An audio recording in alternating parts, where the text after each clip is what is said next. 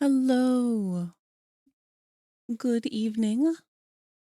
Good morning to those of you who it's morning, and good night to those of you who it's night. I hope you guys have been doing well. It's good to see you all. Q first as always. Who have we got with us for now? We've got Morbid Mime and Cherryvania and Sassy. It's good to see you all. It's going to be a nice and easy day for us today. Some good vibes. A little more energetic than usual. Both here and in Vic's stream at the same time. You and me both. Unfortunately, I don't have the multitask ability to maintain conversation over there, but I am peeking in. It looks like they're working on a very, very cool reference for a character right now.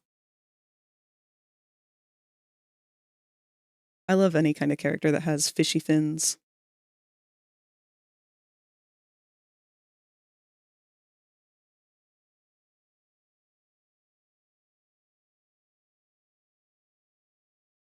Man, Vic has such a nice art style.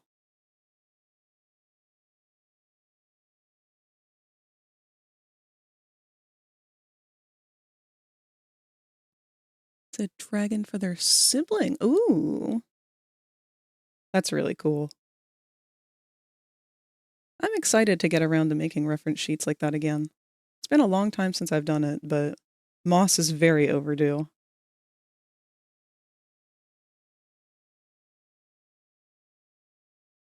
I think the last time I made a reference sheet was for more mecha characters. I don't miss that. I love mecha art, I love mecha characters, but I don't really miss drawing them. I used to think that I was the slowest artist in the world because that's all I drew. And then I realized, nope, it's just because I'm drawing the most complex bullshit on earth.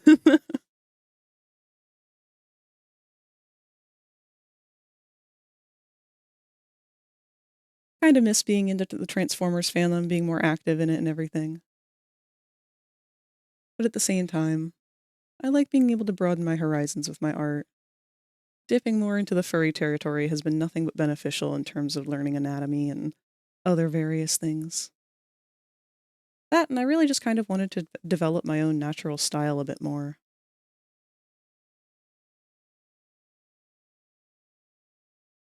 I have so many old characters I need to go back and play with.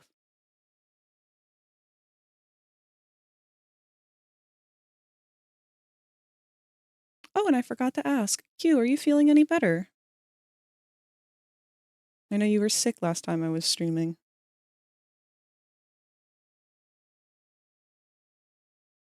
Handful of folks have been getting sick again lately. Every time I leave the house, I'm afraid I'm going to come home with something. Scratchy throat's still been here, but nothing beyond that. Back to 100%, thank goodness. I'm glad to hear it.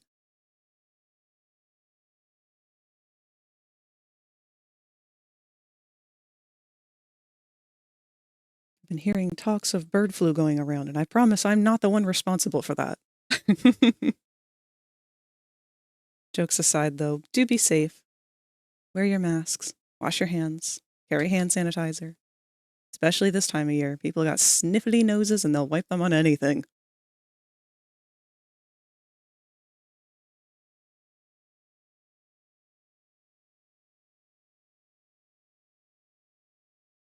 You would be raptor flu. I have prehistoric antibodies. They're no good against modern diseases. That's why I'm always getting sick anytime I leave. Used to be so much worse when I used to work in a more public setting. Working at a library, you are guaranteed to get sick anytime there's any kind of bug floating around. Librarians have the most iron wall, like stone wall immune systems.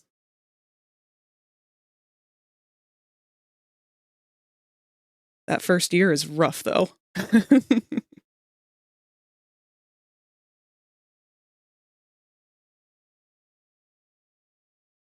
Restarted Skyrim yesterday. Ooh.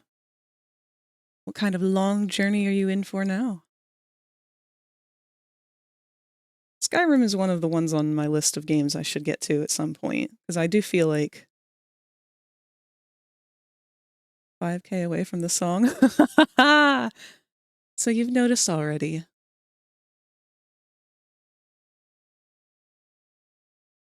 Well, I will recommend holding off on triggering that to those who have the ability to.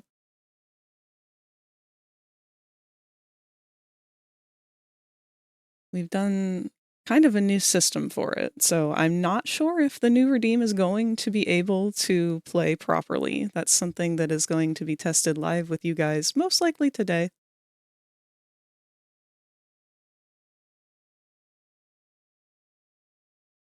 But it is our new highest tier Redeem. I worked very hard on it, and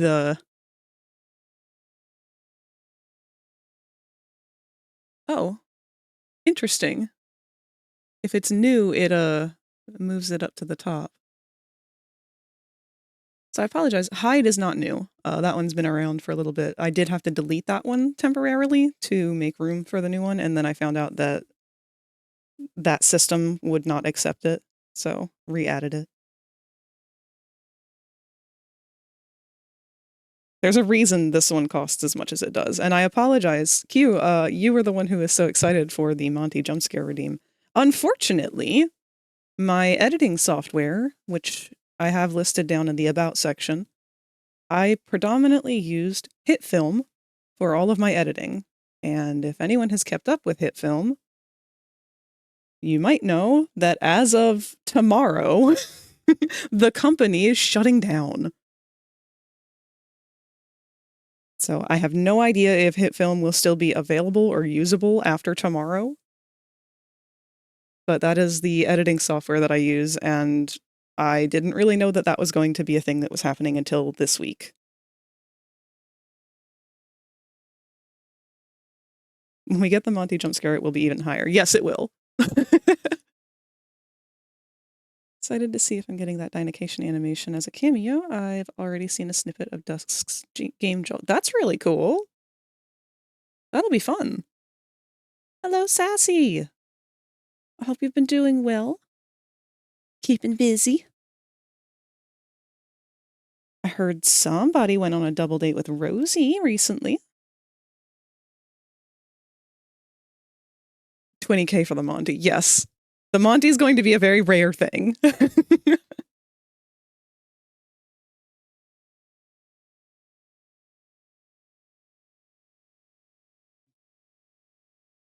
Oh, but yes, before I stray too far from the topic, if you are familiar with HitFilm, if you use that editing software, do be aware. The company has shut down. They are no longer going to be supporting the software or creating new software. I don't know if the software will even be functional after tomorrow. I will try to keep you guys posted on that as I learn more. It's good software. It's predominantly able to do everything that you would need editing software to do.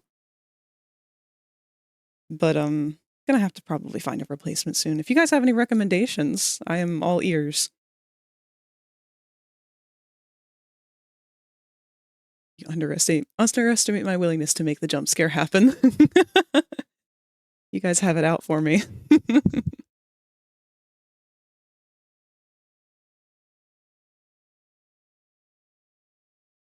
Let me take a look at that right now, actually, because I would like to keep updated on that myself. DaVinci Resolve has been working pretty well for me so far. Is that paid or free? Because HitFilm was free, or at least the base version of it was.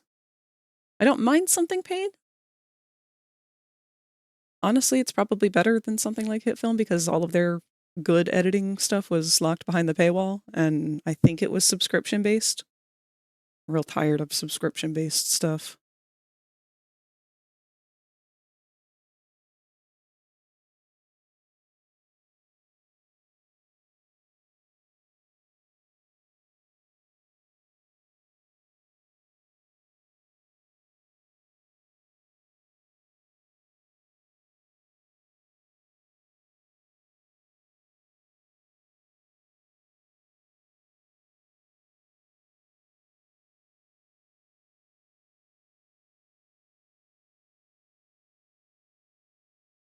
Yeah, I'm checking the website now. They say an important announcement on January 15th, 2025.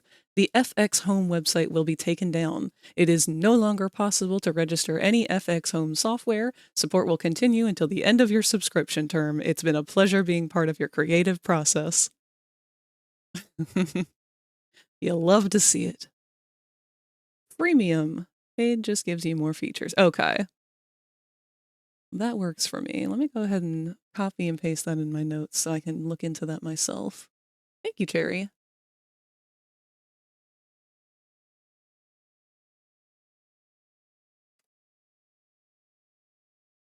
One thing I have very much enjoyed about any kind of video editing software is being able to make green screen stuff and do some minor animations and whatnot. As soon as I figure out how to do that stuff in Blender, everyone's cooked. Have you seen that someone fully made the Breath of the Wild map in Minecraft? I have not seen that, but I'm not surprised to hear it. Give it time and people will recreate absolutely anything in Minecraft. The stuff that people are capable of doing over there, that blows my mind. I doubt that he still has it or is able to get a hold of it, but the person that I'm doing the 3D model commission for, Nip, he used to have a Minecraft server, and I had built a massive FNAF Pizzaplex in it. I was pretty proud of it. It was all in creative, or not creative mode, in survival mode too.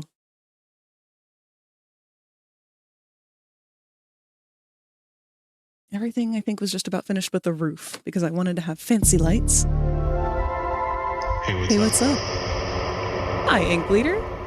It's good to see you. We're talking about Minecraft.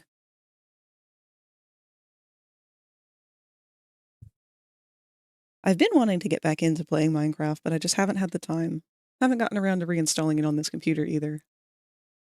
It is Tuesday.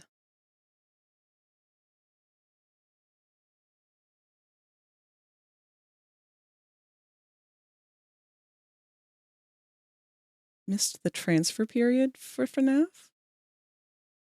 Oh, for that. Damn, we both had our brains go different directions there.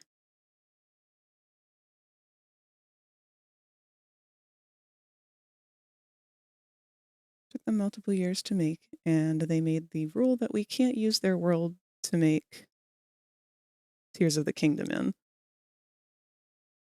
That's valid, but I would like to hope that they will make Tears of the Kingdom themselves with it eventually. It's such a good base to not utilize. But their creation, their rules. Still got to get you to meet my friend in VR so that you can both tiz him on about FNAF. Yeah, I know. I've been so caught up every time I've been on VR because we had so many birthdays this month. Like the only time I've gotten on really has been during people's birthday parties. And I feel bad leaving the party. Thankfully, I don't think anyone has a birthday this week. Let me double check on that. Last week was Rosie and Mew.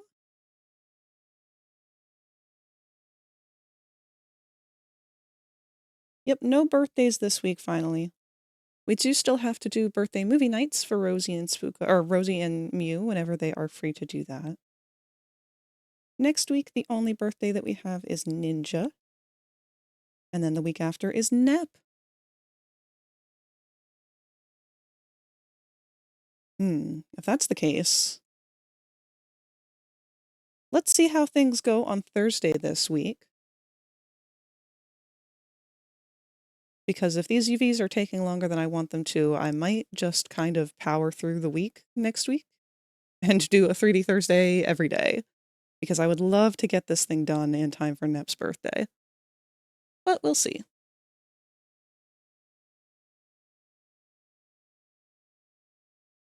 I'm playing Five Nights at Candy's yesterday. I have not played that, nor do I know anything about it other than it's got the cats.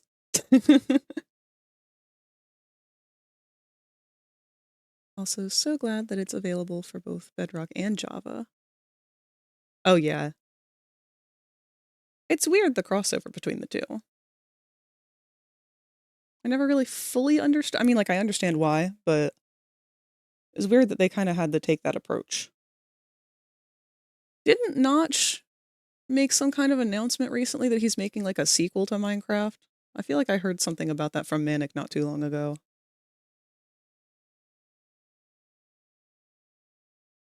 But at the same time, I'm not sure what else I was supposed to glean from it, because there was mostly just talking about how Notch is a bad person, apparently. I haven't kept up with any of it. Also, hello, Moth. Good to see you. Thank you for ragdolling in. It's a good mentality to be in, because we will be tackling more of these amazing digital circus emotes today, and I believe Ragatha is close to next on our roster. Notch is incredibly nasty now? Woof. In what ways?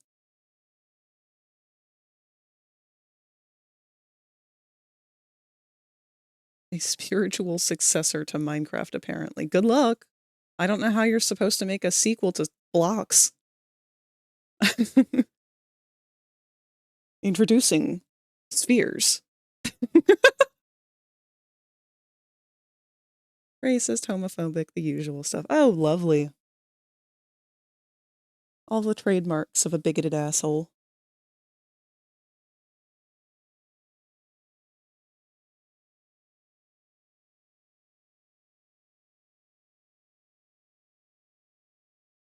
Could be an interesting, as a thought experiment, spherical Minecraft. Didn't they make those as kids' toys? They were like these little plastic balls that when you got them wet, they would stick together, like they would fuse. But then kids ended up eating them, and then it had like a roofie effect because of the chemical that bound the balls together or something.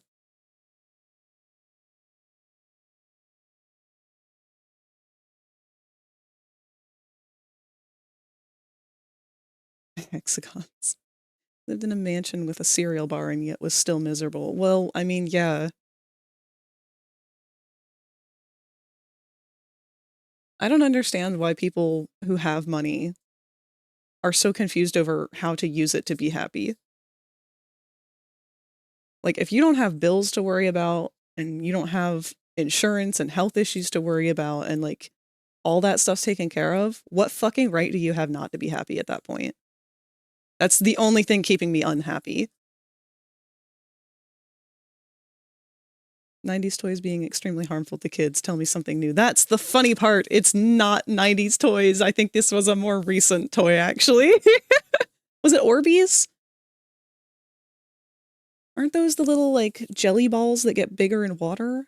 It was something... Hold on. I've got to find this, because I don't want to spread misinformation.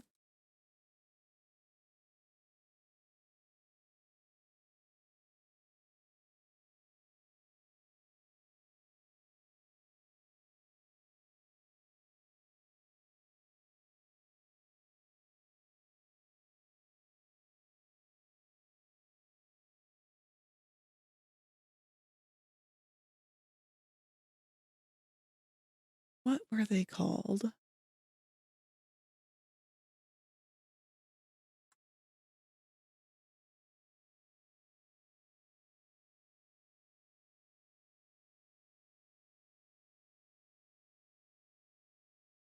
Aquadots.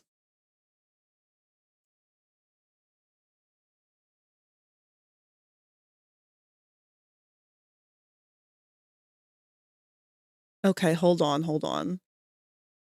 We've got a .gov post about this. This is from Consumer Product Safety Commission.gov. Spin Master recalls aquadots. Children became unconscious after swallowing beads. Hazard. The coating on the beads that causes the beads to stick to each other when water is added contains a chemical that can turn toxic when many are ingested. Children who swallow the beads can become comatose, develop respiratory depression, or have seizures.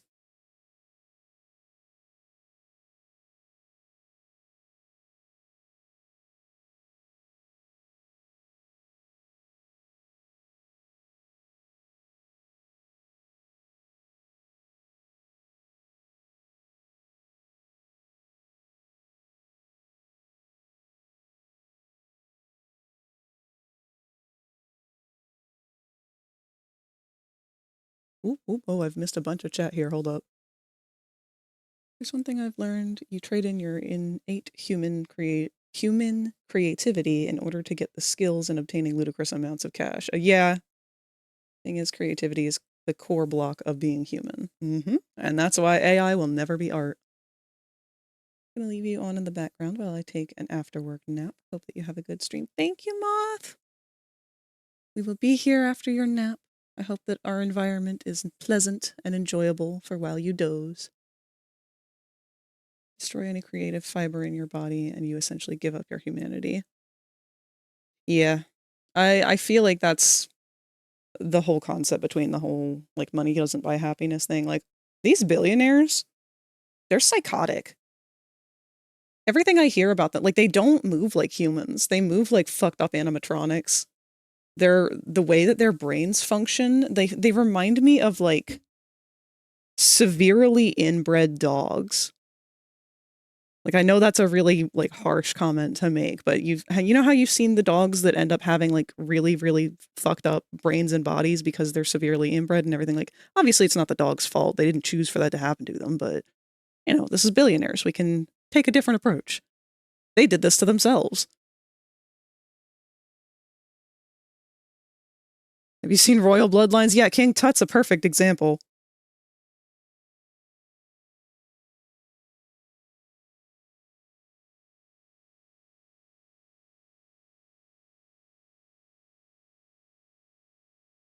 But just the mentality behind them, the way that their brains have been drowned over and over and over again with this psycho-drunk chemical release of power. I don't know. It fucks up a human being. Not one of them looks human anymore.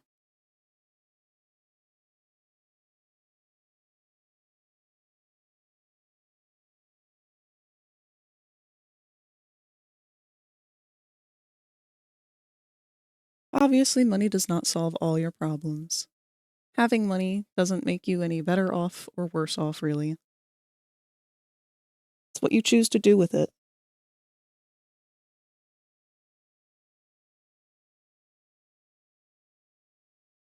Better or worse off, I mean mentally, not physically. Genetic superiority, they scream out of their cleft-chinned mouths while the back of their brains slide down their spine.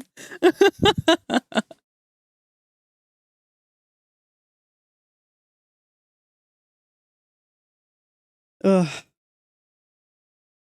And they'll be the first ones to spew about that and all their other racist takes.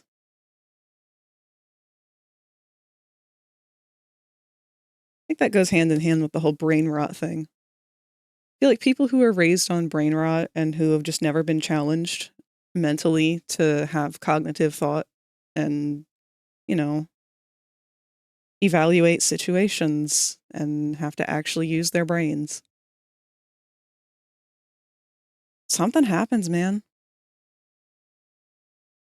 It's like, it's genuinely depressing to see other people, especially younger generations, where, like, they just don't know how to do things because they've never been put in a position where they've had to.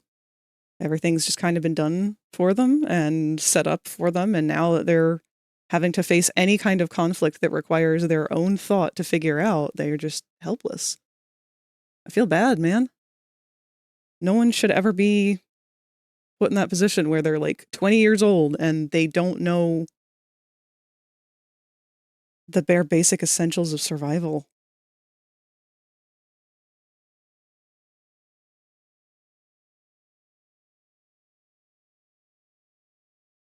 Oh no, not pugs. Poor pugs.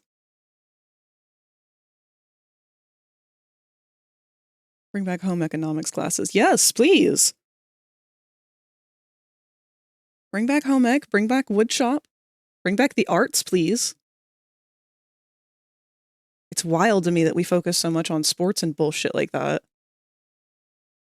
I went back from my nap to say that computer illiteracy of kids nowadays is absolutely staggering. Okay, back to limbo. Oh, there I go. don't like that PNG Tuber's been freezing so much lately.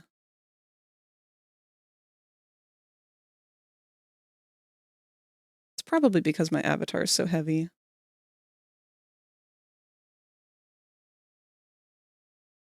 But yes, I 100% agree. It's been brought to my attention lately that a lot of the younger generation, their form of like interacting or being social with each other is just bullying. Which I guess like you have to use more other spaces on Roblox to understand or see firsthand.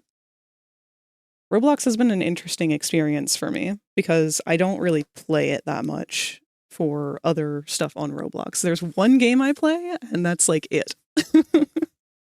And it's a game that's much more akin to like Path of Titans or Ark or whatever. Like you just play as a dinosaur creature and you survive against other people playing as dinosaur creatures. That's a So the whole bullying element comes in a lot more in terms of like people deliberately pairing up to kill your specific creature over and over again.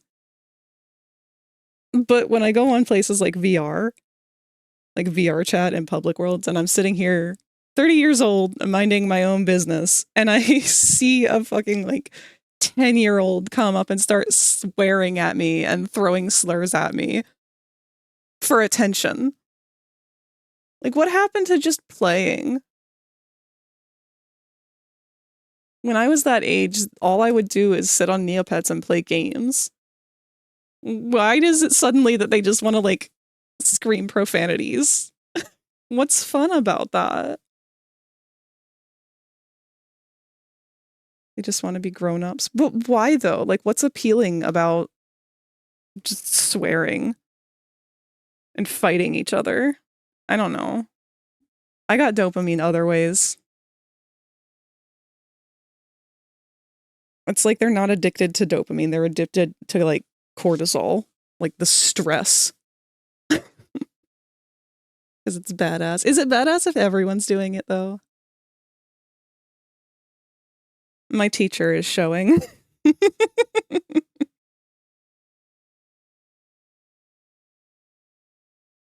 There's no more online kids websites. That's also true. Which is such a weird concept. You would think that there would be some section of government funding or whatever that would be set aside kind of like for PBS. Although, I guess PBS isn't a thing anymore. Just guess social media is shoving them to experience how everyone else is acting, so they act the same way. Yeah. It's alarming to me when I will sit down and ask them, like, you know, what do you want? What are you actually wanting out of this? Because they can never answer the question. It's like it shuts their brains down. Because I don't think they know. I don't think they even question it. They're just doing it because it's what they're used to doing.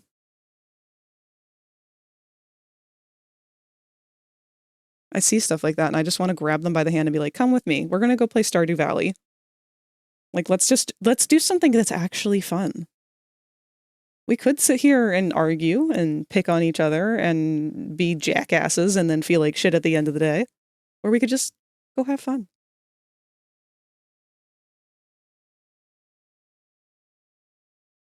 I actually had one not too long ago in a public instance. They were being really shitty to one of our friends who was knocked out cold, fell asleep in VR. And so we told them, you know, if you're going to show up here and just be shitty, then what are you gaining out of it? Like, is that fun to you? Because you could just hang out with us. You're here in this world with us. You want to talk with people, so talk with us. What do you want to talk about? And they just didn't know what the fuck to do. And then one of them was trying to be an asshole and start talking about computers and shit. Because I guess he figured that no one would know what to talk about with that. And so, me being the autistic that I am, just kind of responded with, okay, talk to me about it. I don't understand what you're saying, but I'm happy to listen. Explain to me how computer operating systems work. I don't know anything about it, so I'm not going to correct you. I'm just going to nod and agree and say that's neat. They just don't know what to do when someone's not confrontational. I guess as adults, that's the example that we could be setting for them, but at the same time, it's not our responsibility to watch after other people's kids who are running rampant on the internet.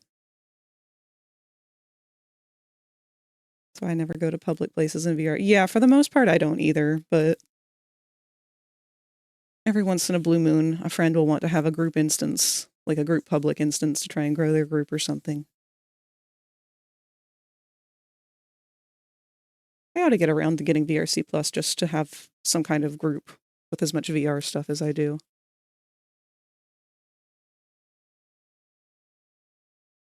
Maybe once I get an avatar world set up. That is one thing I'm excited about.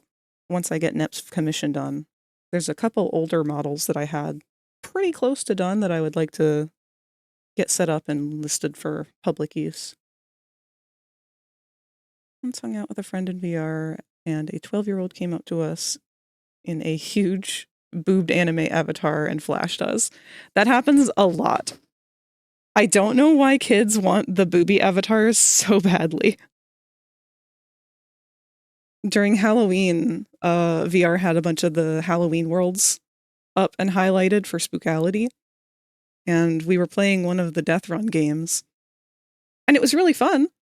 And we had some kid end up joining along with us, and they had to have been only like 13 at the oldest, wearing a very pastel, sexy booby girl avatar with way too much butt showing. And I just hid the avatar because they were fun, they were fine, they were having fun with us.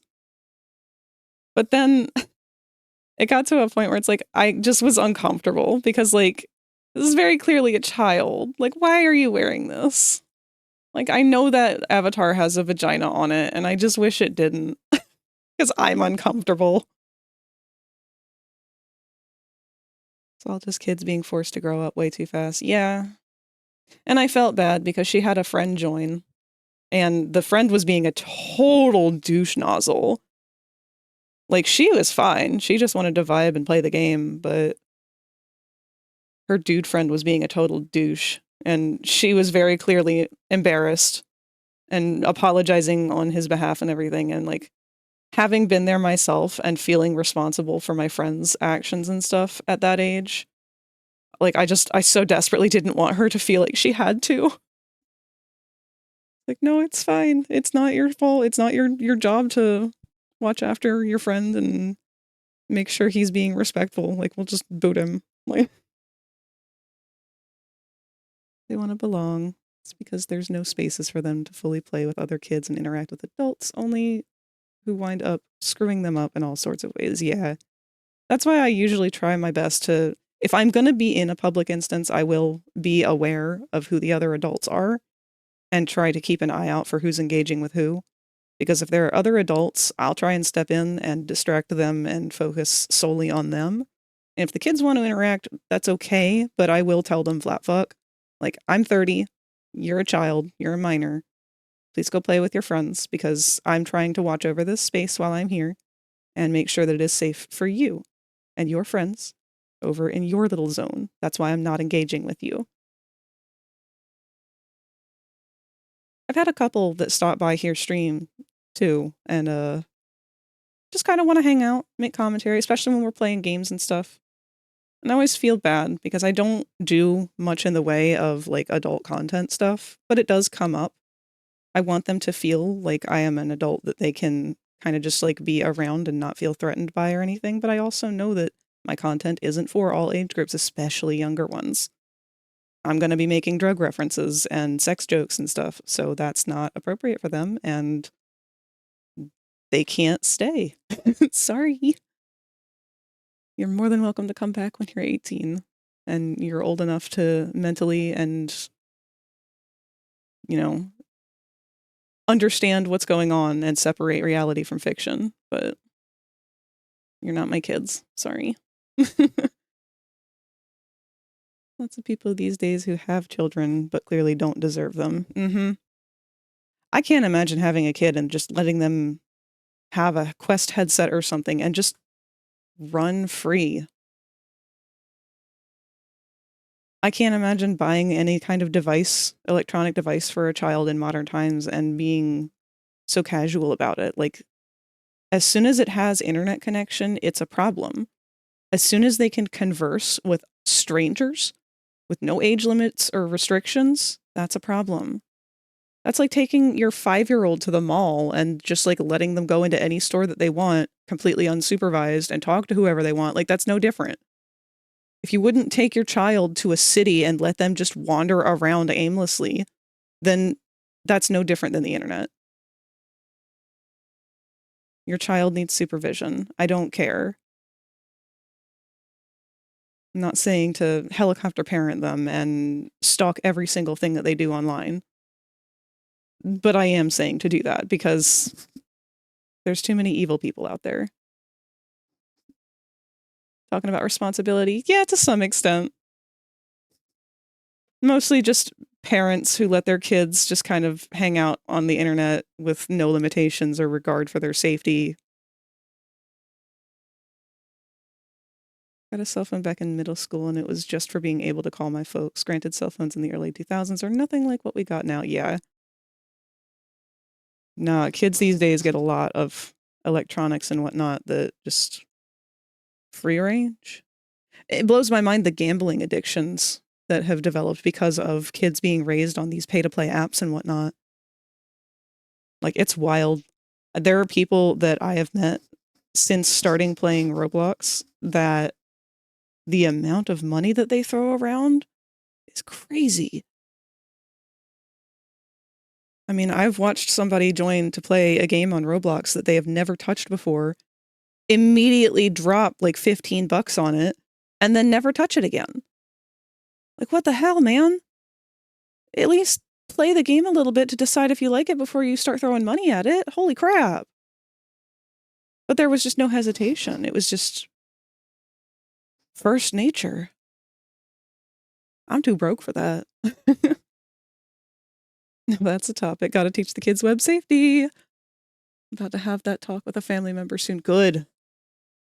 Hello, Satan. How have you been?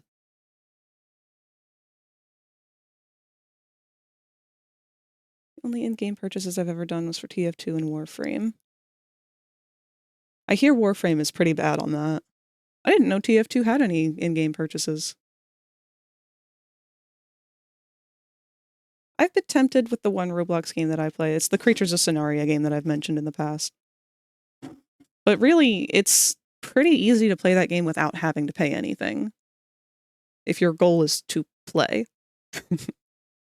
There's no winning in that game. There's no end goal or anything. And I'm pretty fond of games like that because I don't like the competition. I don't like games where the goal is to just be the best. Only buy stuff if it's on sale anyway. That's also smart. Been good. Got me some weed and managed to see God again, so that was fun. Well, good. I'm glad that Satan and God could have a very good reunion. Some celestial bonding over the devil's lettuce, one might say.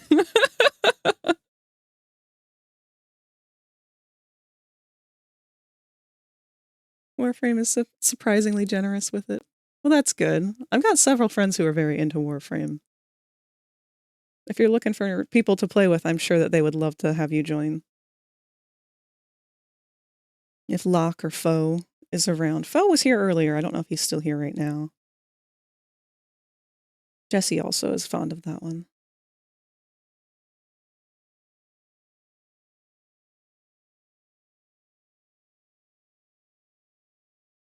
Warframe 1999 is great. Oh gosh, are there different years? I only know of, I guess, the current one. I don't think I currently play anything with in-game purchases beyond Pokemon Go. I'd like to keep it that way. It's hard to avoid. It's getting harder. It seems like almost every game now is trying its best to incorporate it. It's really annoying. The era of one and done is rapidly depleting. It's just the latest story. Okay.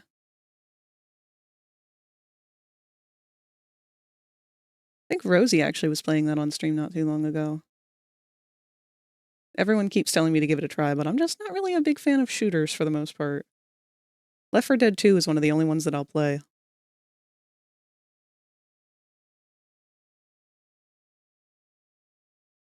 Not that I have anything against them or anything. It's just generally not my preference.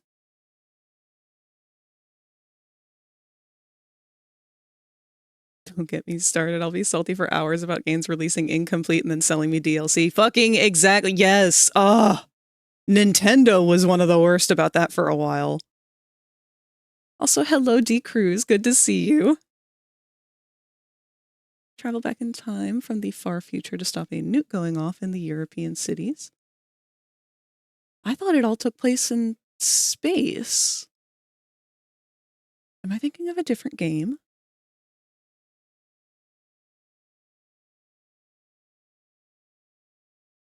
Warframe's the one with, like, the sexy alien robot creature things, right? Warframe is, like, Homestuck now? Oh, God.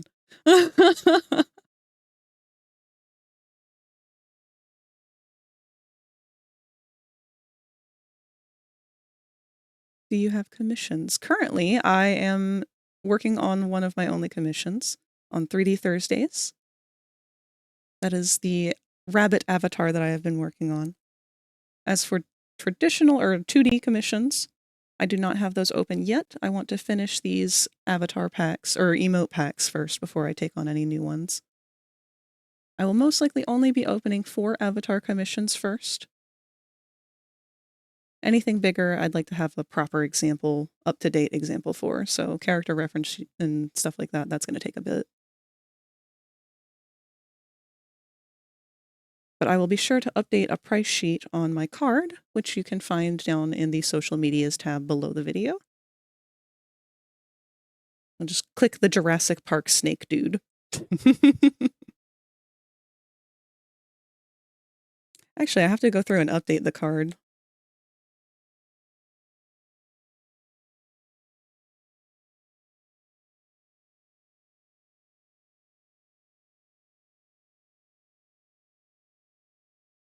The art gallery doesn't have nearly enough in it.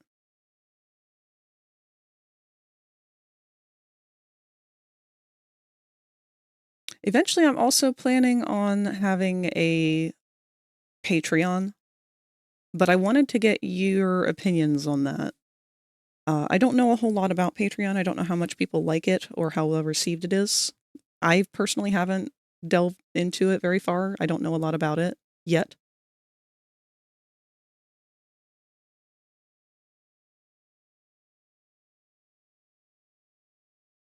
I know Gumroad is a popular option for selling avatars and whatnot, but I'm thinking that I'm going to probably stick with Ko-fi.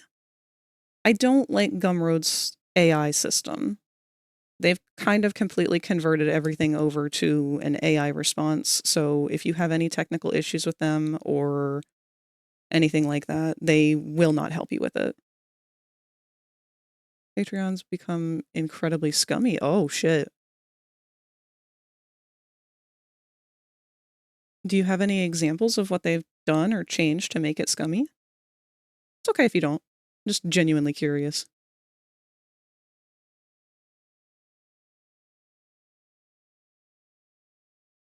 Oh, I love this song. I haven't heard this song in forever.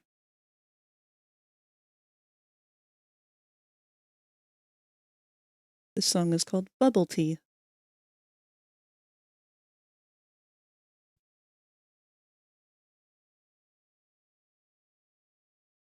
Yeah, Patreon's the one that most people had been suggesting to me for better support towards, you know, being an artist on the internet and whatnot. But I have heard mixed reviews with it. Mostly AI implementation and just finding ways to suck money out of the subs. Ugh. See, that's the opposite of what I want. I mean, I don't want to lock things behind a paywall for you guys. I want everyone to be able to access as much as they can. But at the same time, I also would like to try and be making a living off of this. Eventually, I will have more things like different emote packs and avatar bases and whatnot for sale, but All a work in progress. The only thing I know that's messy with Patreon is the way that their Apple Pay stuff works. There's a weird upcharge. I don't know if it's on their end or Apple's. Sources are mixed on that. Okay. I don't know anything about Apple Pay. Looks like I've got my homework cut out for me.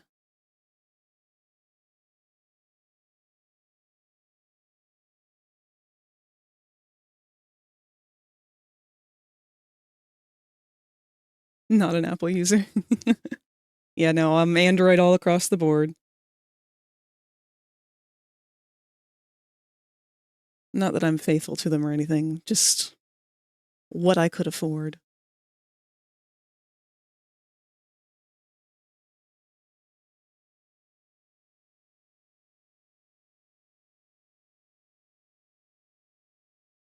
Kind of on topic, kind of off topic.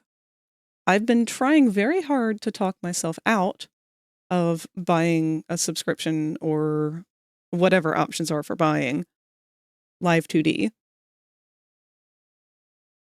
I keep trying to tell myself, no, I need to finish learning Blender and Unity. But I've been told that it's good for making any kind of animated emotes and stuff. I do really like the smoothness of Live 2D's animations. Their mesh and the way that that works, it's really cool. I haven't seen any other programs that do it, but I also haven't looked into other 2D rigging softwares. Everything's got a subservice now, yep. When in doubt, trying to make a pros and cons list. Oh, see, the problem is I will talk myself into the pros. Don't actually own anything now. Nope. It is a huge reason why I have stuck with Psy. It's not the best program on earth, but at least it's a one and done. And it gets the job done.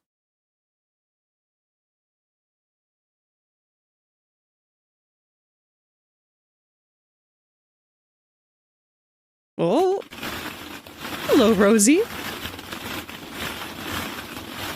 Taking a trip to the pit. Love, love, love. How are you, darling? Rosie also If you become lightheaded from thirst, feel free to pass out. Thank you, Satan. And I will be pushing my fluids today. I may or may not have forgotten to have any water at all yesterday. Just waking up. I know you mentioned the other day that you've got plans to draw with Victor today. Will you be live streaming that, or is that just a hangout between the two of y'all? I'm a one and done payment kind of gal.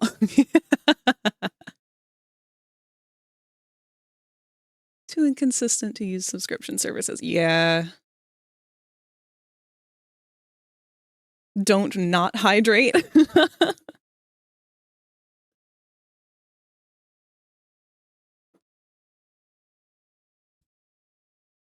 Better remember noms. It's not on stream this time. Okay. Well, you're more than welcome to hang out here and body double if that is something that would be beneficial. It will be very easygoing vibes today. Got about 5 minutes here before the ad break, and once that plays, we'll switch over to doing art for the day. I did not do a whole lot of drawing over the weekend or anything, so I'll probably do a couple of sketches for warm-ups, especially since I think my hands are going to be a little shakier today. You're giving me the warning signs. But since we want to do inking, gotta get them working. Cheering you on. Thank you. I'm confident about how today is going to go. I'm very pleased with the progress that I've been making on these emotes. My goal at this point is to finish Pomnies.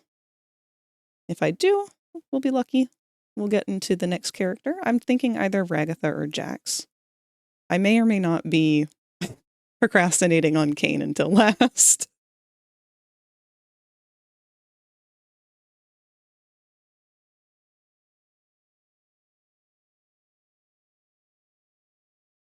If we're lucky, by the time I finish all of them, we'll have a new episode. The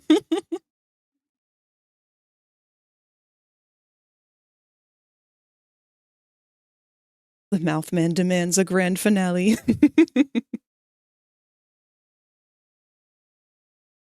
I'm so excited to see what the next episode will be all about, because I think the next one they said is going to be Jax's episode. Part of me is hoping that we get to see him be a little bit more human, a little bit more vulnerable, like we got a small taste of with him and Pomni in the last episode, but the other part of me is hoping that he'll just double down on being a jackass.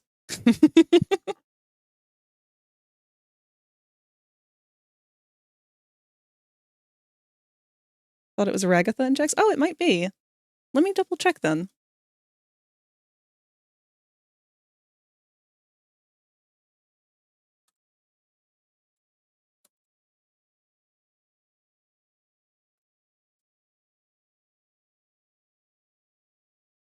All right. Gooseworks said that 3 was going to be about Kinger and Zubul, 4 was going to be about Gangle, 5 is going to be about Ragatha. Oh, you're right. Okay. Jax is after that. He's 6. So Ragatha's episode will be next. We'll start with her then. I mean, after Pomni, if we get Pomni done.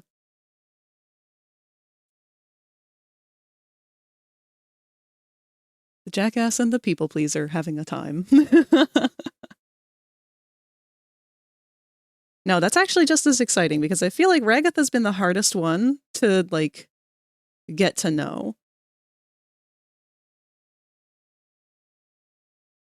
She's kind of gathered a lot of hate because of her people pleasing, but I want her to have a chance. I want to see her grow. I want to see why she is the way she is, and I want her redemption. And I want her to not be so obsessed with Pomni, please.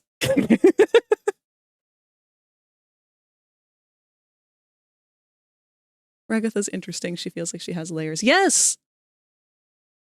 I feel like we've not learned, like, very little about her. She's been very much a surface level character so far. I'm ready to rip that doll baby open and see what stuffing she's filled with.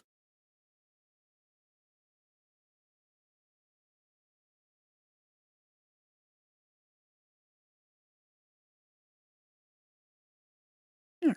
Our ad's going to go in about a minute here, give or take. Let me double check with Sai, make sure we have all of the emotes open.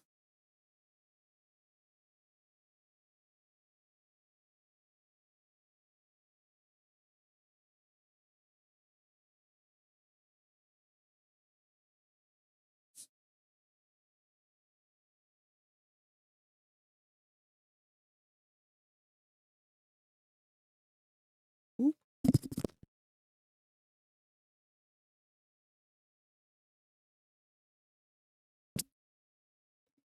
Keep debating if I want to make a Ragatha blush to go with my Gangle cosplay in March. Timeline says probably not. Oh, that would be so cute, though. Actually, Catalyst, are you in the Discord? Because if you are, I would love to see a picture. If not, no biggie. But let me go ahead and pull the Discord link up just in case. If you choose to join, just make sure that you read the rules carefully to have access to the rest of the server. There's a little bit of a failsafe for keeping bots out there.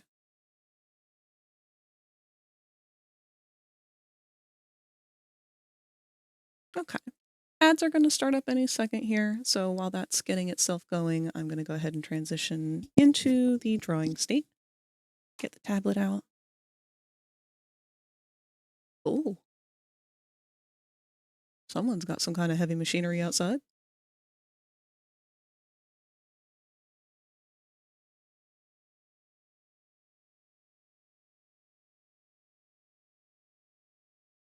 There we go. And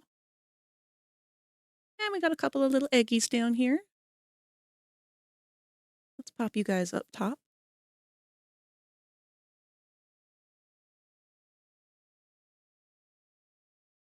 Got Sassy and D-Cruz.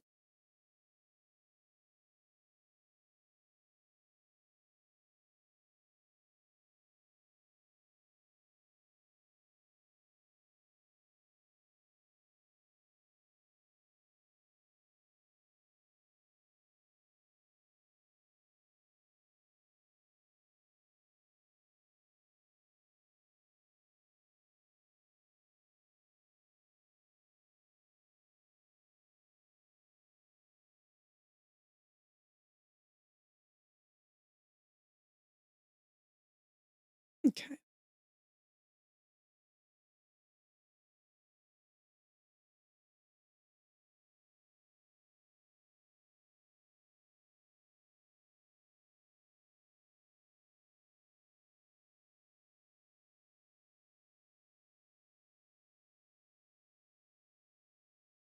Alright. Just making sure all of that's working. Stream avatars has given me a little bit of trouble lately, but not a whole lot. And I did just recently pick up Sprite, which is one of the highest recommended sprite making softwares that I've been told about. It was on sale during Steam's last sale, so I picked it up. Haven't really played around with it much yet, but I'm excited to because I want to finish the animations for Popple Sprite. Well, let's go ahead and start getting some of these sketchy lines out of the way for warm-ups. Just gonna do the usual bunch of circles, bunch of lines, just kind of get my hands loosened up before we start doing some sketching.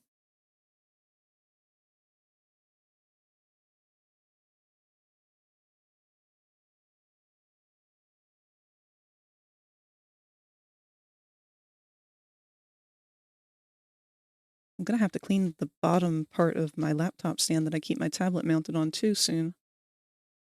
I can feel it sliding on the desk more, which means the rubber's gotten dirty.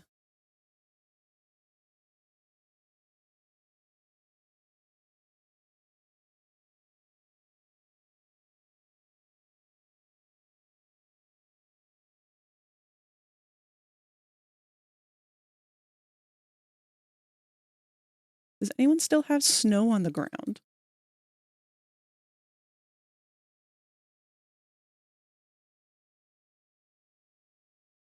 And welcome back from the advertisements. Those of you who had to put up with them, I apologize. Just doing some warm-ups here to get my hands loosened up, get them ready for doing any kind of sketching and inking.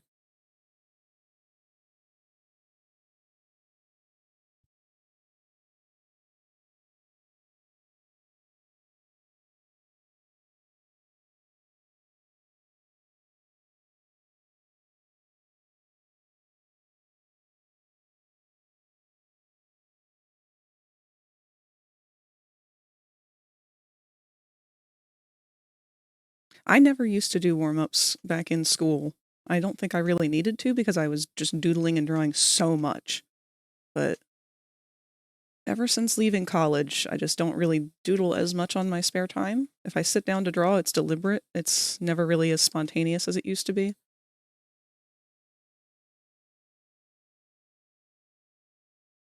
Oh, yeah, we're definitely going to need to do some stretching today.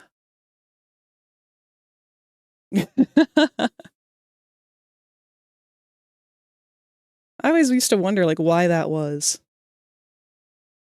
Because you would think now that I've got free time, all I would want to do is sketch. But the joke's on me. It turns out the sketching was just procrastination for other things I was supposed to be doing. So as long as I had other things I was supposed to be doing, I was going to be sketching. Not so much anymore.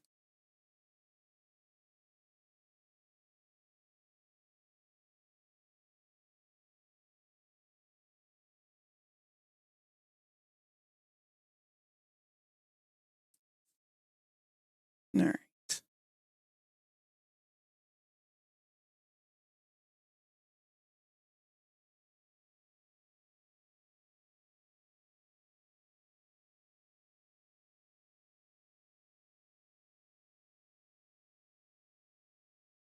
I might try and just do some real quick still life sketches. Real rough. Nothing serious. But just get a feel for kind of like the drawing eye, if that makes sense.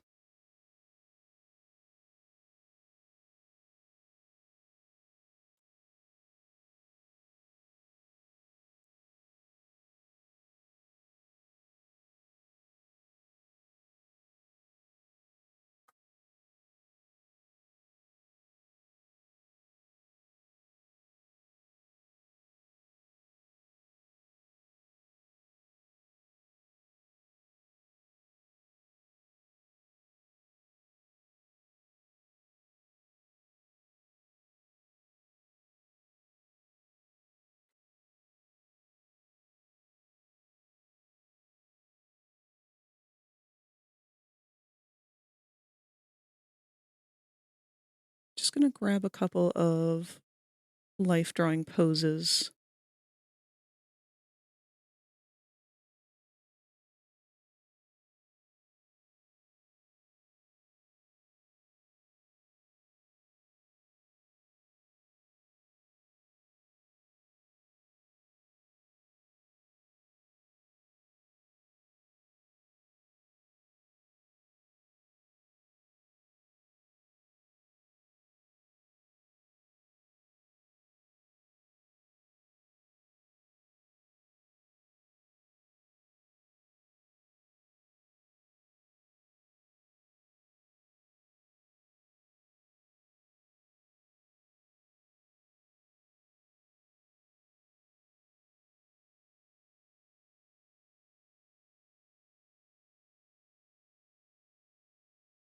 Hold on. Actually, I'm having a brain fart.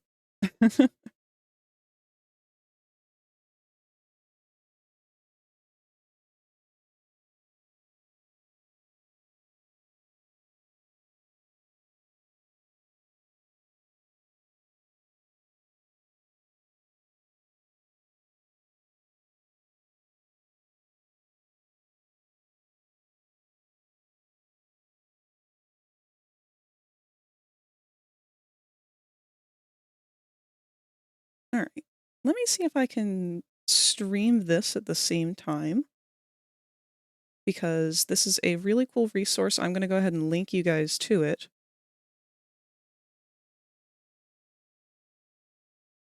But if you're not familiar, this is a really awesome website. So this is lineofaction.com, figure drawing. And what you do is you tell it exactly what you want.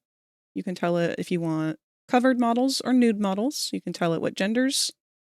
You can tell it what age and how long you want the sessions. And what it'll do is once you put in that information, it will set it up for you to have stock images of models to draw.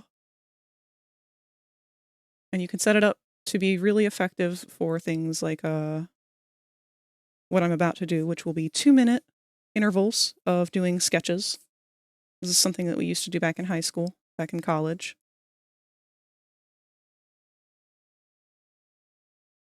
Let me make sure that we have a new window here. I want this to be a window capture. Life drawing.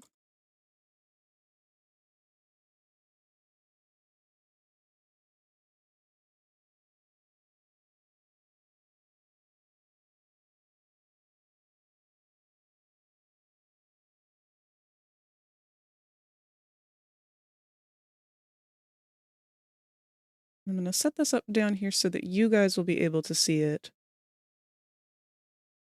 More of a preview, and I'll be doing the sketches. Let me put a little frame around that as well.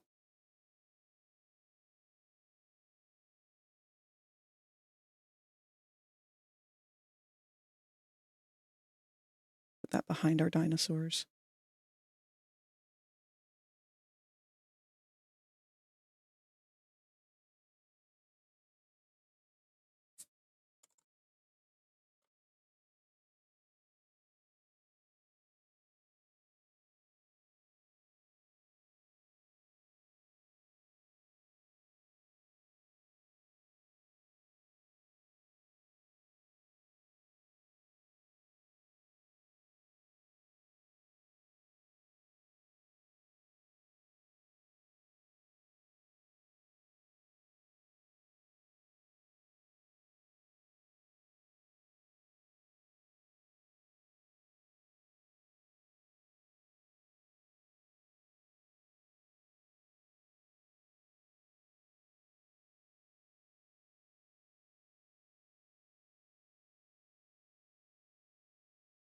I love the way the dinosaurs are kind of clipping in between right now.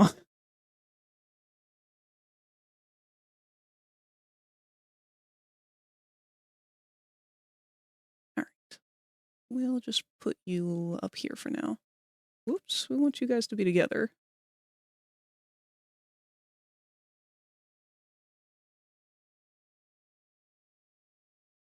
Go ahead and group them.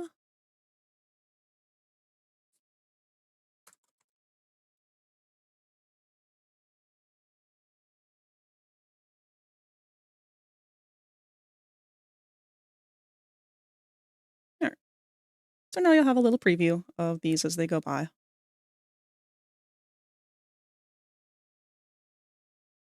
I probably won't do a whole lot of them. Again, I just want to do enough to kind of loosen up.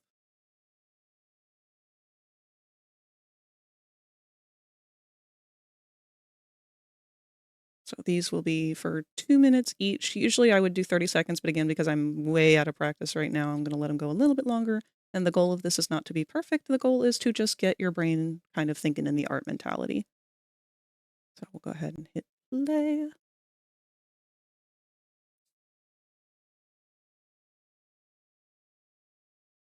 And I haven't really done this digitally in a long time. Mostly like to do still lifes or life drawing kind of traditional with charcoal, but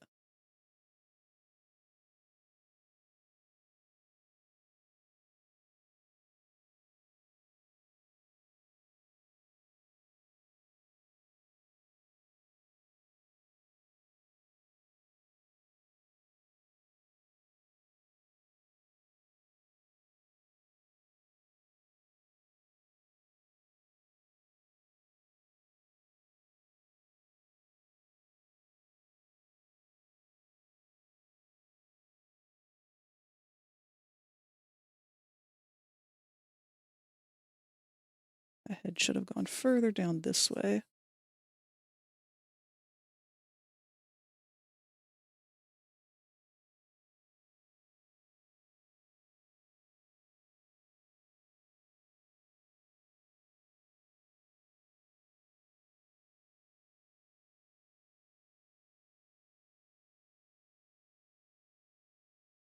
Might be better to take a charcoal-esque approach to this, because I think I am not getting my proportions in my head as fast as I should.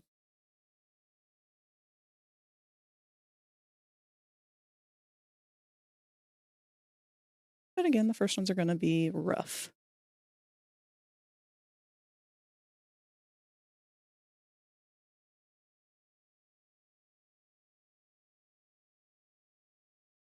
Yeah, we're just going to walk away from that one. Next one's in 5 seconds.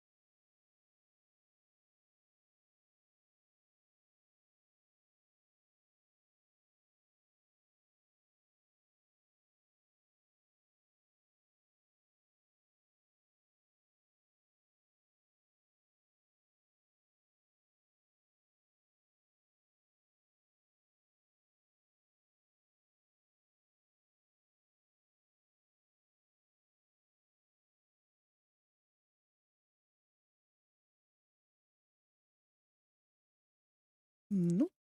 On to the next. A lot of heads turned away. Can we zoom in on this? No.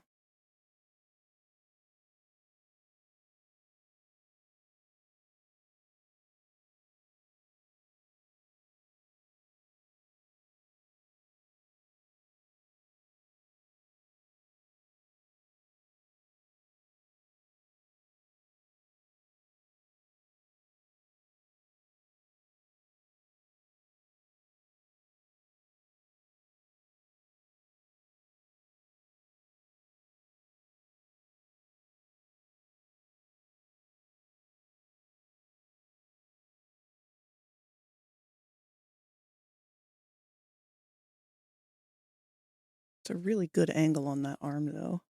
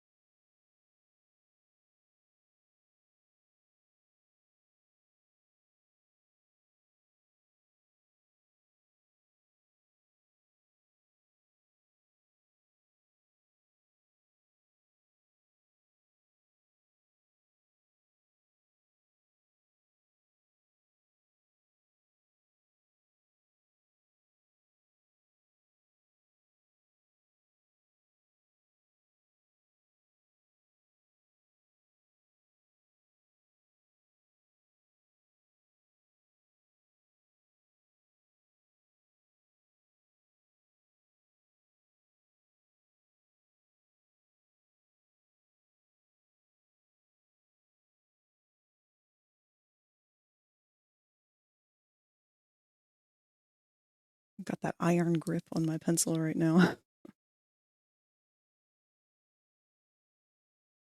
They keep giving me these small pictures. Just kind of want to focus on this guy's arm, actually. Let's get the full gesture.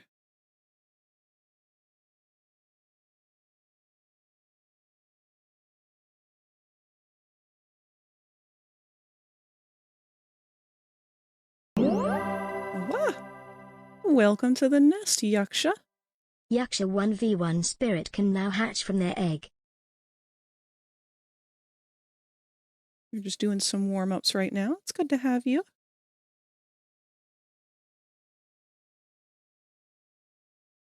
Normally, this isn't the type of warm-up that I would usually do right at the beginning of stream, but it's nice to change things up, and I like to be able to bring some of these more quote-unquote professional art tactics to y'all, because I know that schools kind of have been lacking.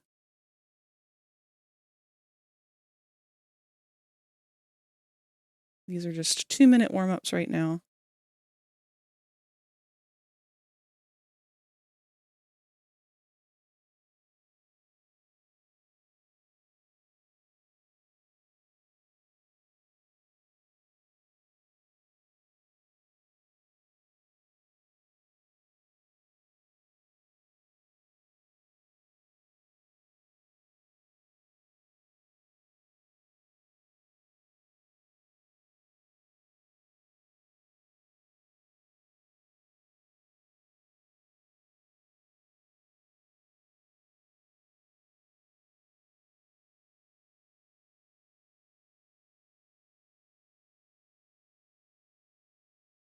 Two seconds. No, we didn't get far on that one.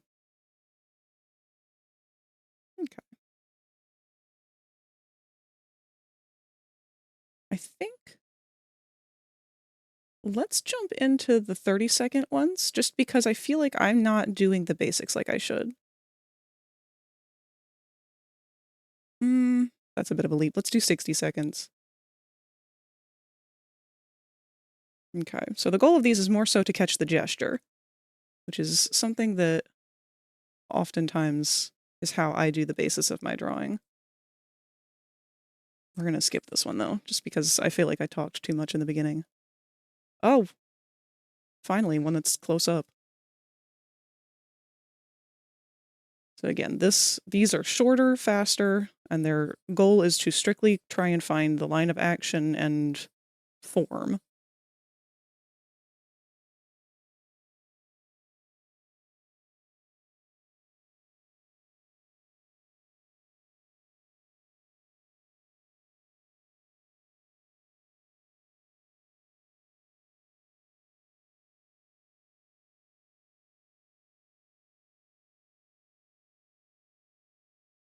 If you become lightheaded from thirst, Oh, wow. feel free to pass out. Thank you for the hydrate. I will get to that on the next sketch.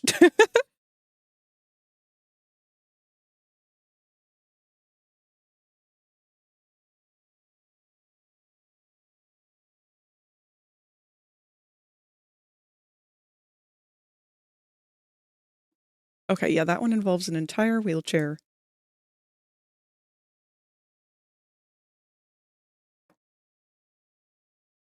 There we are.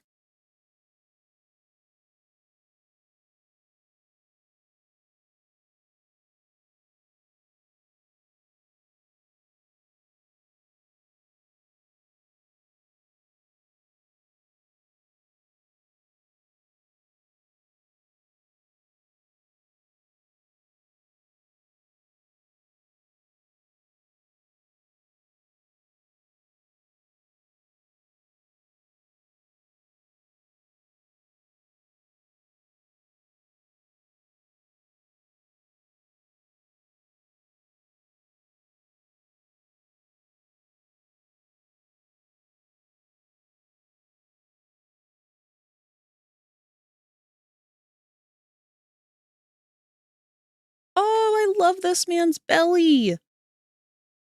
I wish they would get more models like him.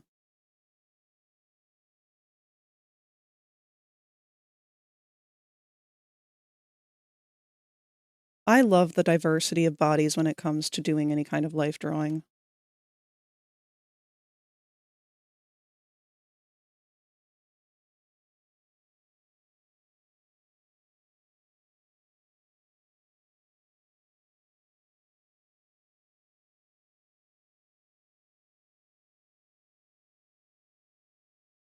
Humans have such a wild amount of diversity, and it's so underappreciated.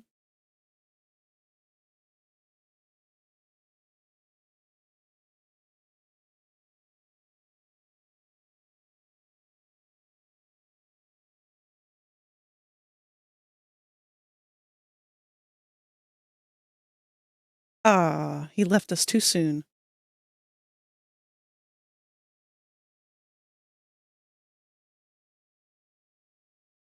Strong woman is a good replacement, though. God damn, look at her muscles.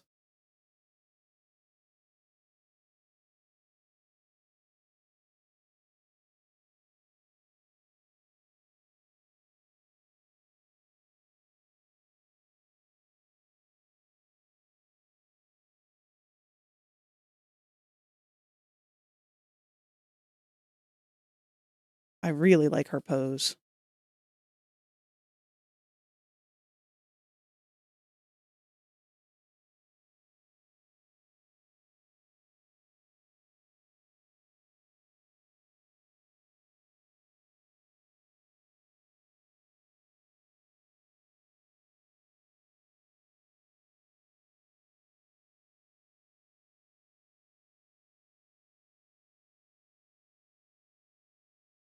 All right.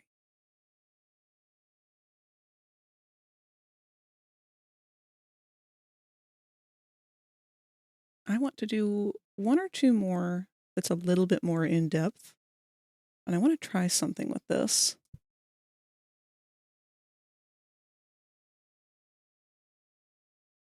Hmm.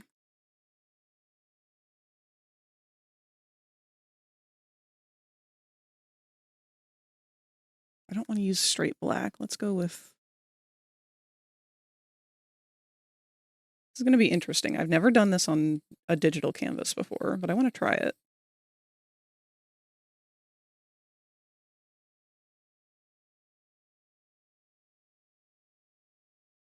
This is how we used to do it in class. We would take our charcoal and lay down a base color.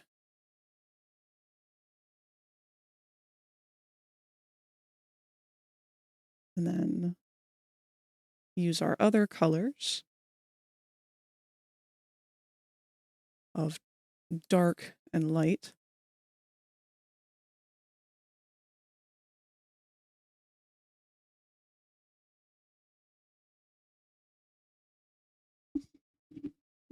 Need hugs? Can give hugs. Hugs, hugs, hugs.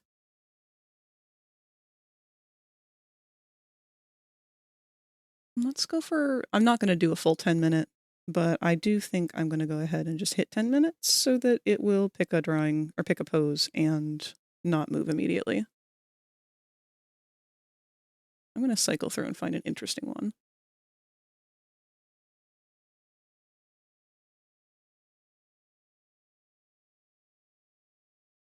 That one's pretty neat.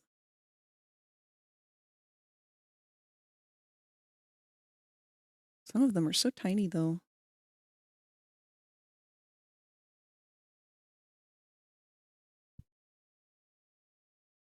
Oh, she's cute. They're cute. I'm sorry, I shouldn't assume gender. And the real trouble is I would like more like this that are practically nude.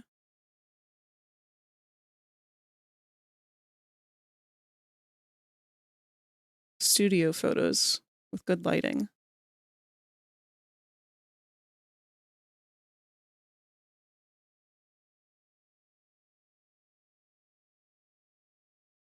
Love waking up from a nap. More knocked out than when I was going in.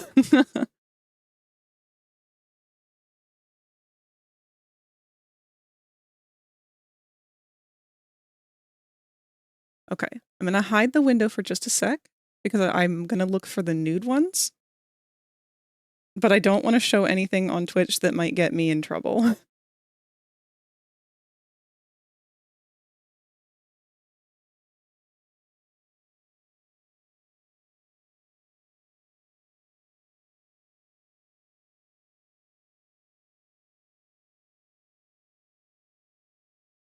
Okay, yeah, that definitely would have gotten me in trouble. The very first fucking image.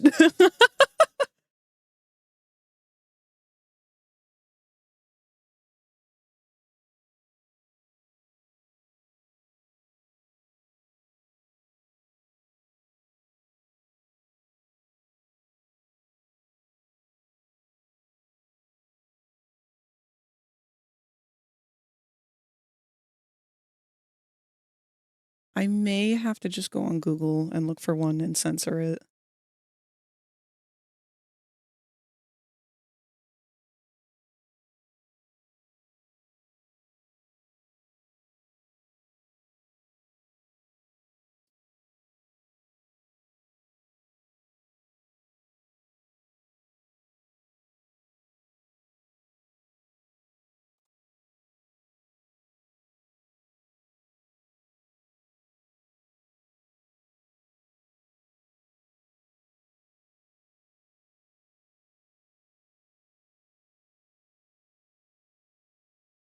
You ever heard of a Dorka Stocks model poses? Is that, I might have if she's the one that I'm used to seeing so much of. Usually it's a woman with brown hair, a white woman with brown hair, usually has on a white or beige top and shorts, like a sports bra almost. And they do stock images for like everything you can imagine.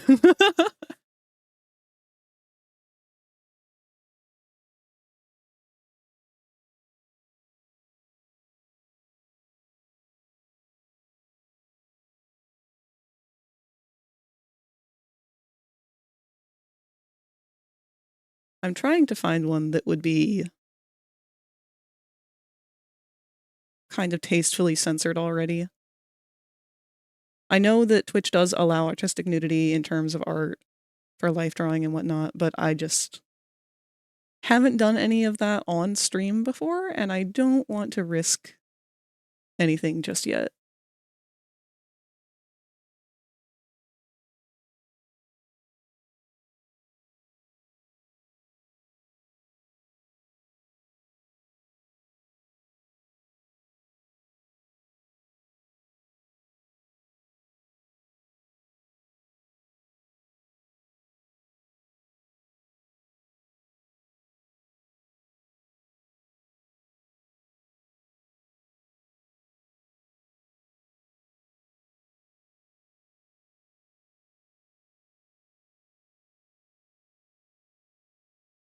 God, human bodies are pretty.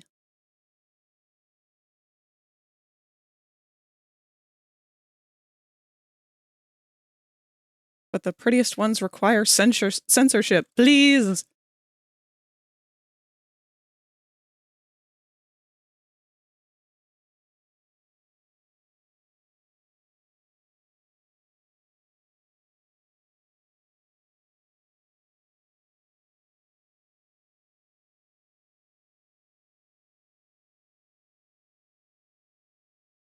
Ah, heck it.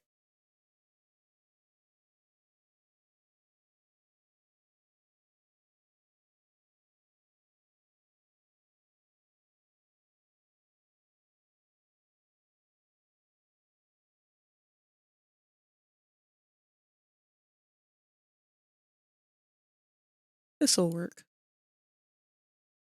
And it's not on a timer.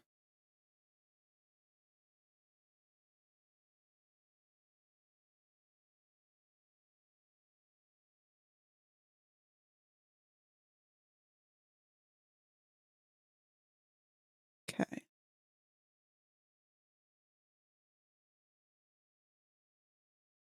So what I'm going to try and do is only go darker and erase.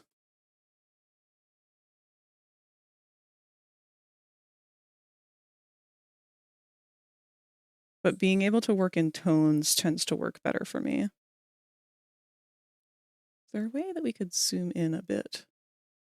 Yeah.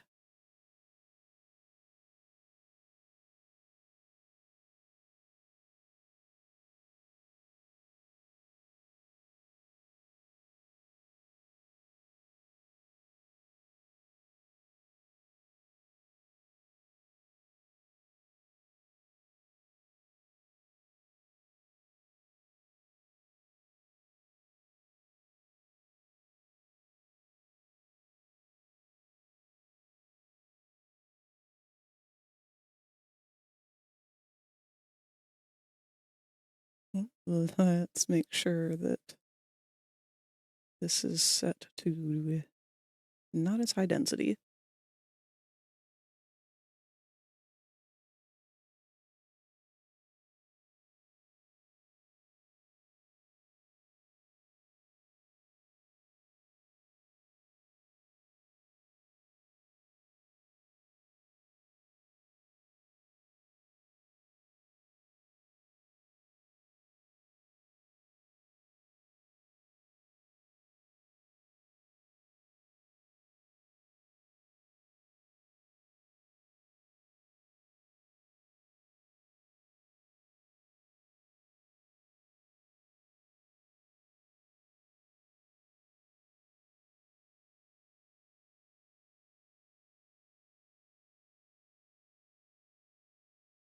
Anyone here still in art school or doing any kind of art school? I would love to know, because I didn't get to go to a very expensive or fancy school or anything. We honestly didn't do a whole lot of drawing.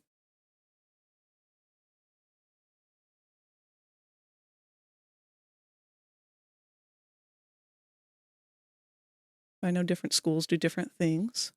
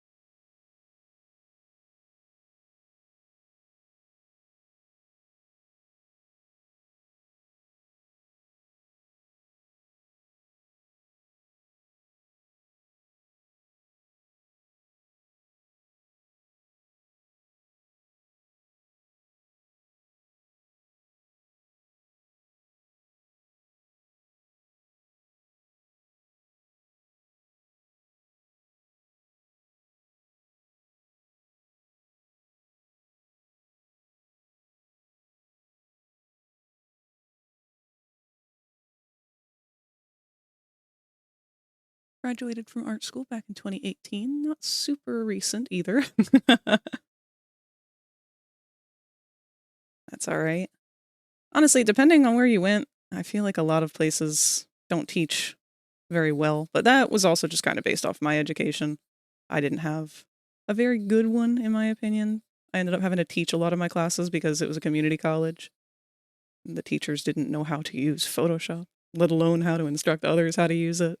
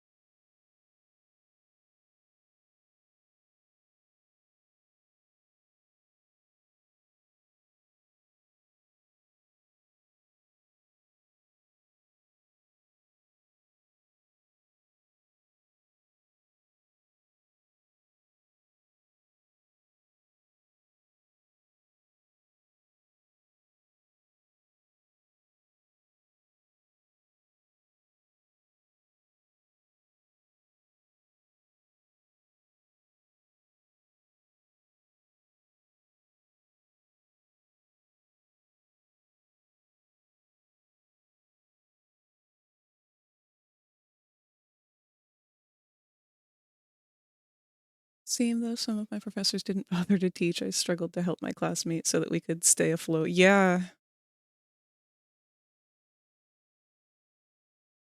It's rough out there for the arts. And it's so frustrating because I always liked to teach art. That's actually something that I did professionally for a while. Not like with a school or anything. I did private lessons. It was art therapy, but in a way still art lessons.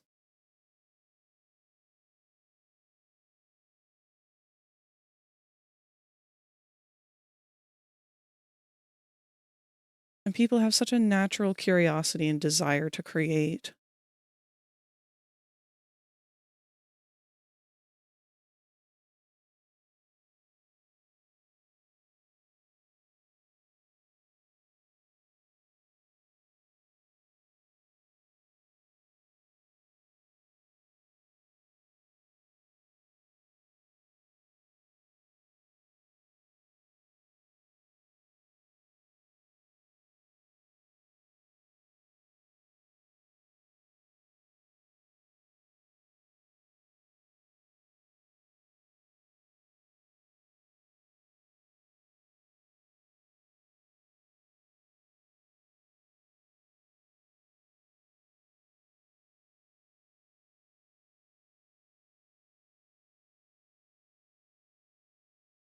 Still helped people, that's valuable. Yeah. I actually still have the painting up on my wall. The woman who I was teaching, it was started as her son, but after a while she also took a great interest in it and decided that she also wanted to learn how to paint and do other various art pieces. And one day she asked me if I would do an art lesson with her and her sister. And of course I was thrilled to. But I found out afterwards that apparently her sister had, what kind of cancer was it?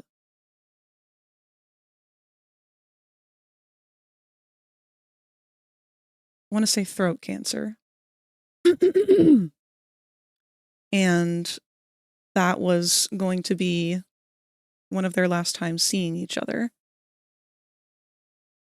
So as soon as she had kind of shared that with me, the day of the lesson, I decided, nope, I'm going to do something totally different than what I thought I had planned, because this is special and this is meaningful for them to spend this time together and do something, to create something with each other that will outlast this moment. And so for our lesson that day, I did koi fish and painted step-by-step koi fish with them, both of them. And I liked that because koi fish kind of have a lot to do with rebirth and, peace and things like that. And they very much appreciated it. They very much were, when I was telling them about the things at the time that I had researched prior, which I no longer retain the information for, sadly, but they were very touched by it. And I still have the one that I did hung up in my living room as a reminder of that moment and being able to create something to memorialize this bond that they shared.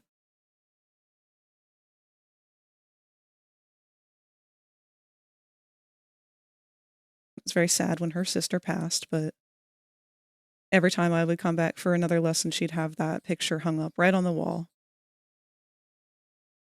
And it was just very nice to see. It was nice to be able to be invited into their lives and share that.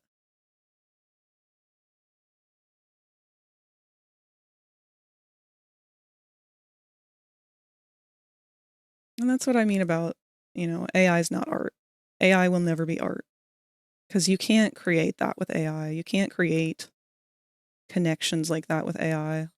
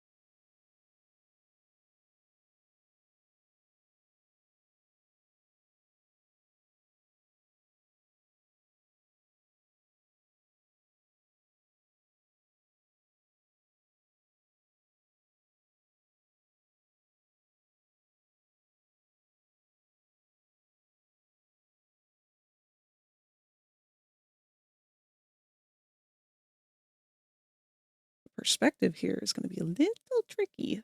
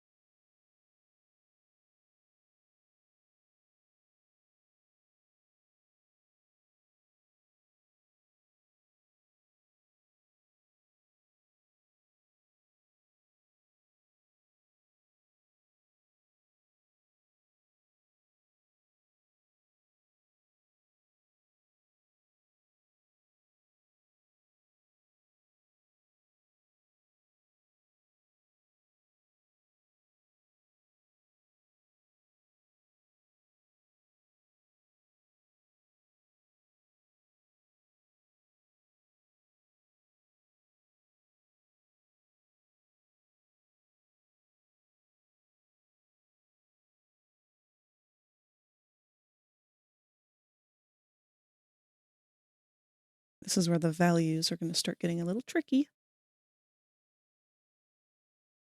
Let's bring in a little bit more of that lighter color.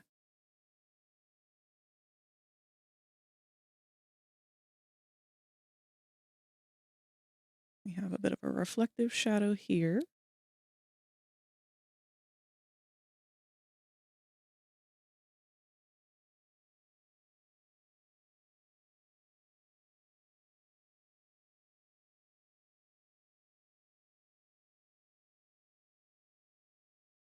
I will bring in a darker tone soon. Welcome back, Moth. Couldn't agree more. Art is all about creative expression and communication. It's all about emotion. You can't replicate that without a human in there. Yes. Beautifully put.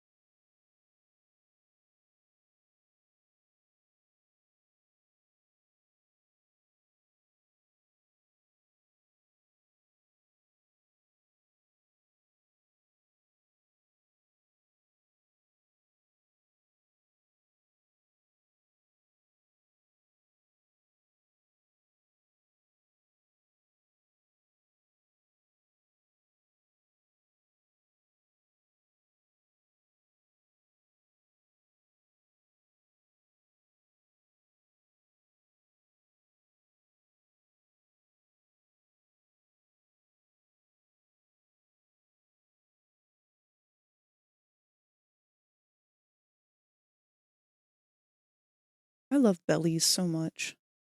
It's such a complex area of the body. Hey, bitch! Hey, bitch! How's it going, Q? Still doing some warm-ups here because I wanted to try and do sort of a charcoal style rough sketch kind of drawing warm-up.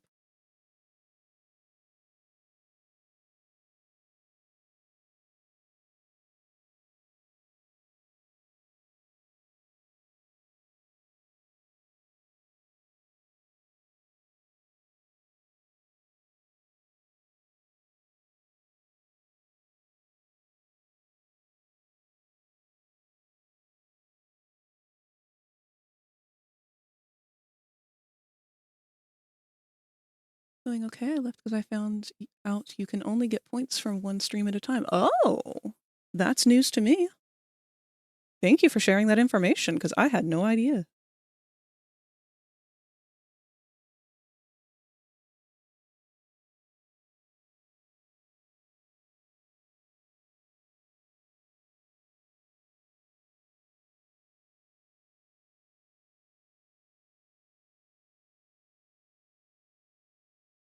This is art.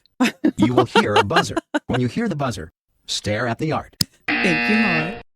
I don't know why that one startled me so bad. It's because I'm not used to hearing that one as much.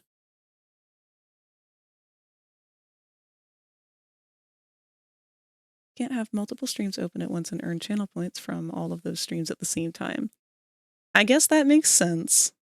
Still kind of poopy, though.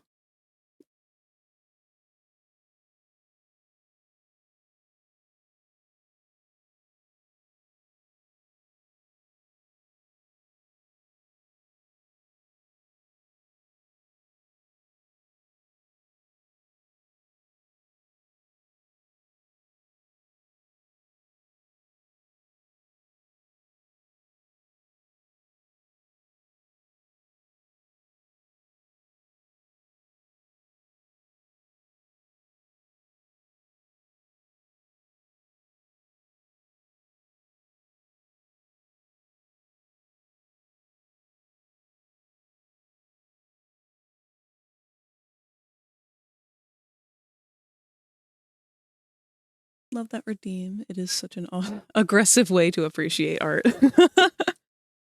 Which was giving me points for here because I was being more active. I see. I guess that makes more sense too. I want to pull her abdomen out a little further. I feel like she's got more of a peak there.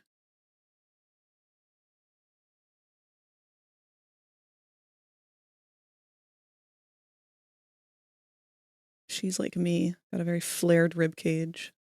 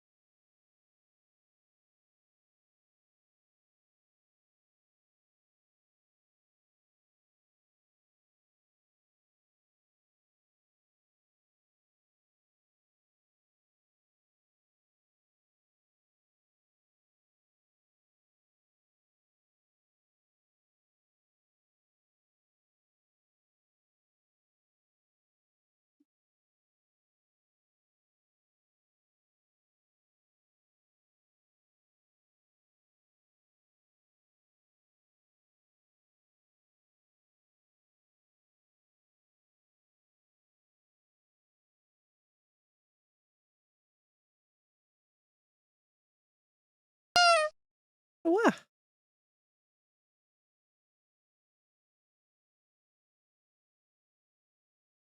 Thank you for the boop.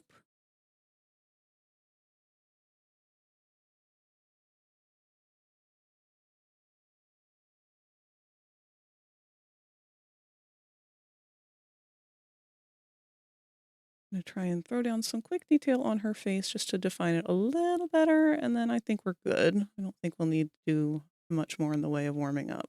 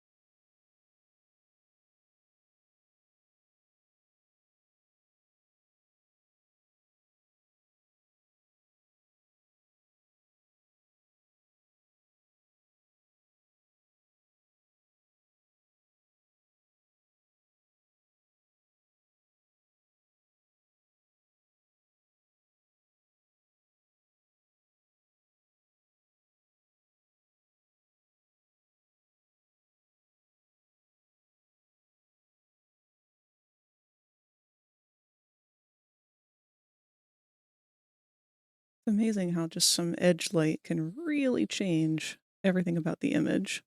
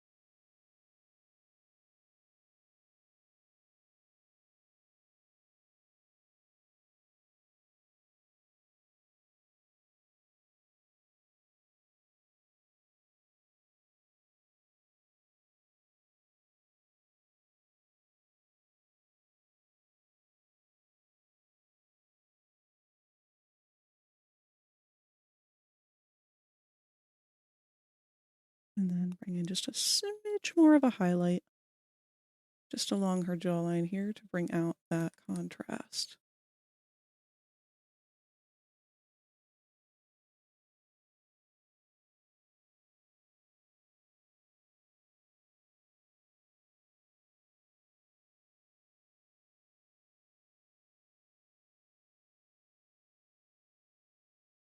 A little bit of that upper lip.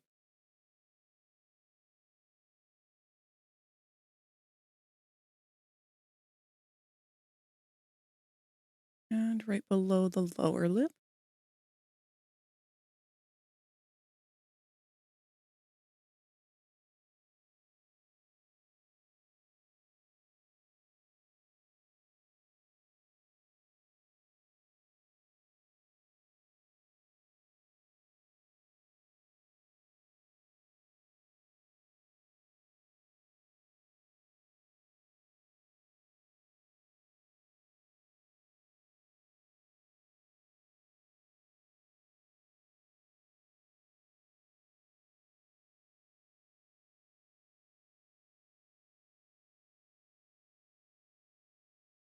Hint of a reflected light on the edge of the nose.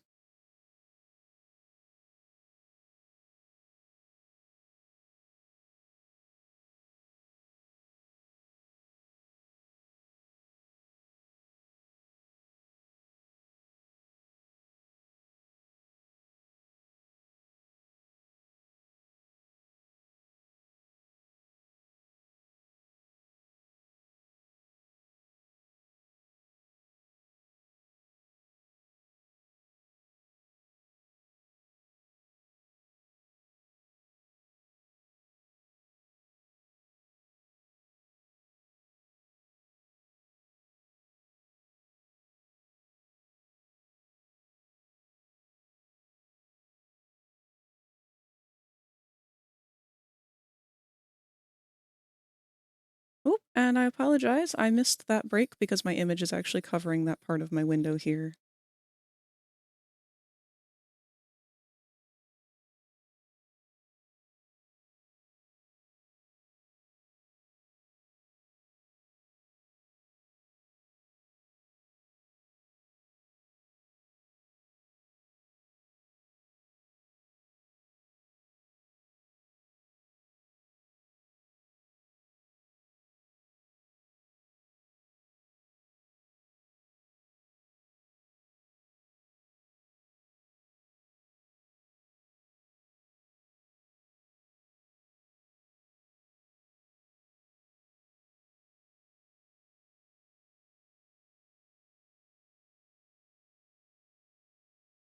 I'd say that's probably a good spot for that.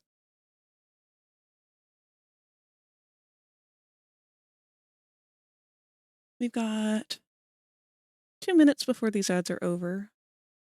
So I'll go ahead and continue to refine things in that time. But afterwards, we're going to switch on over to work on those emotes, because I definitely feel my hands are much steadier now.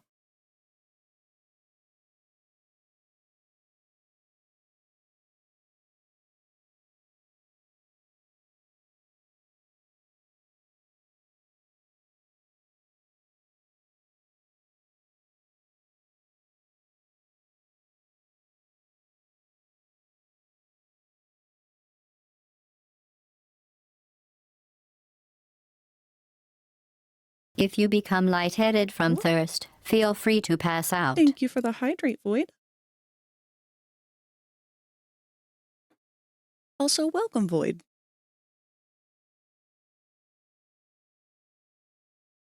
Oh, this is beautiful. Thank you. This was just kind of a little friendly warm-up to get the day started, get my hands working, because they did not want to cooperate earlier.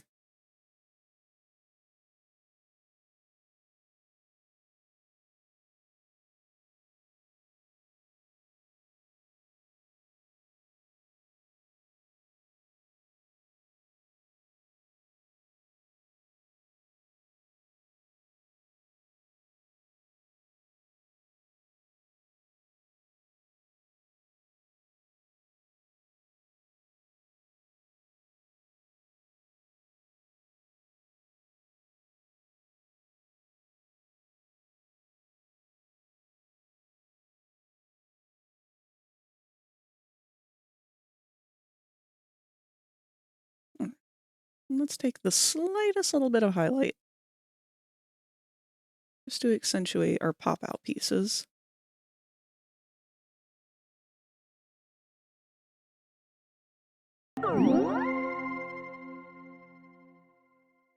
Snake just subscribed for 6 months. Well, heck! Thank you, Snake, for the sub! 6 months, god damn! It's really hard for me to believe it's been that long already. Sometimes I feel like I only just got started a month ago. But thank you for joining us, Snake. It's good to see you. Thank you for the sub.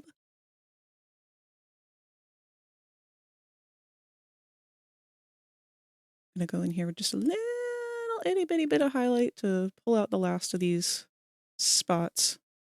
I don't know why this is being so smudgy all of a sudden, though.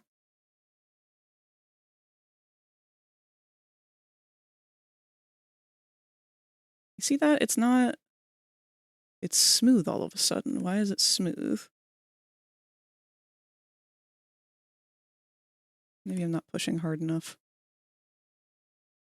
Okay, no, that's completely smooth. What the hell? You shouldn't have any blend in this brush.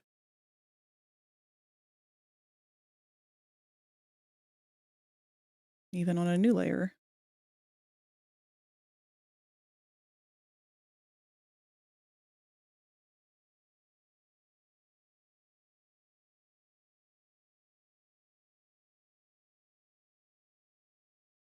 Let's try this pencil brush.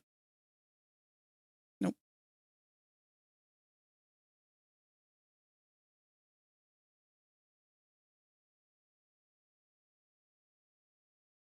I will bump up the static a little more.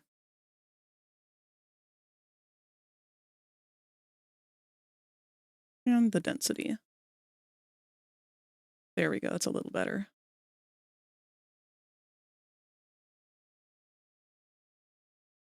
Papa lost a peppermint. That's okay, he's got plenty more.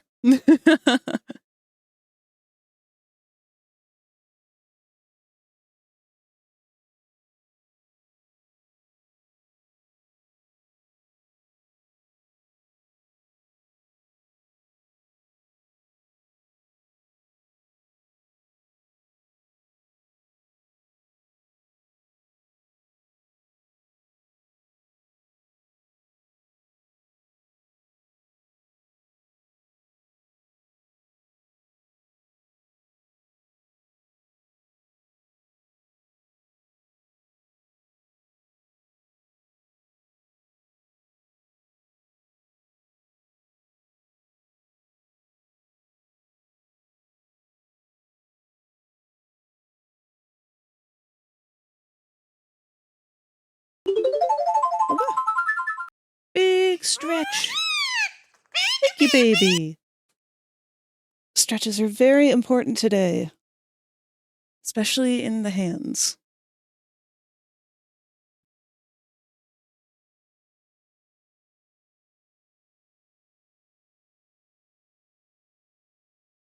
Anyone else do those fancy art stretches with the wrist?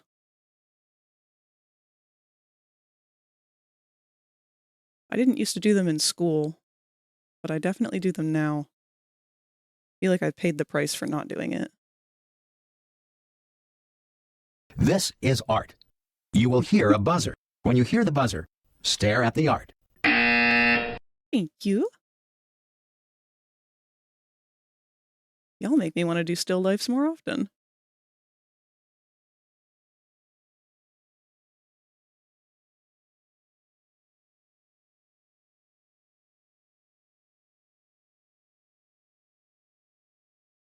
Bet I can smash that.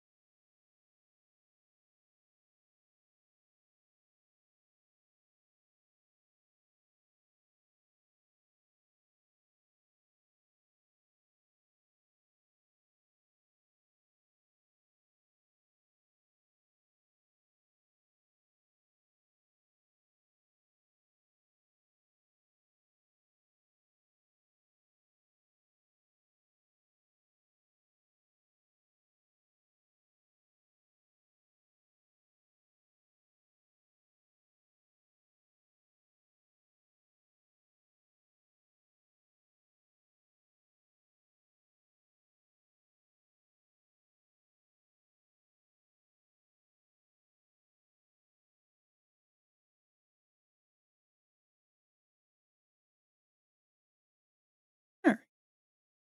I'd say that that's very good. I'm happy with that.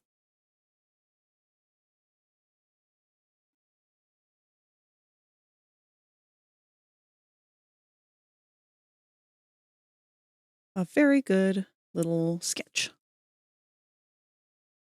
Go ahead and save that as life drawing. Get those sketches behind it to be visible as well in the final.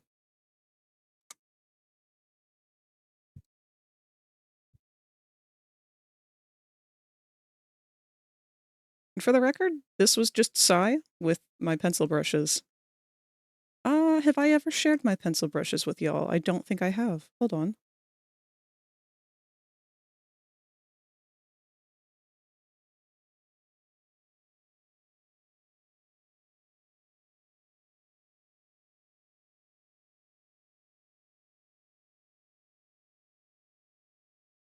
So these, let's copy and paste them to you.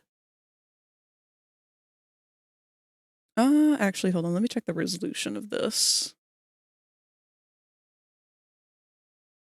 Okay. The reason I say that is because I didn't watermark these two pictures here. But that's fine. But to those of you who may be familiar with, I'm going to go ahead and close out of our reference image. And remove our life drawing frame, so we don't need that anymore.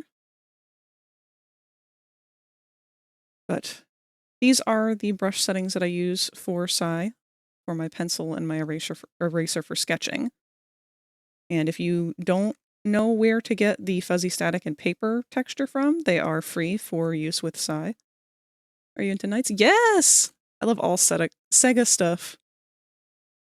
I had a long-winded comic that I wanted to make forever ago with Knights. but just simply never got around to doing it. But I love their designs so much. That was one I had intended on coloring at some point.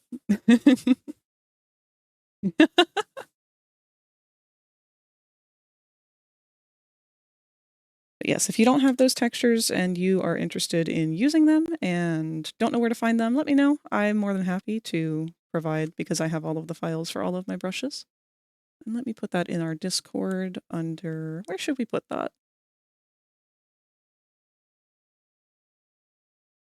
Well, I'll just put it under show and tell for now, since that's where the context is.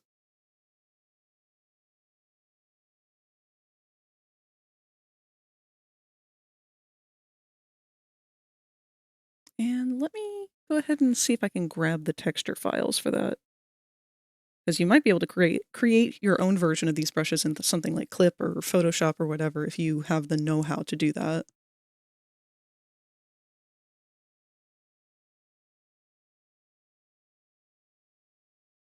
Let's see, which one am I using? Fuzzy Static and Paper 1. Okay, here is Fuzzy Static. And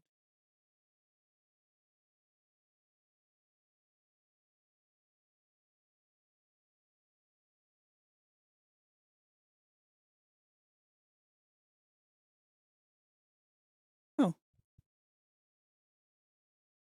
where is Paper 1?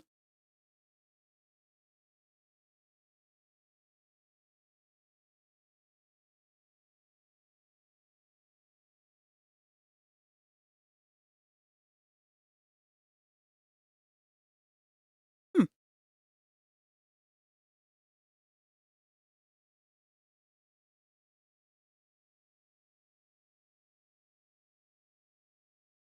No, I'm not sure. There's Fuzzy Static anyway. Paper 01, where did you go?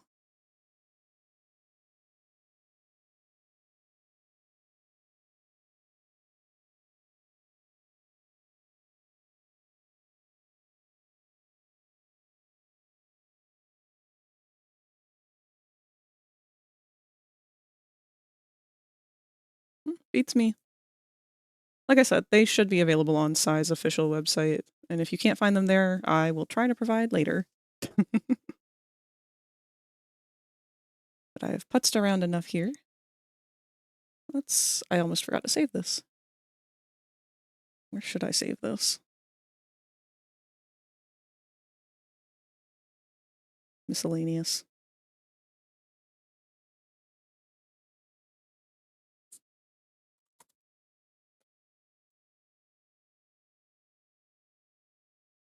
Oh, hi, Mia. Good to see you. Just doing some warm-up sketching and everything. We did some life drawing.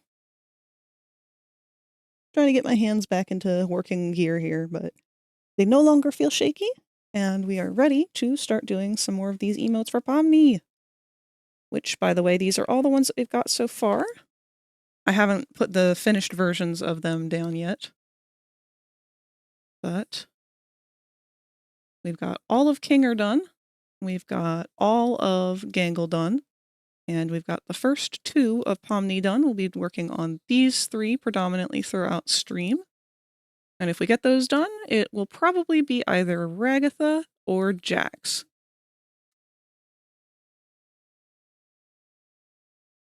Found a new Pomni model and I met the model maker. Ooh, I'm excited to see.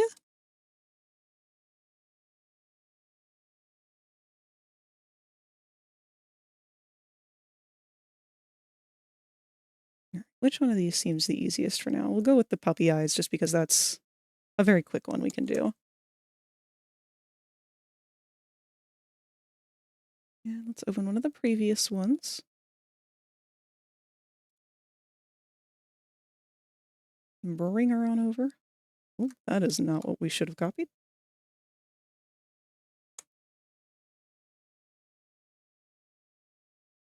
Bring her on over.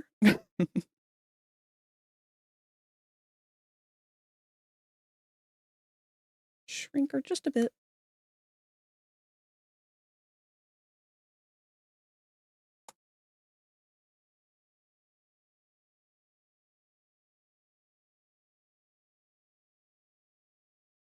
Change the background to a nice dark gray.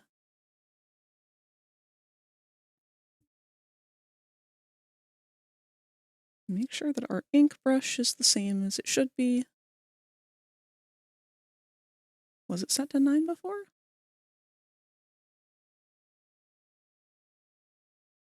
Yes.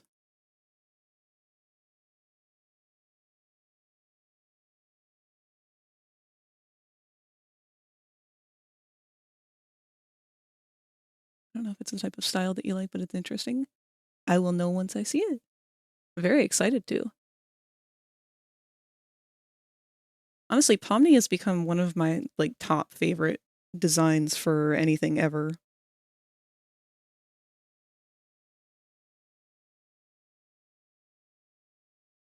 Oh, and I know earlier, Snake, you asked for uppies. I completely forgot. Let me pop you on up there, you and Q both. And if we have any new eggs that pop up, I trust that Void will be a good guardian to them.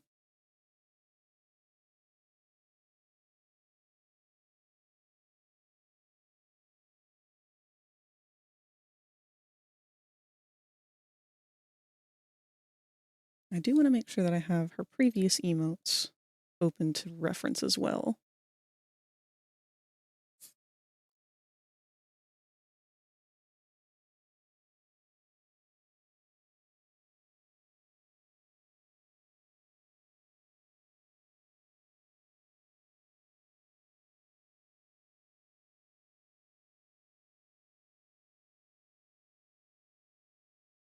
Speaking of new eggs.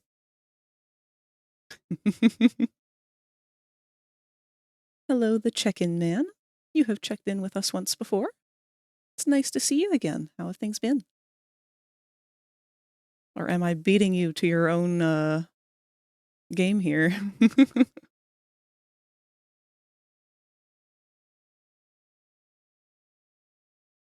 I will say this is probably going to take a sec for me to get my hands fully in the same mental state of doing inking as they were for doing sketching, but don't imagine it'll take too long.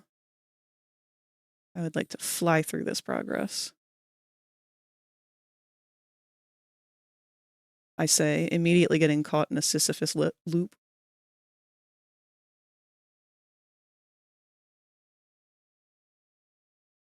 Hello, yes, it has been quite a while now. How has it been? How is the new year? It's been wonderful. Busy, busy, busy, but wonderful. So many birthdays in January. We're getting a lot of progress made on doing art. Very much enjoying the vibes of the atmosphere. I hope that you have had a good start to your new year as well.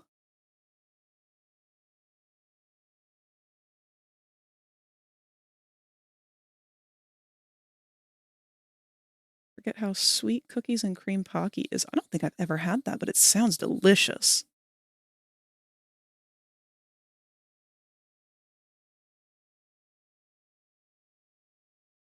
I want to lower that cheek just a little bit.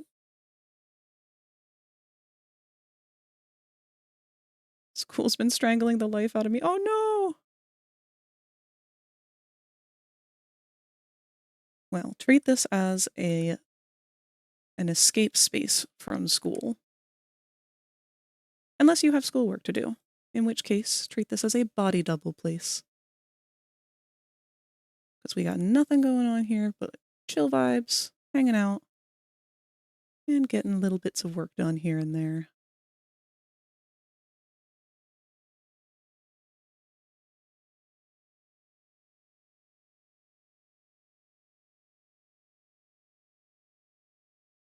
Who else is in school right now? I don't know who's got that started up and who's working on what. Been meaning to check in with Snoopy on that because I believe Snoopy is working for a nursing degree license. Both? Question mark. Nursing is a very good field to go into.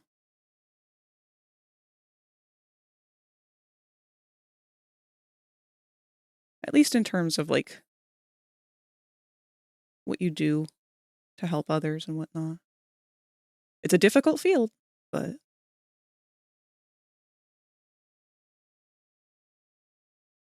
like medical school. Yeah, I assume so.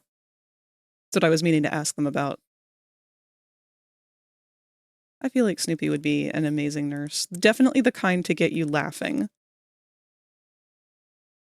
Which to me is the best kind, as someone who gets very nervous at the doctor.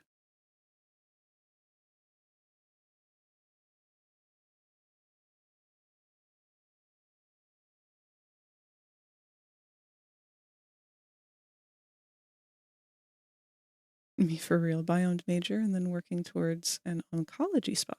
Ooh.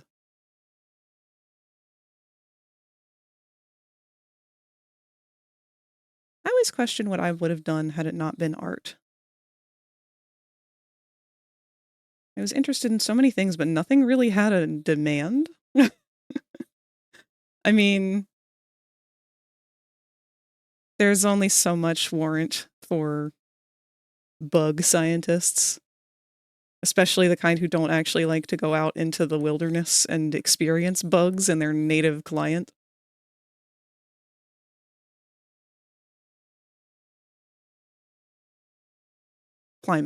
That's what I meant.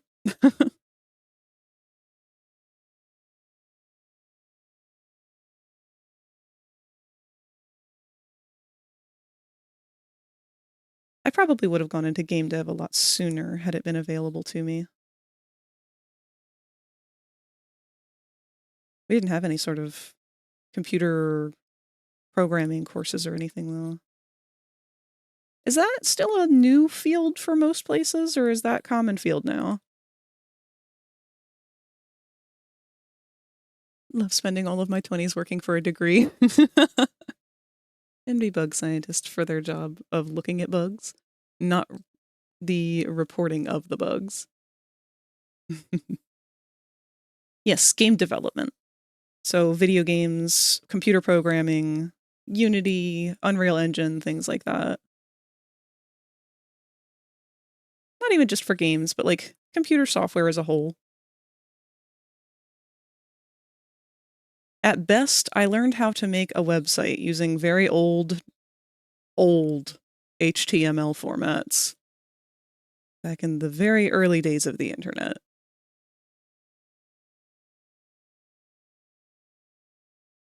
My teacher was very impressed with the fact that I knew how to make a legitimate looking website if it had been back in the 90s.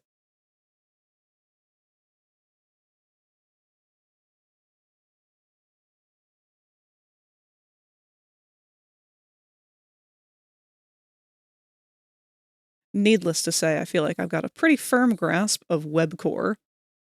But other than that, my coding skills are very limited at the time being. If I ever get a chance to take a break from modeling itself, I would really, really like to get one of those games that teaches you how to kind of create coding, create video game coding and whatnot. Game dev, I'm not sure, but like computer science and stuff like that, it is very common now. That's good to know.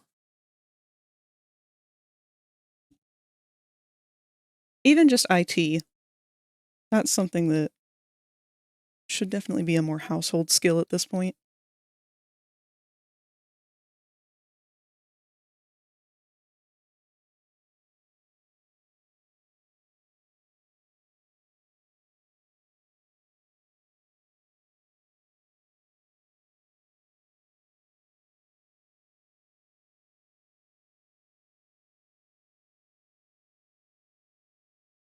We were just talking earlier about the classes that have been kind of taken out of the base education, things like home ec and whatnot.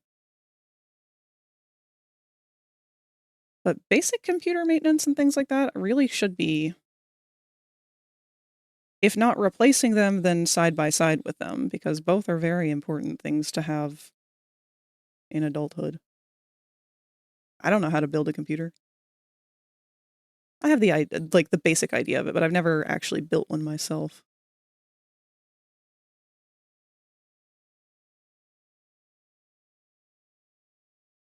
Like, so common people fight over job spots because there has been such an influx in computer science and IT people needed now with such a lean into technology.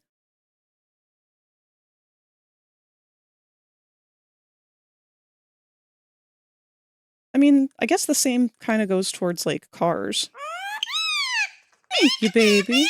Well, hello, Snoopy. If you become lightheaded from thirst, feel free to pass out. Uh-oh. I'm getting love bombed. Thank you for the hydrate and the boop.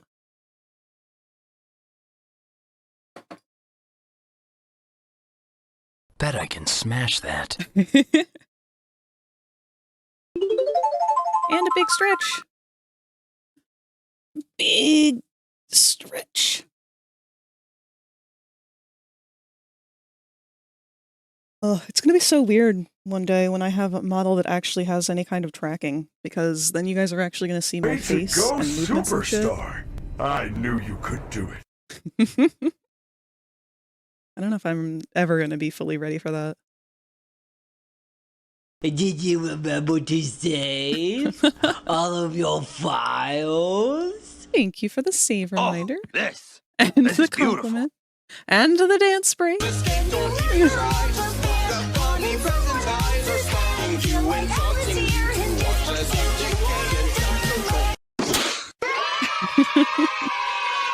Someone's having fun. Uh-oh, uh-oh! Oh no! It's time!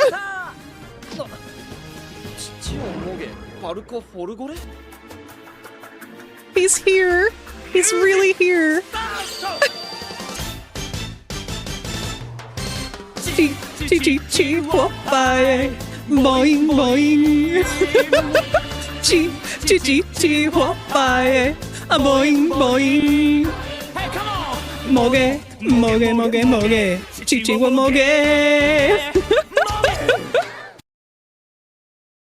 Oh god. It worked! I'm so glad!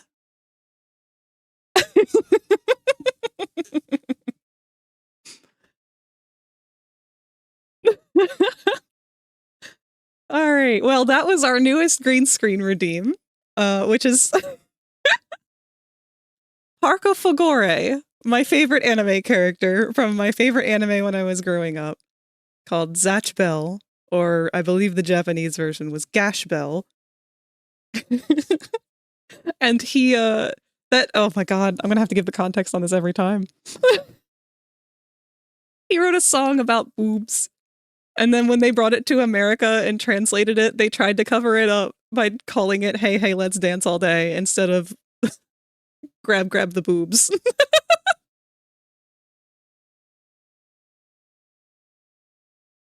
Why the fuck did you have to do this to me? Why is it not the full thing? Oh, I was afraid of copyright.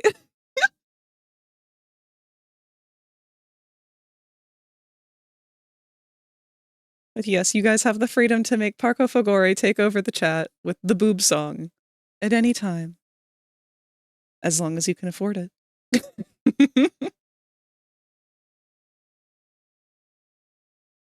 Oh, it's gonna get stuck in your head. It's gonna get stuck in all of our heads. This is a plague that I have had to live with my whole life, and now I'm bringing it all to you as a gift.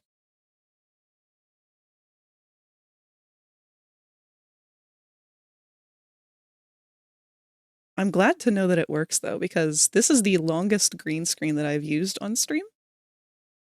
And I have opened up a whole world of possibilities now.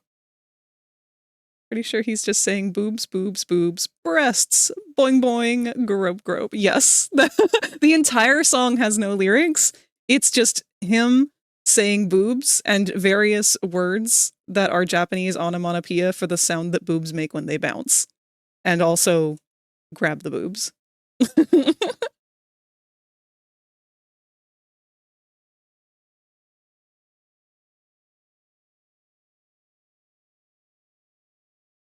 He is, like, in universe supposed to be, like, the most famous pop star in Japan.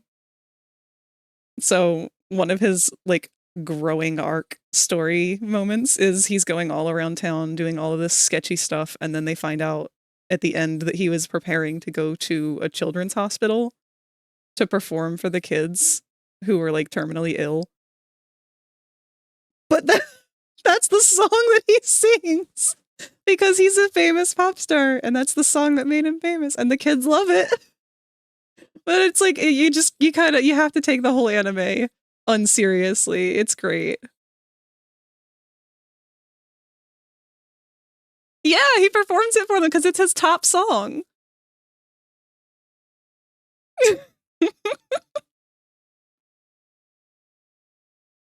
I want to see all the fish art. Oh, finished art. I was gonna say, I don't think I have much fish art right now.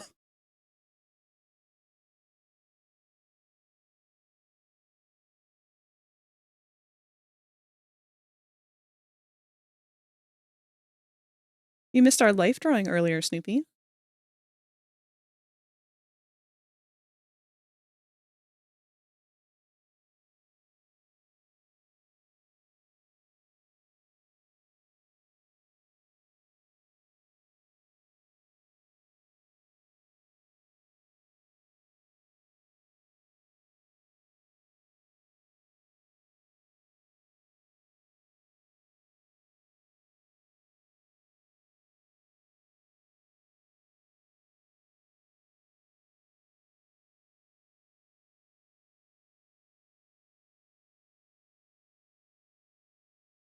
Sad thing is, I'm not an anime artist. I've never really drawn anime before. But I would love to do some fan art of Zatch Bell. I know as soon as I start watching it again, I'm gonna get hooked. But I've never been able to figure out how to draw anime characters in a way that looks good. Because I have a very naturally Western style. I don't really adapt it that much outside of Western. Which I should.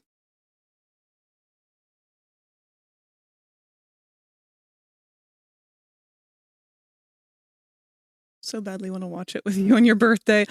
We can binge it on my birthday if we don't watch it sooner. That would be fucking amazing. I would love to do that.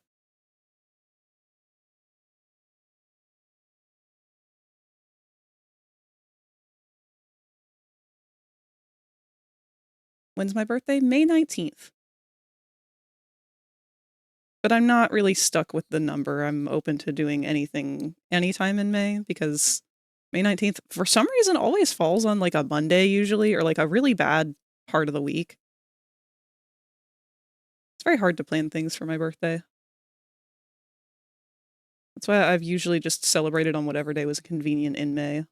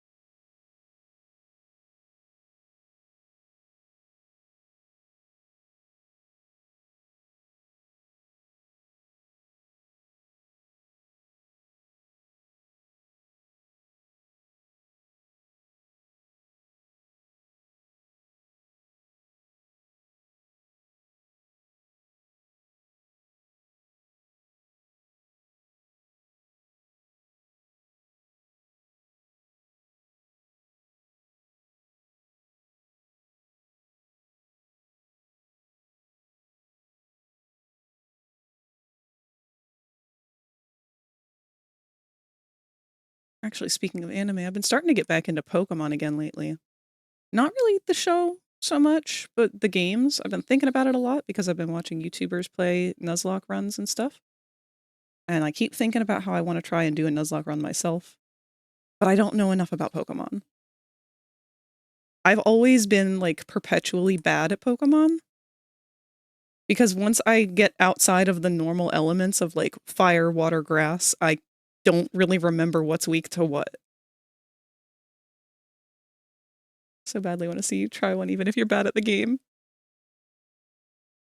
I would like to try one. Maybe after we finish the Bendy series, that'll be something that we do next. Because tomorrow we are starting up Bendy and the Dark Revival. I don't know how long that one goes on for, but I know it's longer than the first one.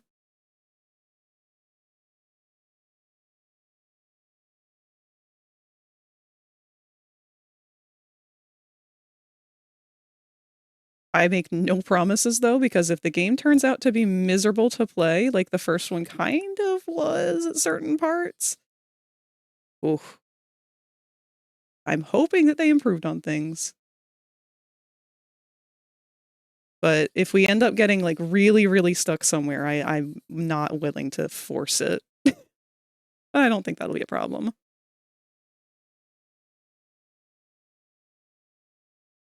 Should just look at a type chart. To be honest, I have a type chart website on my browser whenever I play Poke Rogue. That would definitely make it easier. I haven't decided which Pokemon to go for either. What's everyone's favorite version? Or versions? Plural.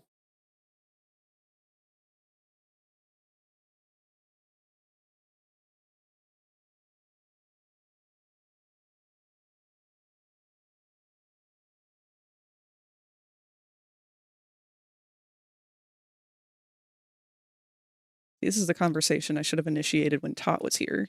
Because Tot is the resident Pokemon expert.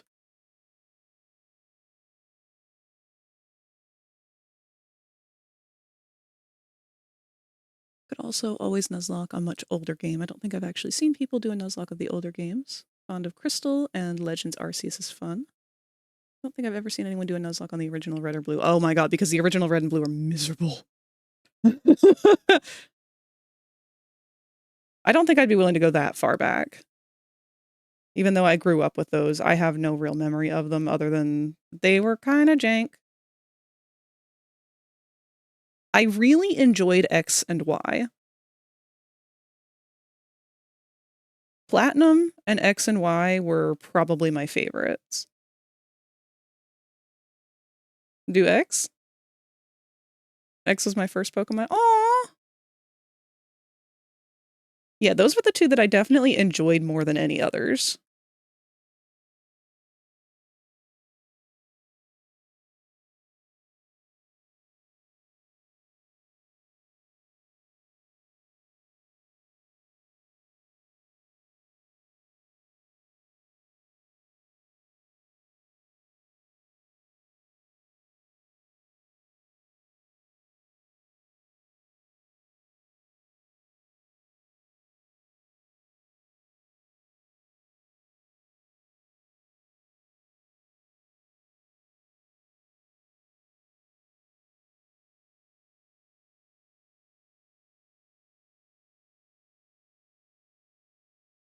Platinum, I think, is a good choice, but I think X would be a lovely one too. I don't think I've seen people do a lot of X or Y Nuzlocks. I think X and Y are considered the downfall of the franchise.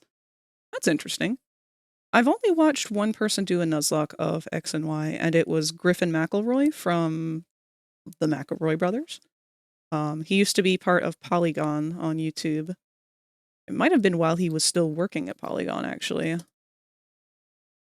It's a really funny series, though. I love his sense of humor, and a lot of my humor comes from them.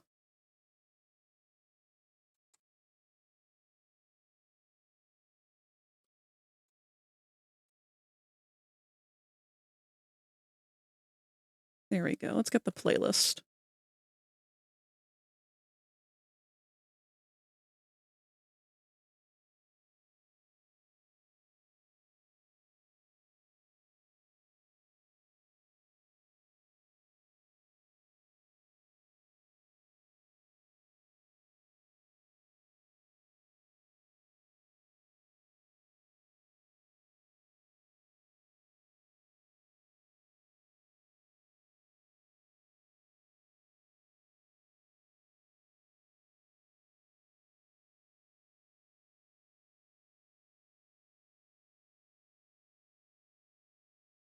There we are.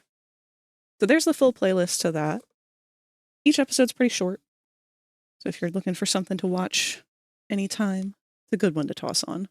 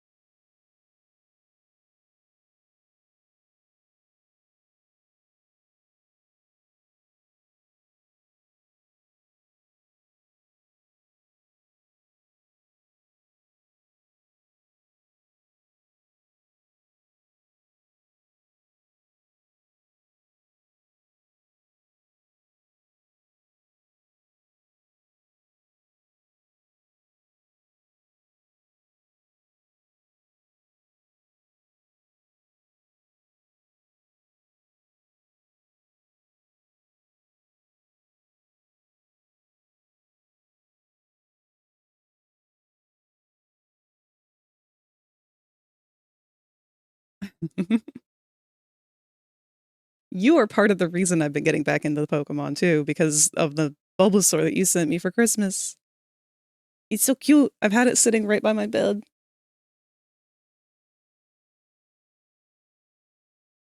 I love Bulbasaur. I have a purse that's shaped like Bulbasaur. He really is like one. If I could have one IRL that were like a living creature, I feel like I'd probably just want a Bulbasaur. He's so friend-shaped.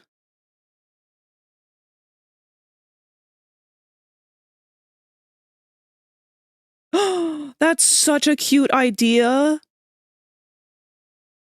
Oh my god, and I could put Pokeballs inside a Popple. Okay, I'm making a sticky note right now. This is happening.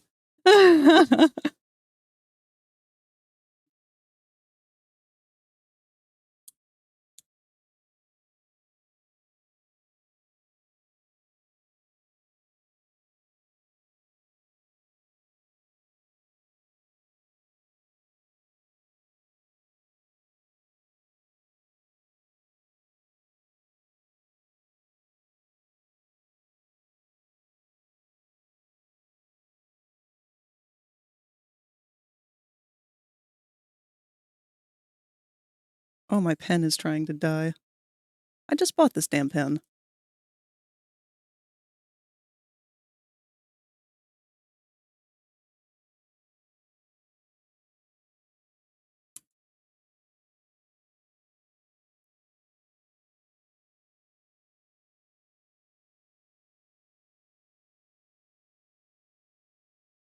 There we go.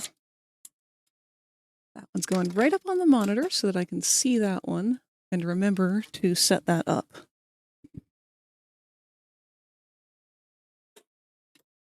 As I throw my ink pen on the floor.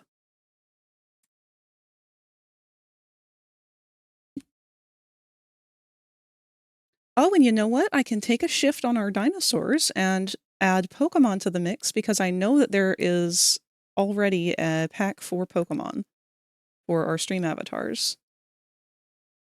That way you guys be able to pick from any Pokemon, I believe.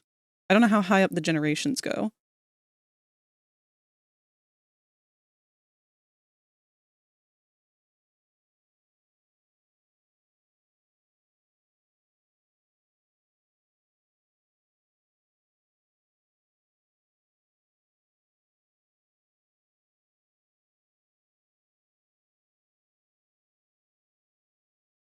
We'll have to either name the Pokemon after silly things or maybe after people who have been subscribed to the channel.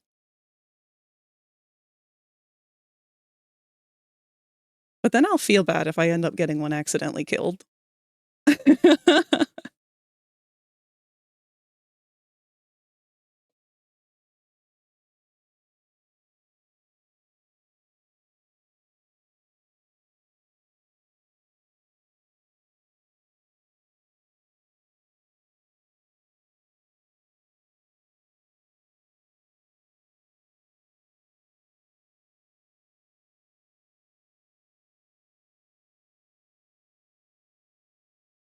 It is part of the Nuzlocke life, sadly. You grow super attached to one mon and then it just, yep.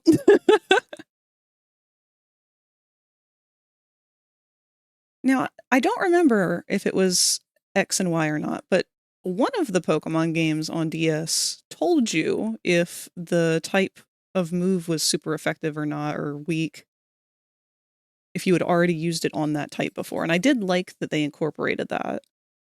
It's a nice way of being able to be like, hey, you don't have to memorize this shit. We can just incorporate this. Did you see the DM I had about new Popple Unity ideas? No, I didn't. What have you been cooking up?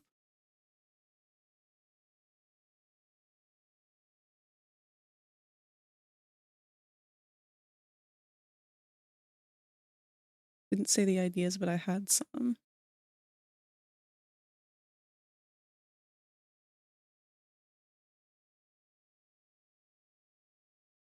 These ideas would require me to model Popple in full, but you know what? I just need to slap some feet on him, and I think my model is pretty much good to go if you'd like to work on that one instead. I have to go back and look, but tried modeling him, but became insecure on the torso and so, oh no! You literally couldn't create anything that I wouldn't fall in love with immediately. Don't ever doubt yourself.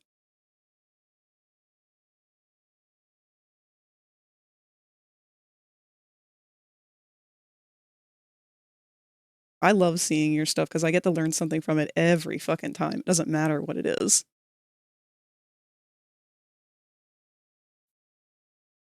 Require some specific stuff for the one I want to do. Yeah, I mean, you're welcome to change things or add to it or do whatever. Like, I want you to be able to learn and experiment with these physics and stuff that you've been wanting to play with because, goddamn, I want to do the same. There's so much stuff that I want to, like, rig up in Unity that I just haven't really had time for.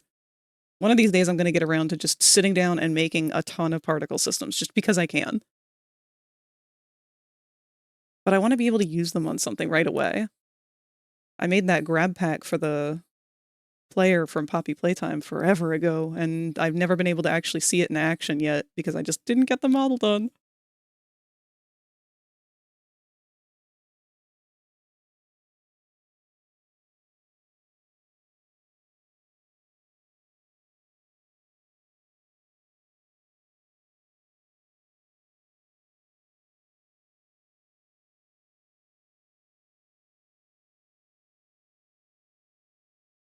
Should probably make things like that. Fire effect, water, and stuff. Yeah, that's what I mean. Like, I wanted to make a bunch of different elemental type things, or just, like, stuff that I've seen other people do, just so I understand how they work and how to, like, utilize those things to manipulate them and do what I want.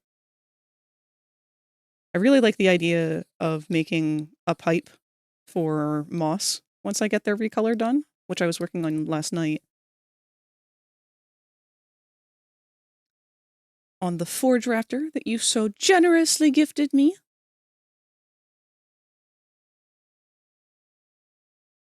Haven't gotten very far on it, but that's because of Blender. It's so hard doing gradients in Blender.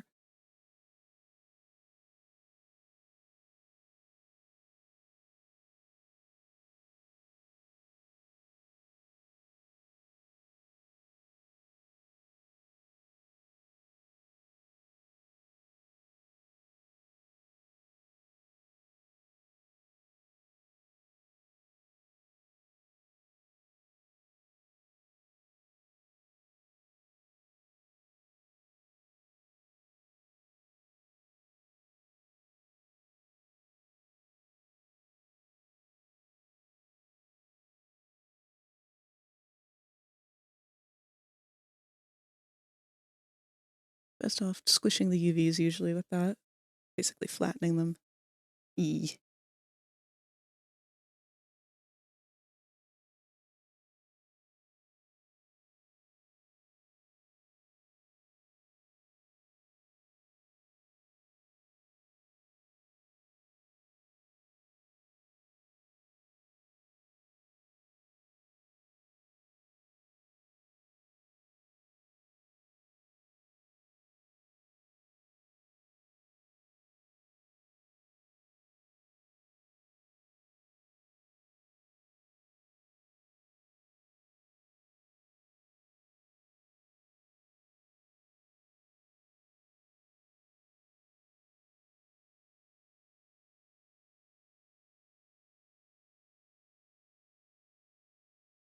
Actually, I did have, finally, a good first thought for a concept to make as my very first game attempt in Unity. For learning how to, like, write logic and do any kind of video game things. I want to make just a very basic water game. The kind that Popple was based off of. Hold on, let me get a picture of one.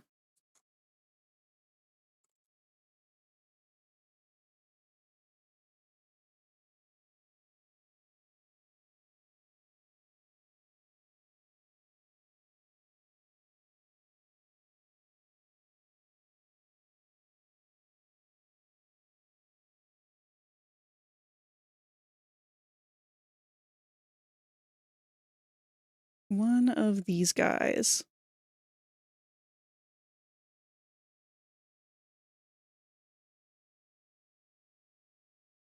Just kind of recreate that, but on like a flat digital plane, I guess.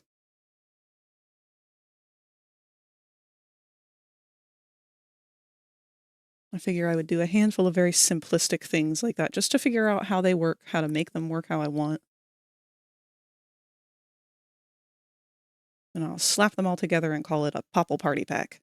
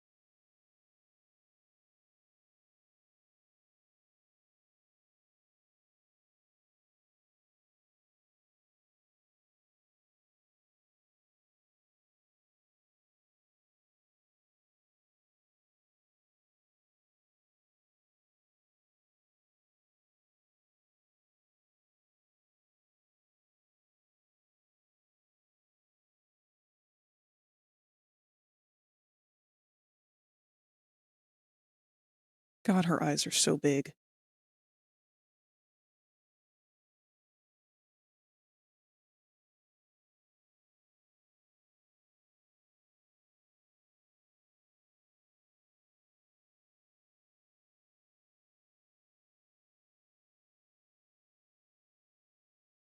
Come on, hands, cooperate.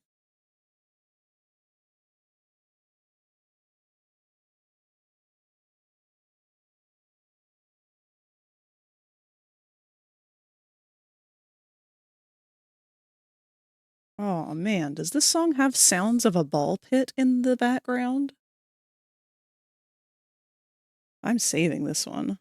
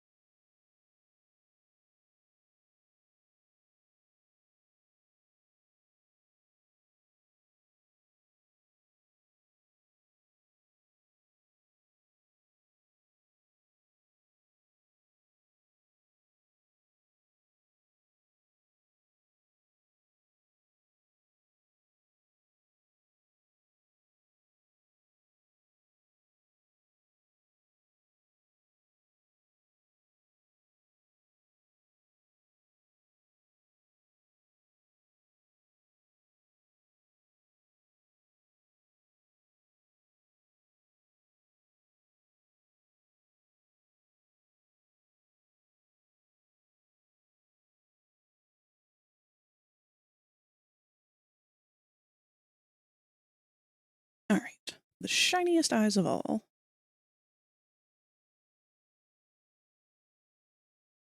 Let me make sure I reference the other emotes for her hat.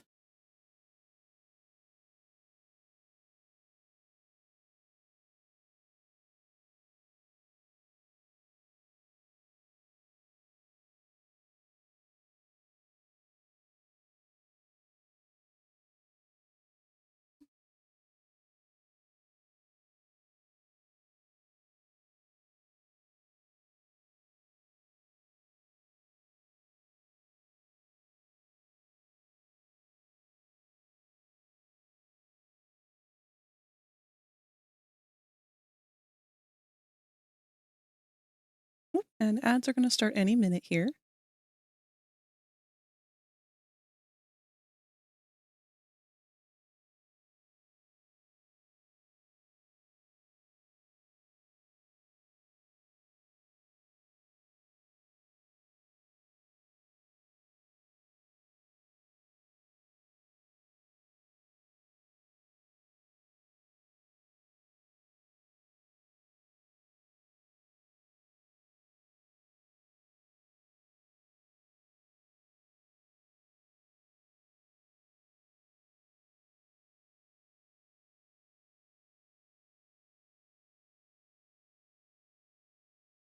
Is this correct? No.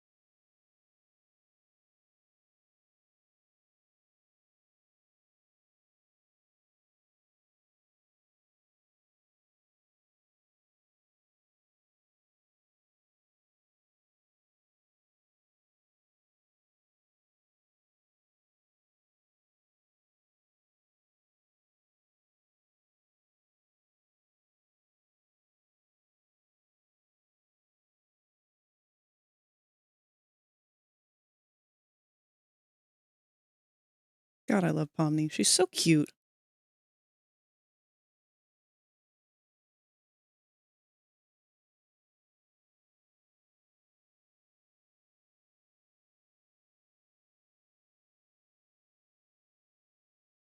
It's jump scared you. Sorry.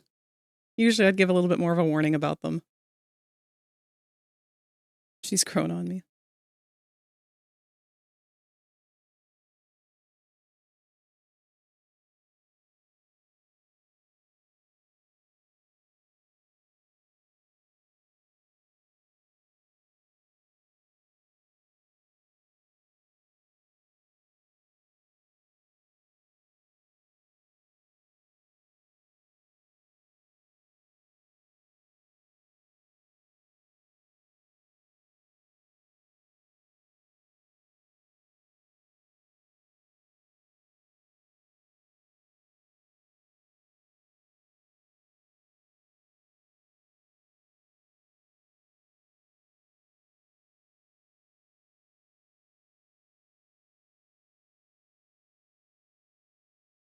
I do wonder if we're going to get more of Gummy Goo in the future, or if he's just kind of had his bit and it's kind of run and done now.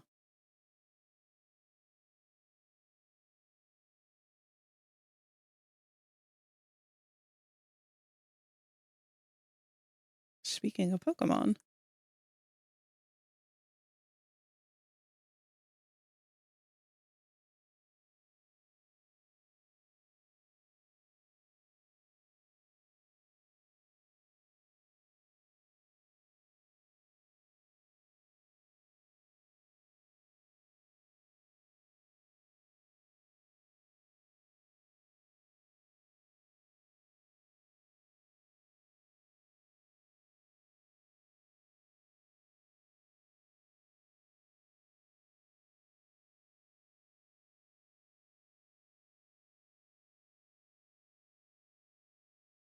Get some sparklies in here.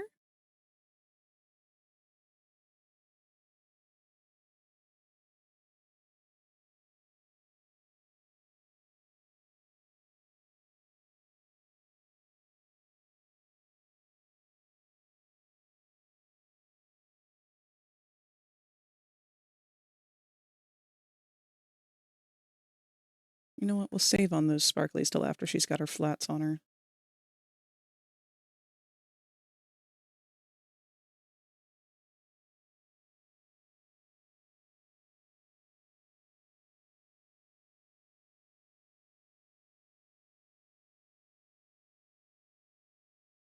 Oops, we want that to be on specified layers.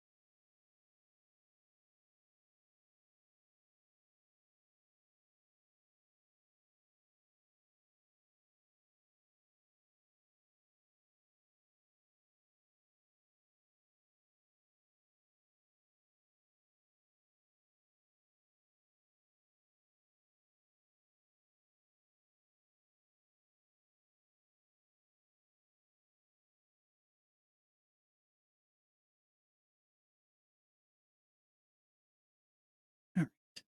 Precious Bean. Go in and fill all of those gaps.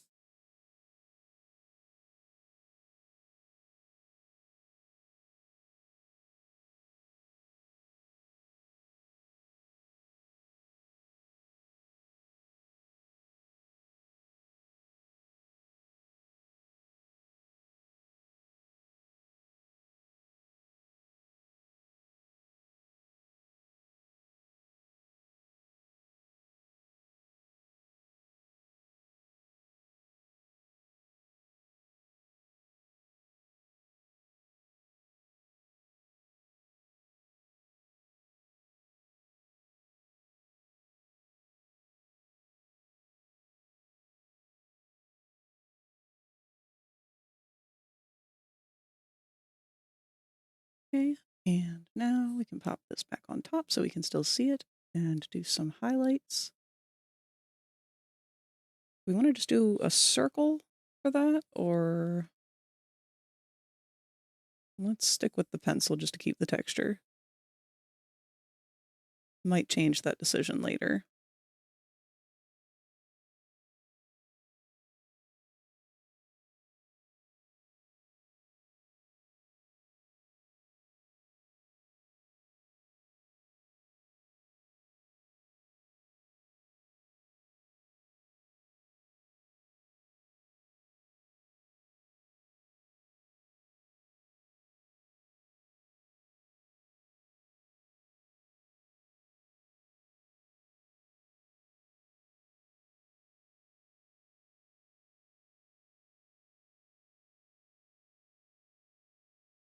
She's so silly.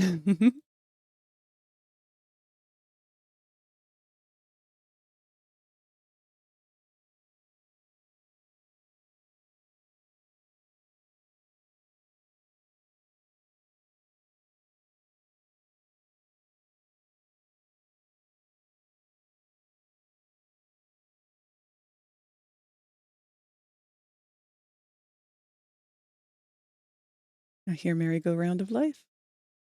It's a very popular one to mix into lo-fi songs.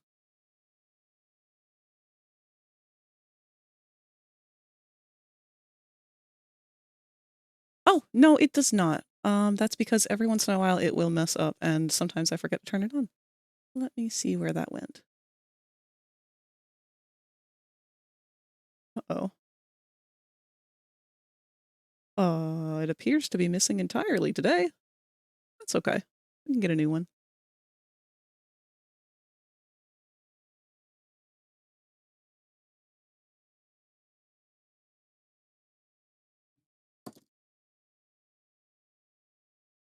Ooh, I misspelled that as Spotify.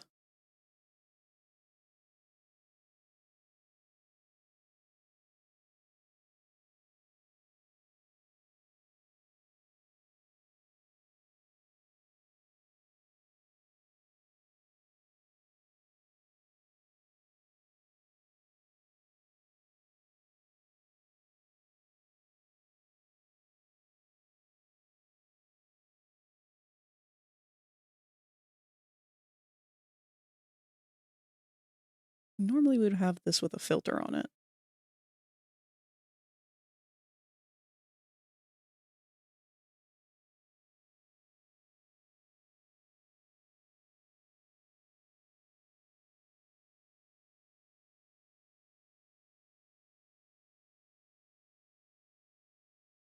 Let's see if we can put one on there now.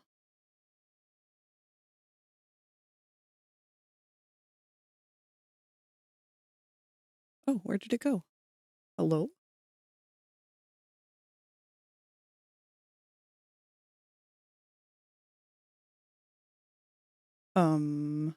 Interesting. Where did it go? That was odd.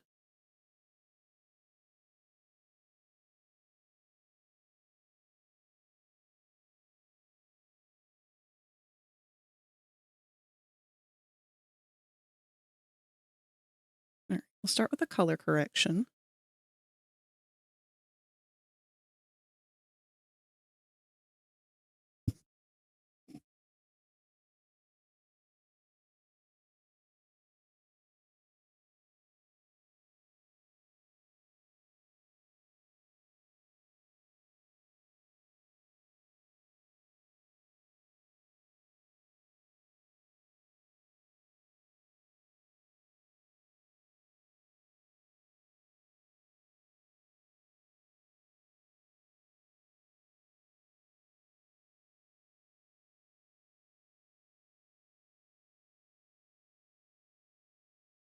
Boy, it just doesn't like that, does it? Wants to only be in white.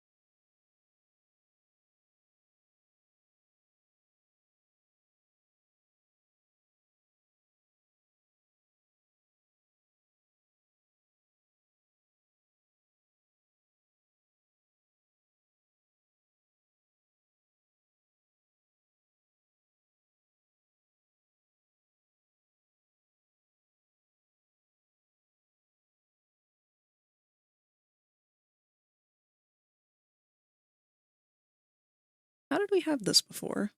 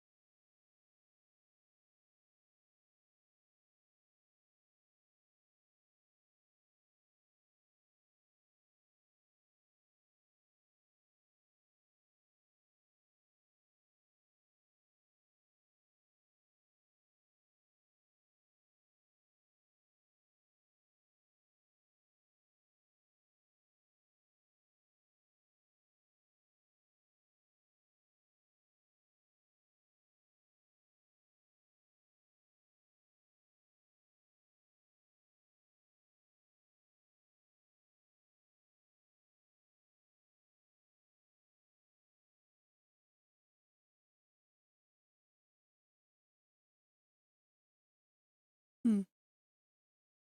Might be one I'm gonna have to come back to.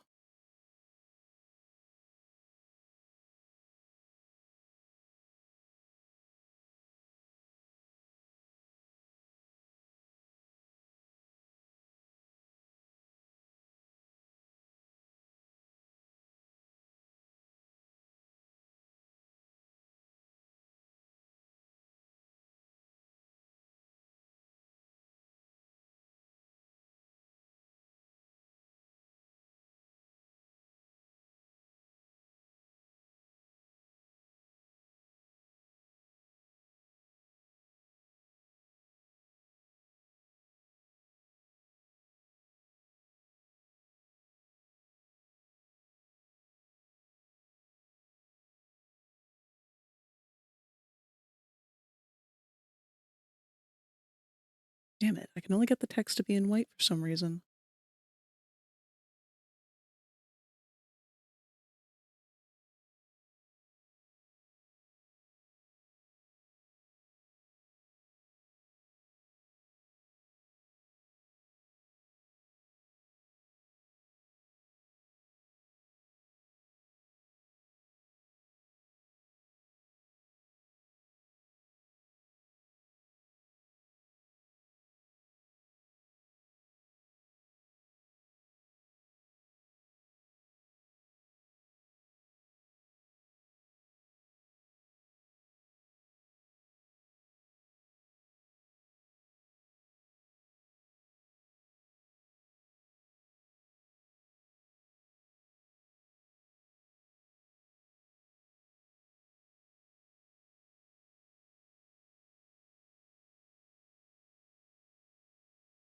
Well, heck.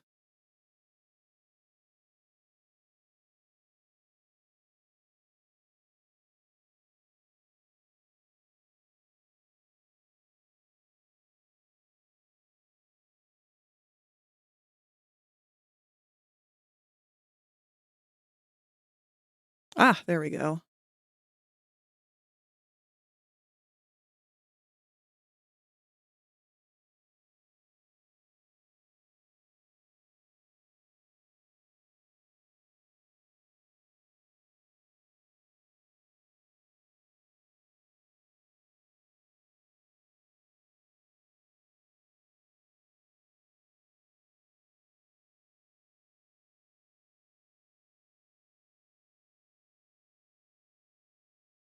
Okay. That should work now, anyway. And as long as Spotify wants to cooperate, it should be alright.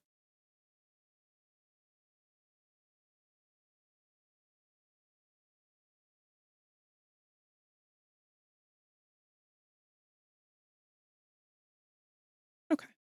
Sorry about that delay. I am glad that that's fixed now, though. I didn't realize it had disappeared like that.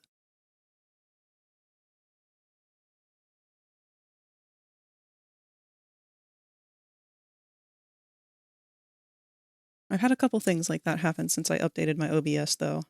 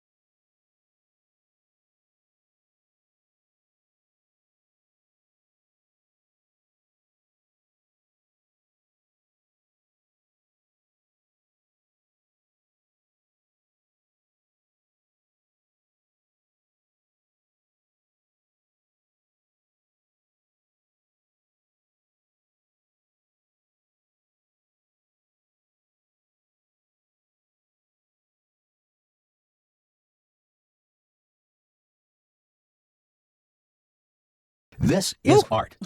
You will hear a buzzer. When you hear the buzzer, stare at the art. Thank you, Matt.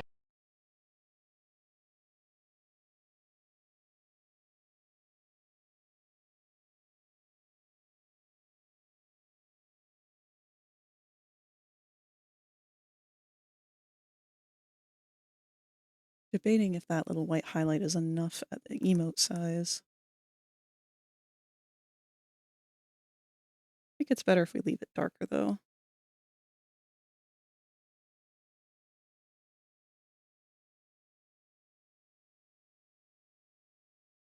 I also want to do a little bit of airbrush erasing on our highlights.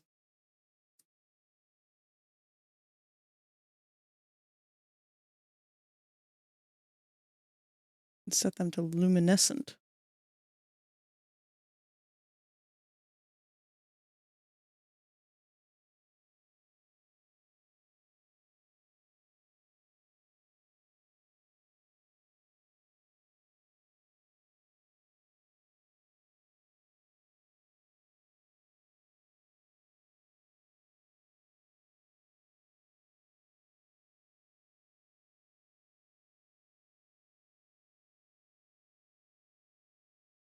Love the chill vibe in your little mascot. Thank you.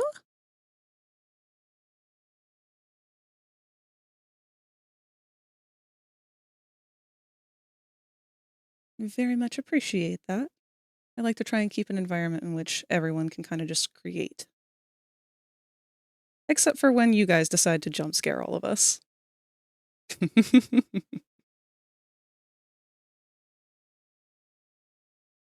not too busy, is it?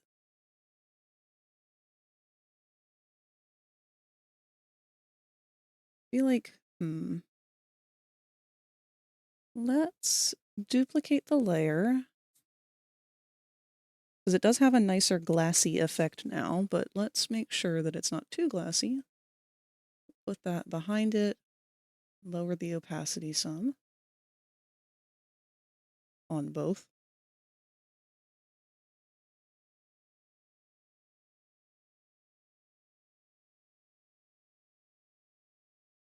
I think maybe I erased a little too much.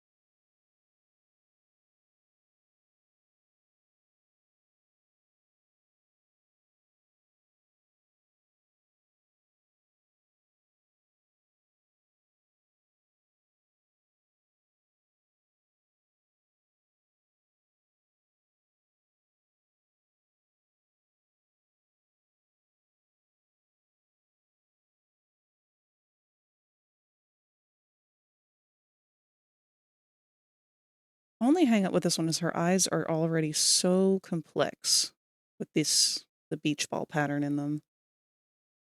It kind of makes this look a little bit weird.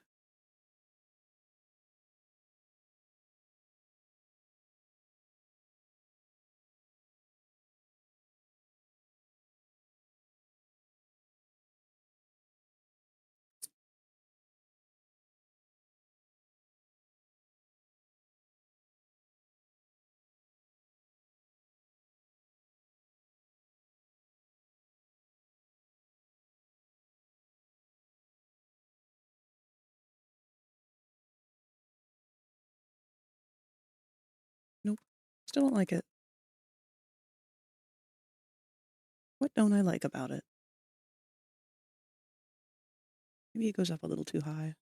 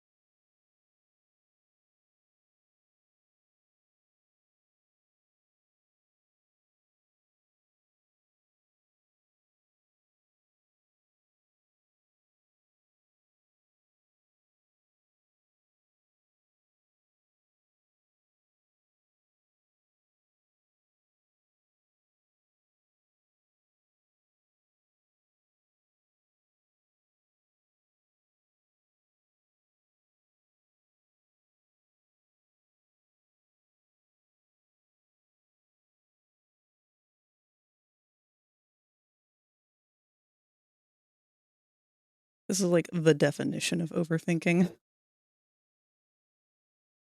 Let's undo all that. It doesn't need a gradient. Makes it look nice and glossy, but that's okay.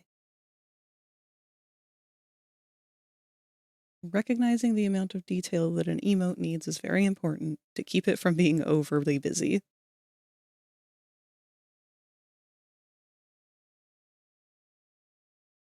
Okay, let's give her that little hint of a blush that she has in the sketch.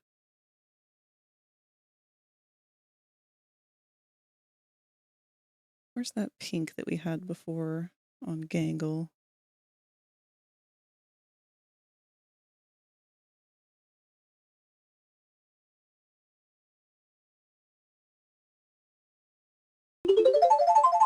Oh, posture check. Thank you very much, Moth. Because I am definitely leaning off to the side here, and I should not be doing that.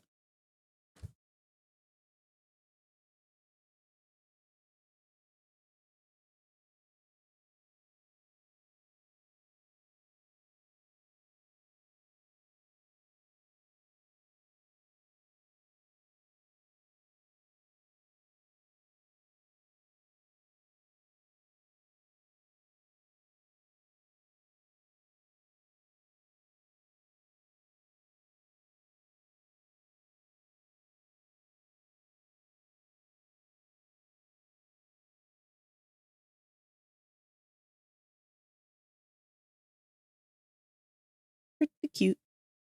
Let's give it a faint gradient underneath. Just a cute little blush.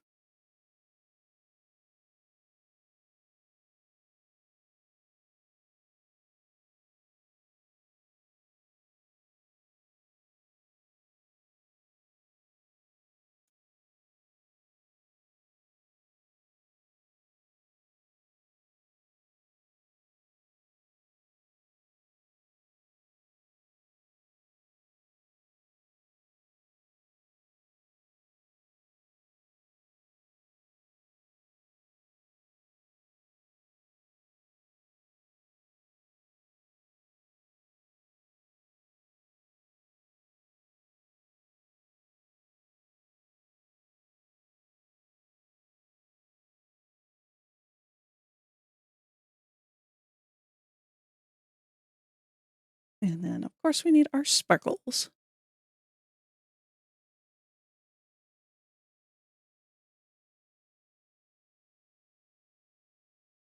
Should probably just make one of these, to be honest.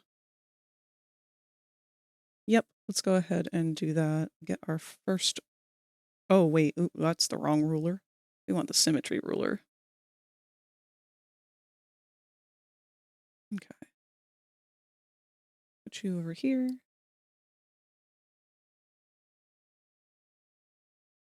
I'm really bad at drawing stars, so this is a tool that has very much come in handy.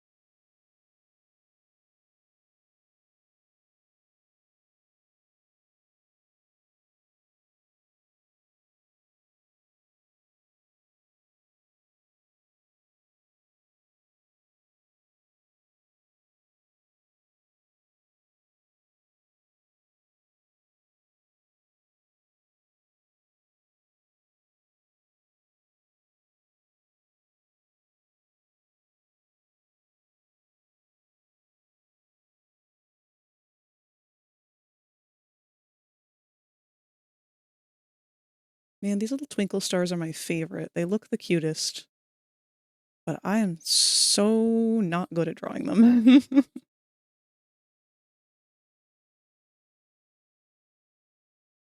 Really gotta carve that shape out.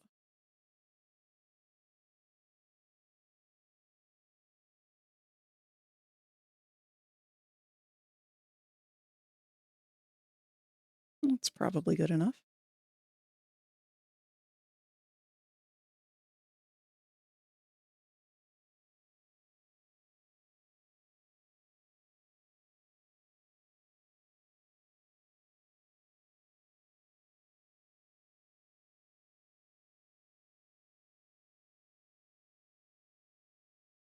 Now, the big thing that I want to avoid with these stars is having any negative tangents.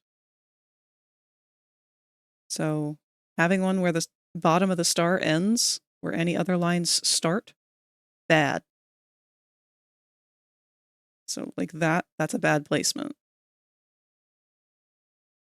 We want to have all those edges as clear to view as possible.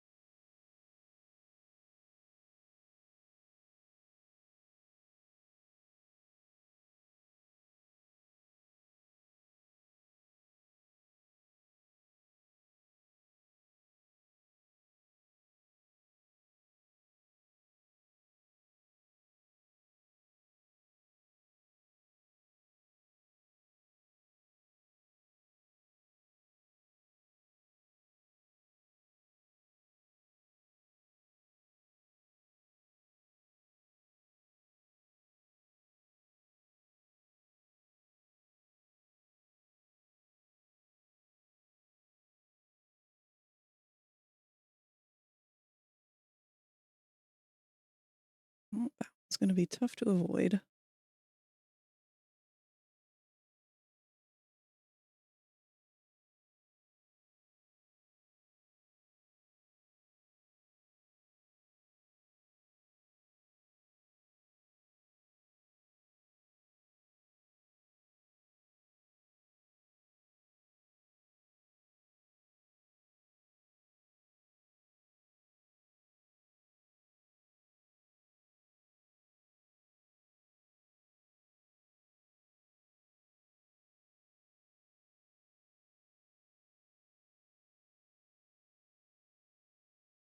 Go ahead and tilt some of these guys around.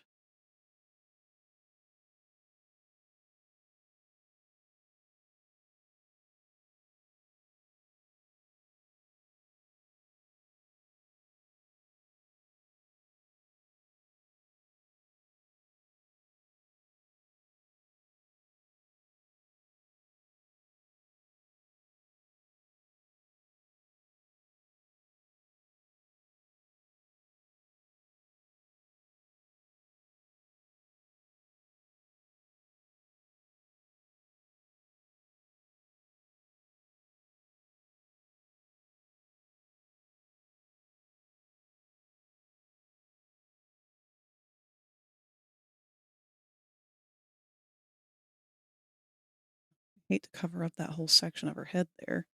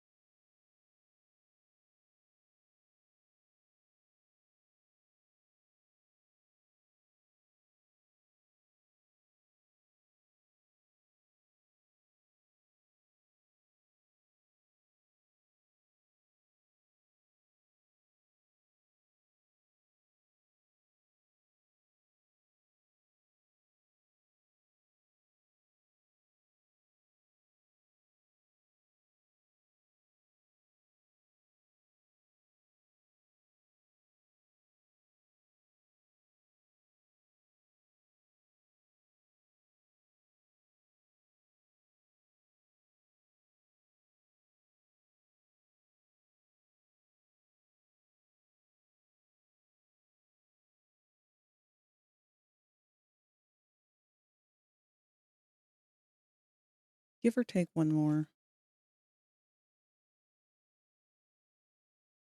And I know we've already used some special effects, but I know I liked the colors I picked for Popples, so let me go open one of his.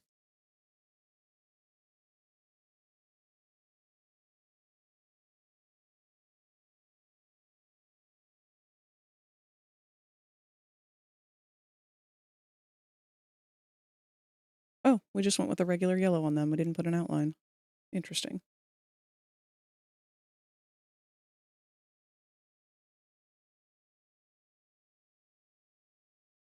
That will not work on her.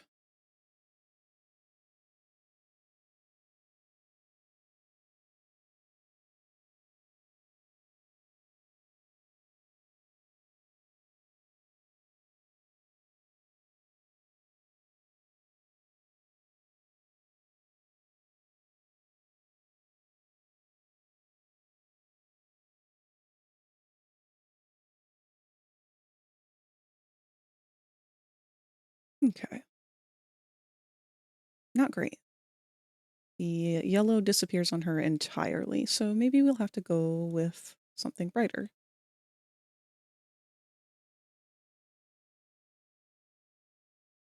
Let's try a light blue, a dark blue outline. Nope, still quite tiny. Maybe pure white?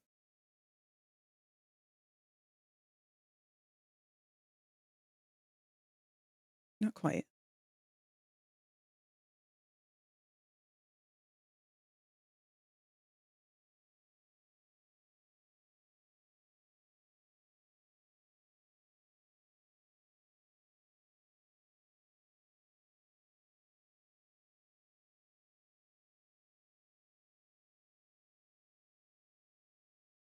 What if we gave him a little bit of a drop shadow? That might be just enough.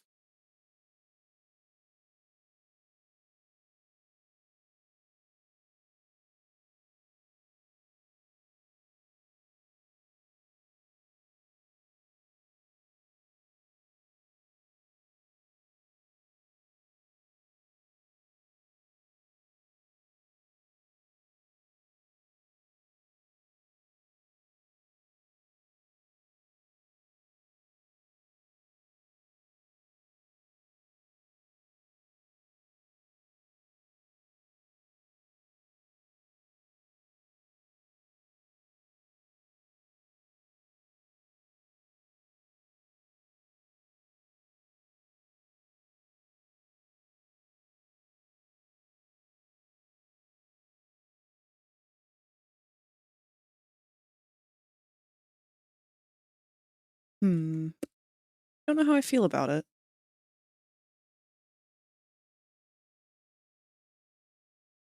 Might need to come back and play with colors on this one.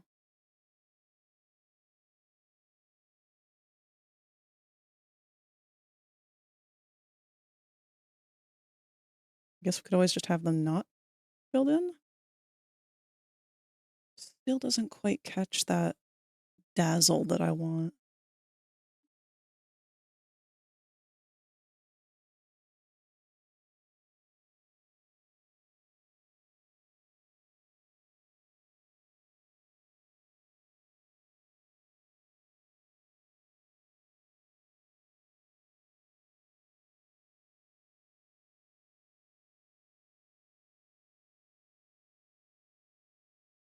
Might need to come back to this one and have you guys give me some advice on it.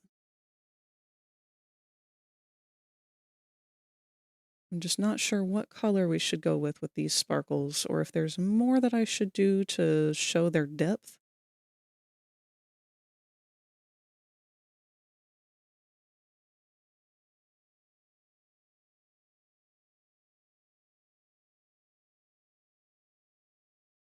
Because I'm afraid they're just kind of disappearing at this size.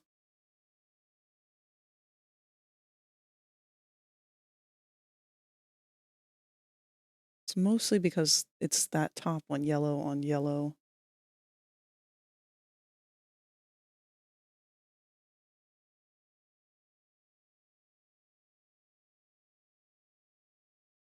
Let's try something.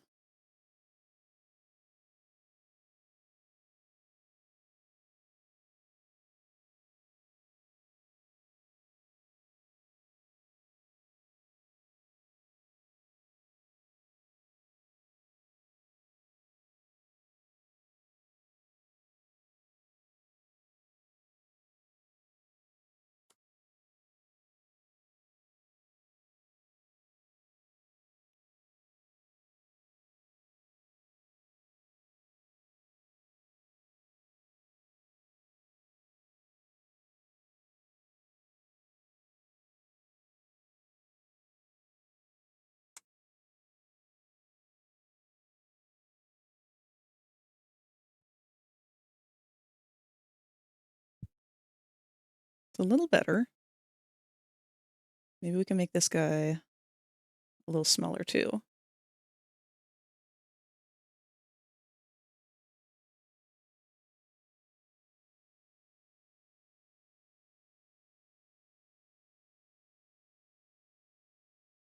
Using this contrast to our advantage.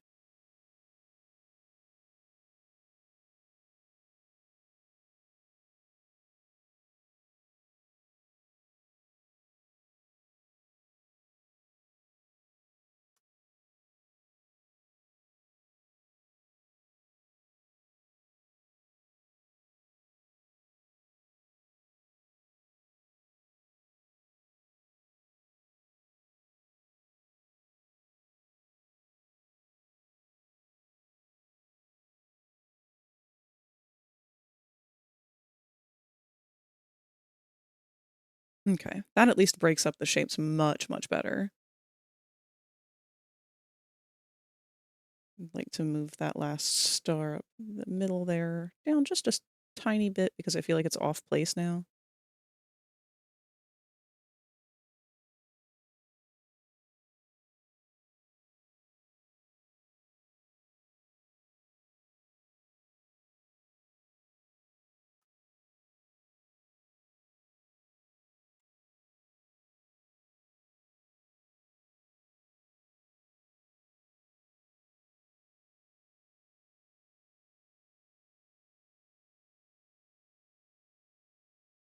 Is she gonna have her silly eyebrows or not? Oh, her eyelashes! Oh, I forgot about those! I knew I should have pulled up a reference. Let me go ahead and close out of these. Because yes, she absolutely needs her silly little eyelashes. Except for on this one. It looked weird when I tried to put them on this one because they're more of like sticking straight forward. Does she have eyebrows? Oh yeah. I guess occasionally.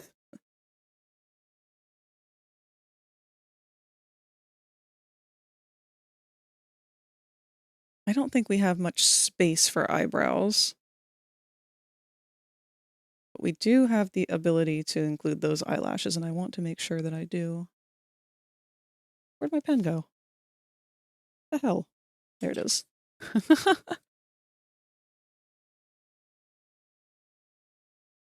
Just to be sure it's...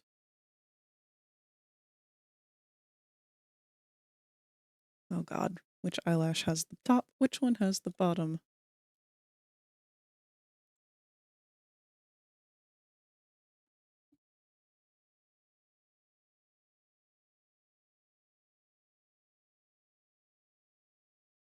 This back one's the one that has the top. Oops, that's the dump bucket tool. Don't want that.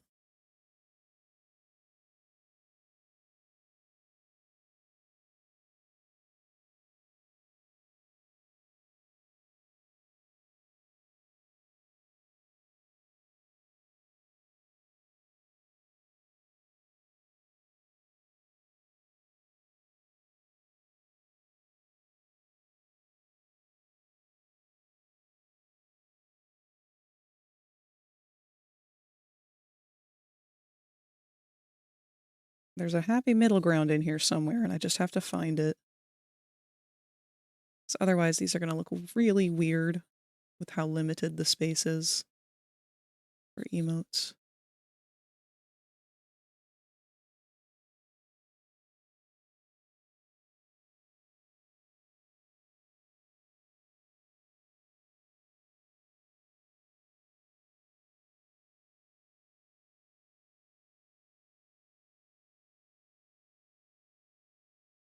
Let's kind of use that line back there to look like that last eyelash. Kind of writing it off like it's a tangent, even though it's not.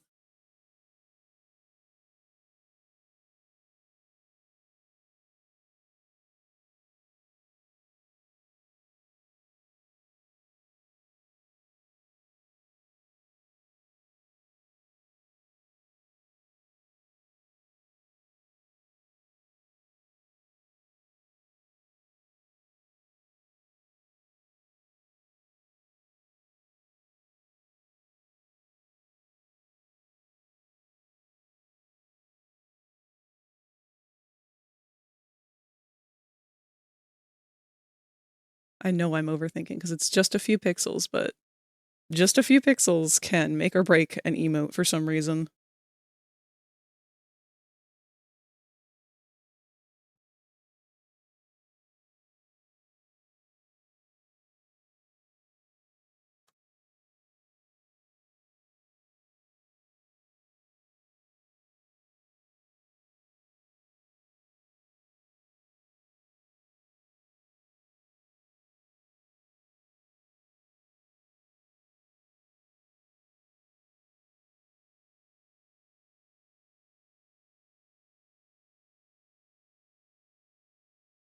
I've been watching so much SpongeBob lately that that's all I can think of now when I see these lashes.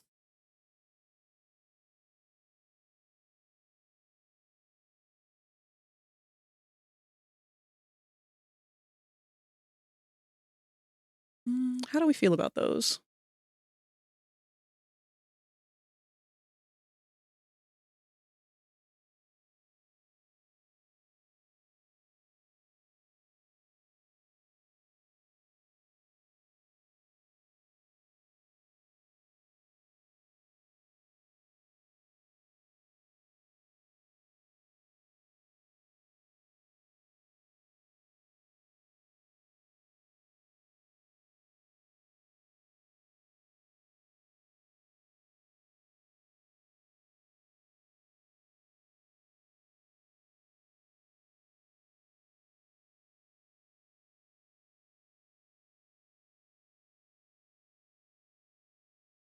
Look at that complete cutie. Thank you. She is absolutely adorable.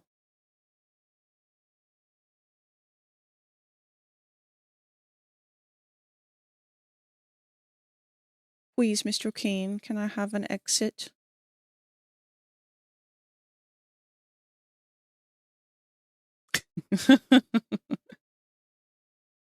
I like that. The top one over here still gives me a little bit of ick, but you know what? Can't win them all. I would say that one looks really good. I'll go ahead and save. Change our background to transparency. Save again.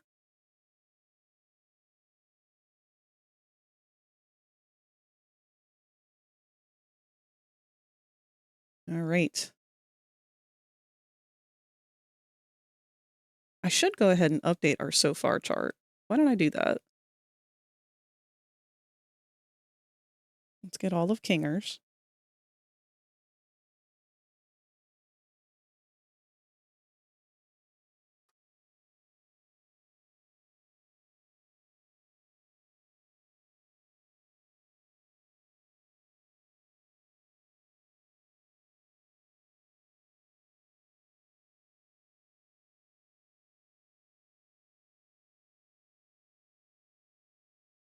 Is this an emote you're making for your stream? It is an emote that I'm making so that I can sell on Ko-fi.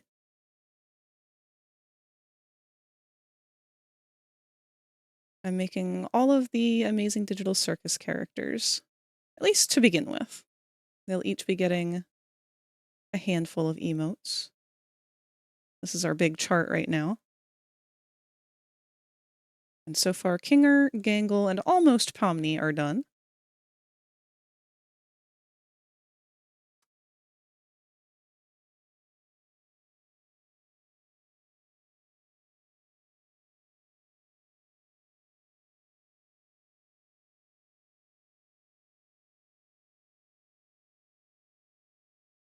And then after these are finished, I will either be opening commissions for custom emote packs for other people, or I will probably do the background characters. Gummy Goo and all them. Let's grab Gangles.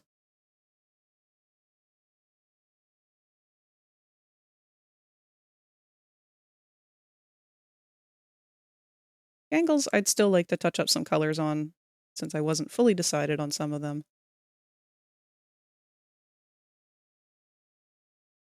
Oops.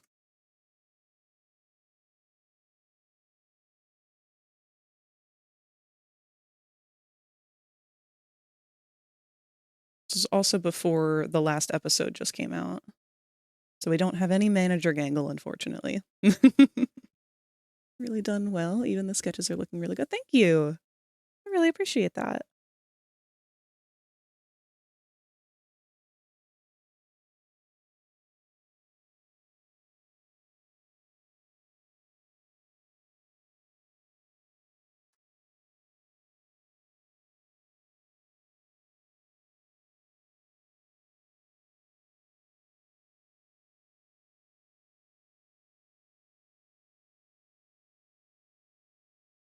Sad little Gangle.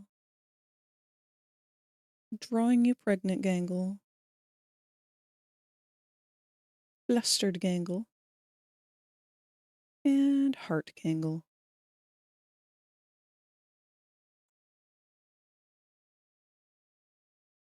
And let's grab all of our Pomnies.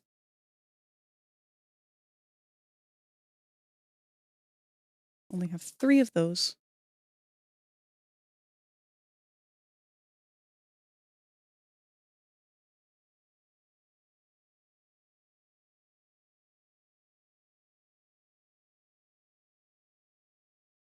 Oops.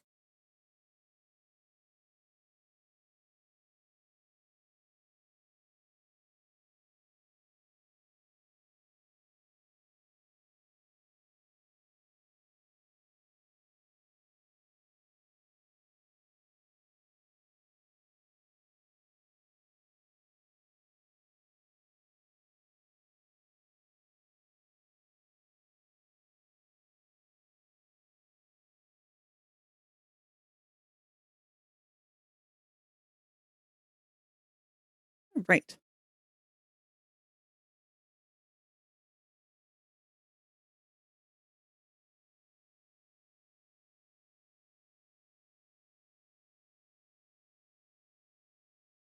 All right. Next is my favorite emote that we've got for Pomni, which is the yikes face.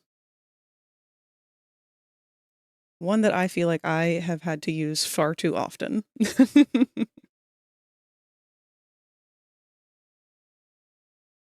Open up a previous emote, drop this sketch down on it.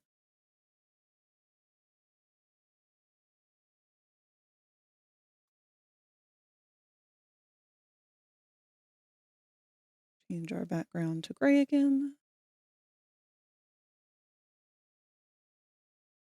And resize.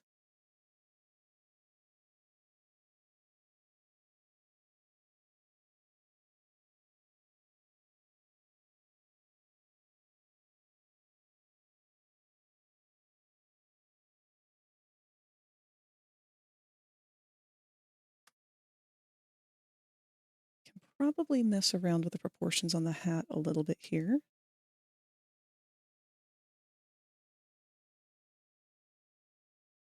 How do we want to do that?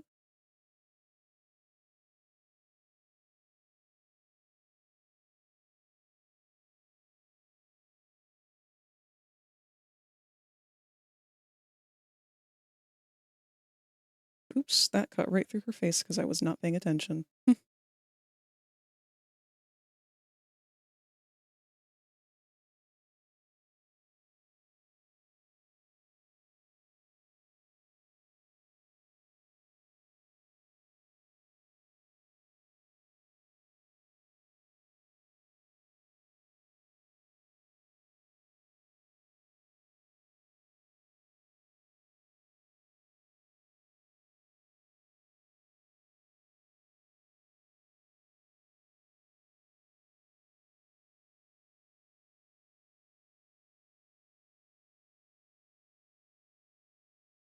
Wouldn't call myself an artist, but I used to draw. That was a lot more than a few years ago now, and it was only with pencil and paper.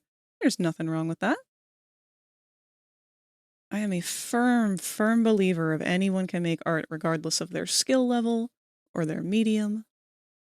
If you are creating something, you are making art.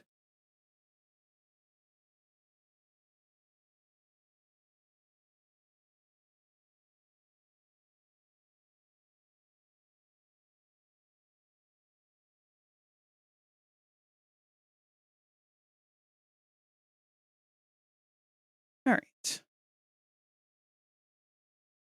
I like the proportions on that already. Oh, and just letting you guys know, we have a little bit less than a minute before the next ad read goes through. And as a reminder to those who are new, the ads will play for a solid 3 minutes once every hour. And that way we can have that full hour uninterrupted. So take it as a moment to stand up, do a stretch, take a breather.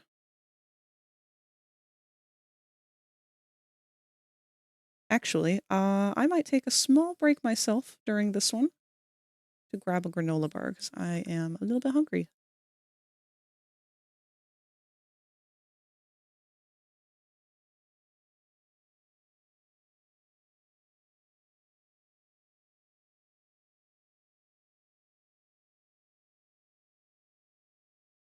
Just readjusting some of these proportions first.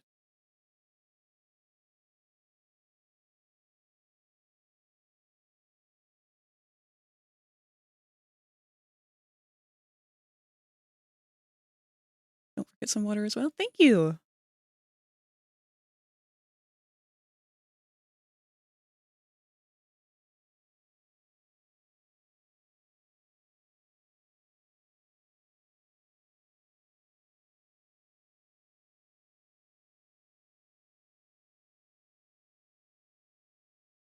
There. That's a good spot. I will see you guys in about 3 minutes.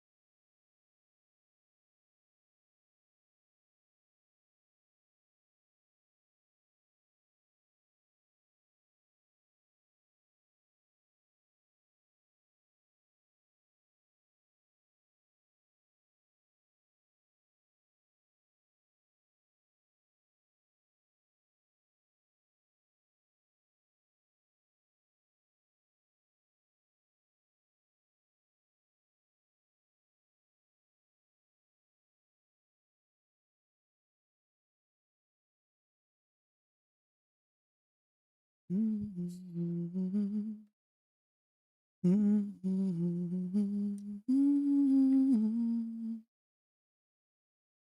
do apologize that the Spotify is still going to be having issues. It doesn't really like to update. I will try to remember to keep it open in the background. All right. I had that song stuck in my head when I left. I think it's played a couple times now. At least different variations of it.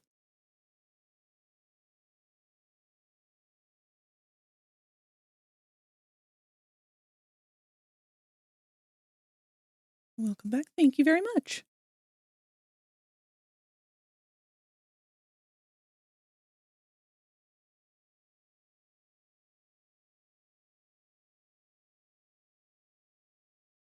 There's something about Pomni's face in this one that I just really fell in love with. I want to make sure that that doesn't get lost in translation from the sketch to the inks. I do also want to refine some of it as well.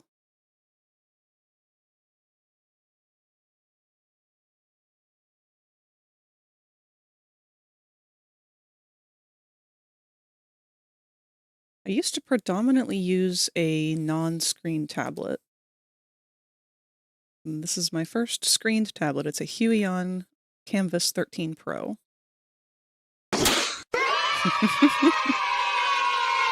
Good try, Snake. That would have gotten me had we not just had a break. But I got up, I did some stretching, ate a granola bar, I'm energized.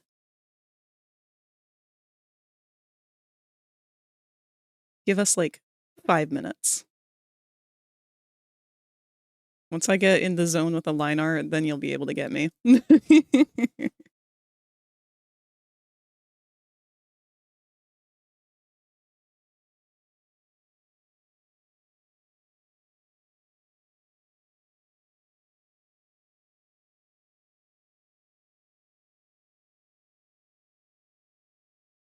Yeah, first screen tablet is this one. It's definitely had its own learning curves. I do highly recommend it, but the way that I used to do line art is a little different now than how I used to do it without it. Not a whole lot. But I'm a little clumsier with it now, I've noticed. 'Cause on digital art, I do the one-stroke method, which you guys have seen me do repeatedly on these curves, so I'm very nitpicky with the curves.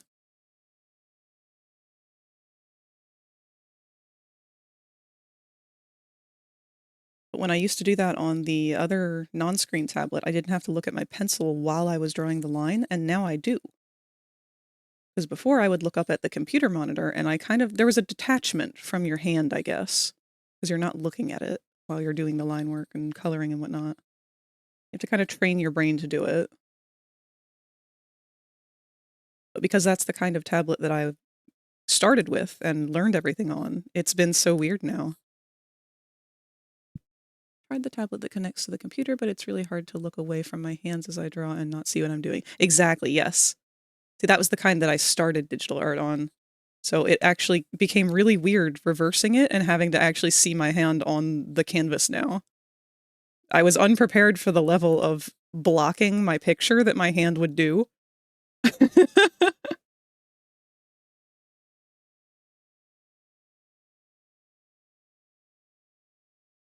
Oh my god, is this a lo-fi version of the Evangelion song? Yes. Actually, why is that on top of our alerts here? That's gotta go behind them.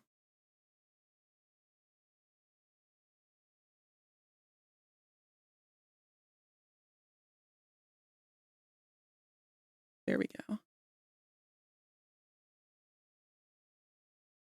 And then I should have it so that it will... Oh, no, it won't. That's all right.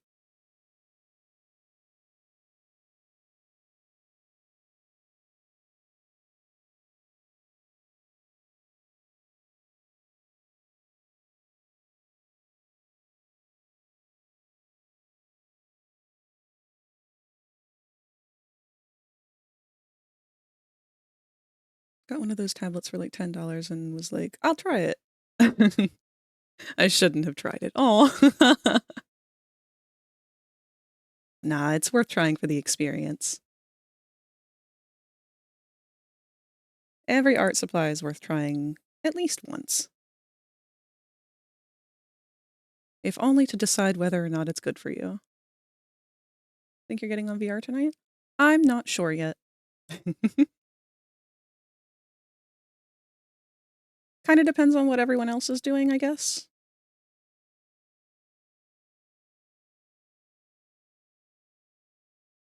And whether or not I want to go and try and throw some laundry in after stream.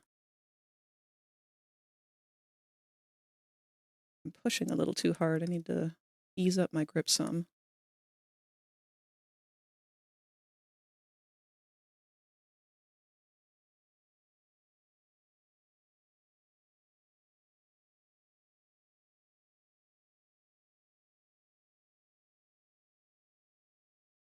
I was so bad at it and it was really frustrating. Oh.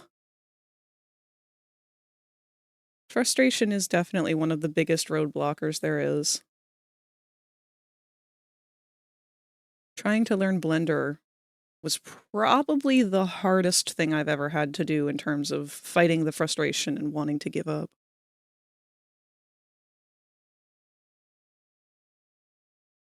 Don't like that line, actually. Let's bring it up a little higher on this side.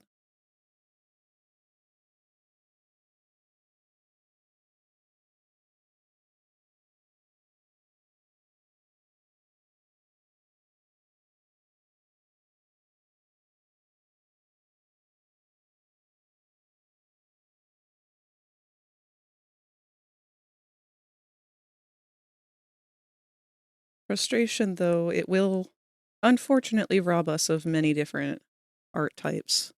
Because if the art itself isn't enjoyable, then we're not going to make it. It's just kind of in our nature.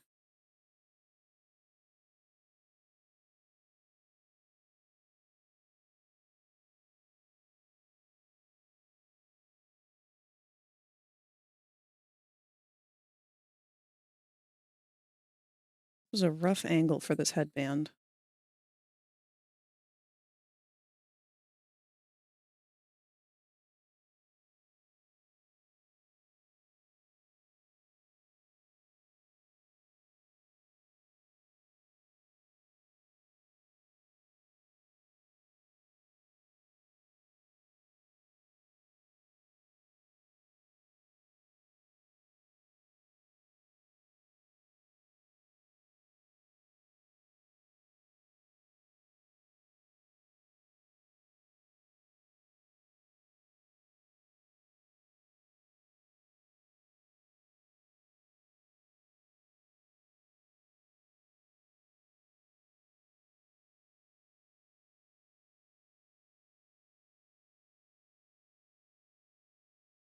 This is going to be another one of those might be cramming too much detail into small of an area emotes. Probably lost the skill anyway. Started working construction and didn't have time anymore. It's been probably 5 years. See, that's one of the wonderful things about creation, though, is that it's not dependent on your skill level. I mean, obviously, if you want to make big masterpieces and stuff that you can sell and profit off of, sure, there's going to be some element of that. But if you're just creating to do something, have something to do, then the quality output based on other people's consumability of it doesn't matter. You can just pick it up and give it a try. Because your art skill is going to vary depending on where you are in life, whether you've been practicing or not.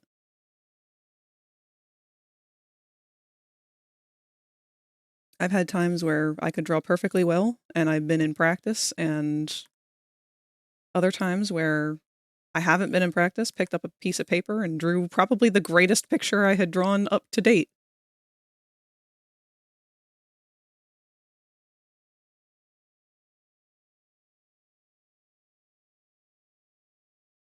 But it just depends on where our heads are, what we're feeling, and where the magic wants to go.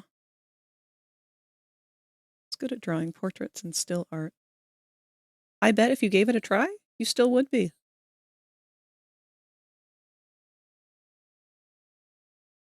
And art is subjective. I really believe that any art is good art. As long as you took the time to try and create something, I don't really care what it looks like in terms of consumability. I think that anything made with human hands that was built or created with a passion and a drive to create is amazing.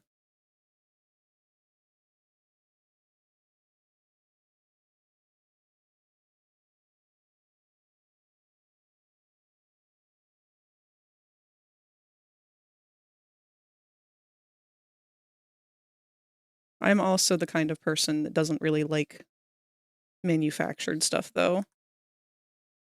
Back when I used to work at the library, one of my favorite things on earth would be when the kids would bring in drawings for us, or if a kid had left a drawing inside of a book that we were checking in.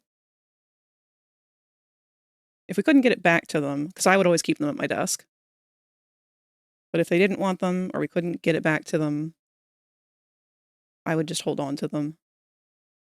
And that was probably one of my favorite parts about that job. Just being able to see what kids were creating. Because they had no reason to make it other than wanting to make it. There's such a purity to that.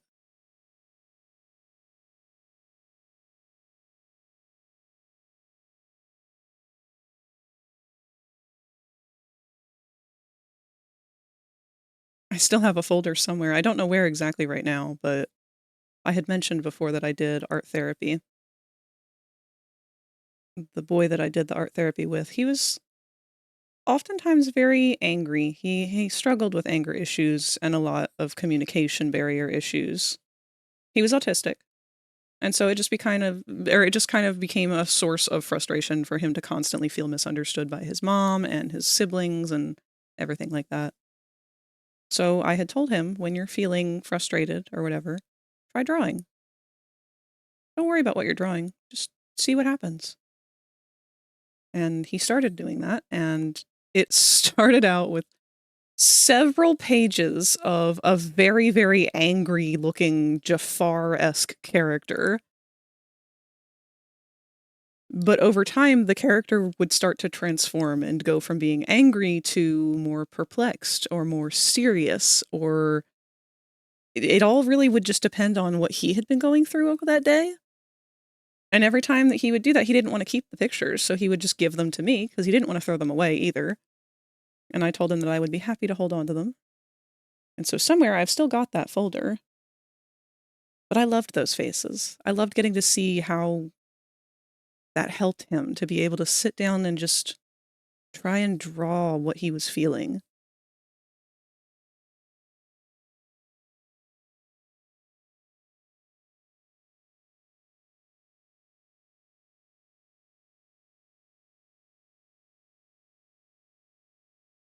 Oh, I never really defined that hand, did I? That's okay.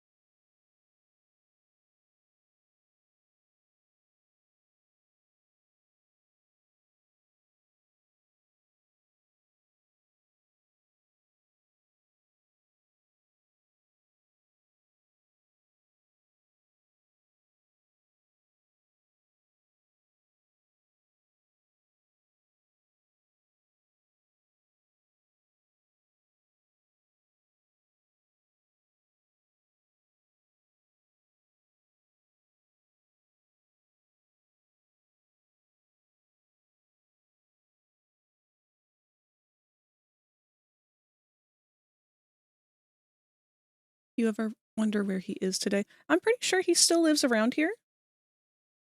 His mom actually worked at our local hospital, which is where my friend Tot works. I keep meaning them to ask and see how she's doing.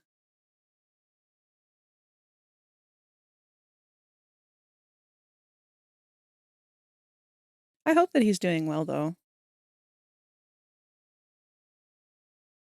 He enjoyed doing art, but he realized after a little while that it wasn't what he wanted to be doing with, like, career-wise.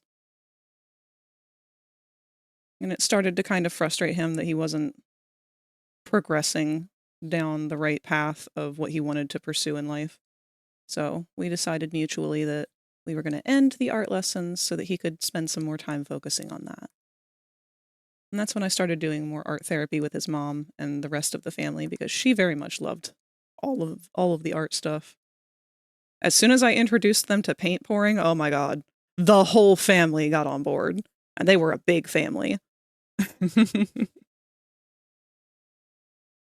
I'm a perfectionist. Not that anything I've ever done was perfect by any means, but after I get done drawing something, I don't like it because it's either not good enough or something looks wrong. You know, you are the worst critic. Oh, you are your own worst critic. Yes. It's very difficult to learn to like your own stuff because no matter what you do, it's never going to look exactly how you envision it in your head. I mean, it might get close sometimes, but the vision that we have for what we want to create versus what we do end up creating is oftentimes the big thing that kind of gets a lot of people out of art because they're so dead set on wanting it to look a certain way. That's actually something I've struggled with a lot myself. 'Cause I will get a little bit too nasty with myself and nitpick something to death, which is not fair to me. But thankfully, I have you guys here to fuss at me whenever I start to get that way. And remind me that perfect is not the goal. There was a video that I had been introduced to a little while back, and it really changed my whole perspective of art, and I have to remind myself of it all the time. But it introduced the phrase to me, finished, not perfect. Let me go find that real quick.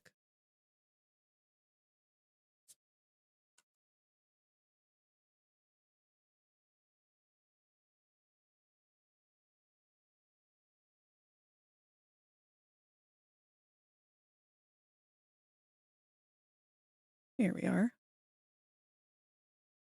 So it's by Jake Parker. It's only about 1 minute and 30 seconds. But that video really, really, really changed my perspective. I remember stumbling upon that probably when I was at my lowest with art. I was working on, I think, year 3 or 4 of burnout. And it just had reached a point where I was ready to give up art entirely. I didn't want to do it anymore. And then I sat down and decided, fuck it. If I'm not going to do art, I might as well finish a handful of these old projects so that I can at least say that I did them, they're done, and not worry about it anymore. And as soon as I started finishing some of these things, everything started to change a little bit. Especially because the reason I wasn't finishing them was because of the perfectionism. I didn't think I was going to be able to finish them as good as I wanted them to be. And some of them I didn't. But I had to learn to kind of accept that and let it go and move on to the next project because you can always make it again. You can always do it another time. You can always make it better. But you can't make it better if it doesn't exist yet. Make it exist first, then make it better. I always wanted to paint something like Bob Ross. If paint and stuff wasn't expensive, I'd give it a crack. Used to watch Bob Ross all the time. I love Bob Ross videos. That's kind of the same energy that I like to try and encapsulate here. At least when we're doing art. Wednesdays, we get a little chaotic. Wednesdays are the gaming days. But Tuesdays and Thursdays are the 2D and 3D art. And we just kind of keep this little vibe going.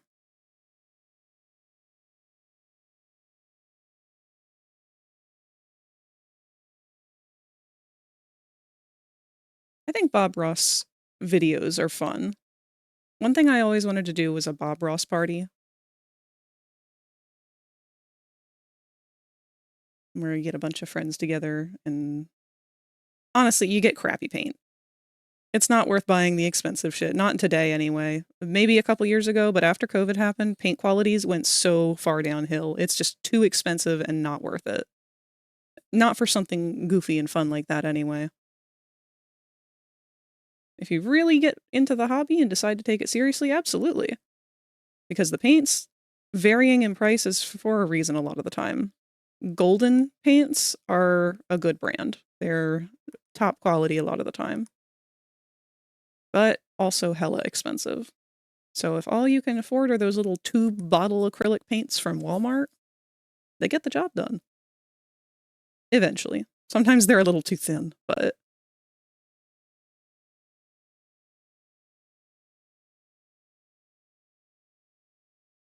Ooh, and I am doing the exact same thing this time that I said that I wouldn't do, and I'm putting the face off till last. That is not a good plan.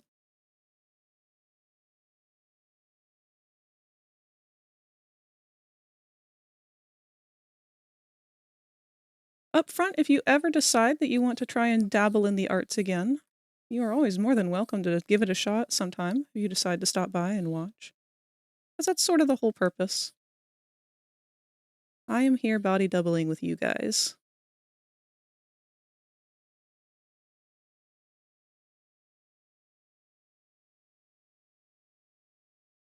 Doing a party with a group of friends and do like a paint along with Bob Ross sounds really fun. Yeah, that's usually the premise behind the Bob Ross party idea. My sister is also quite artsy fartsy at time, albeit a little bit less so than me, just because she wanted to focus more on her degree as opposed to just art. She went into veterinary, but that was always something that we had wanted to do together. The Bob Ross party. Problem is, she tends to be a lot more unhinged than me.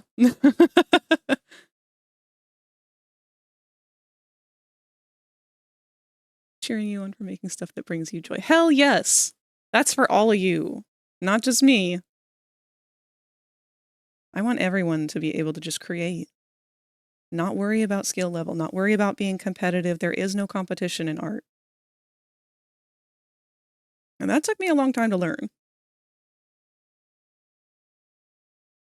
It was part of the reason why I was considering giving up art, because I was just constantly doubting myself, constantly feeling like, no, I'll never be good enough to do this. I'll never be good enough to do that.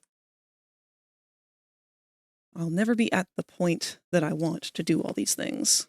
So I might as well just never do them. And that doesn't make a whole lot of sense. You can't get good enough to do it if you don't do it. So do it, and do it badly. Ah, perfect timing. If you're scared to do it, then do it scared.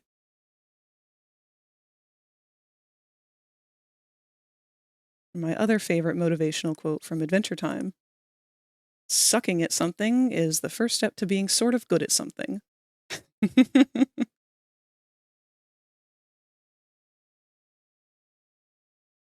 I think that we've pushed shame far too much in this world. I don't think people should be ashamed to create or to make things that look bad. Quote unquote bad, because I don't feel like anything looks bad, really. I think it's all objectionable. Might not look like how you wanted, but it's not a competition. Oh no, what did I say? That is what I meant.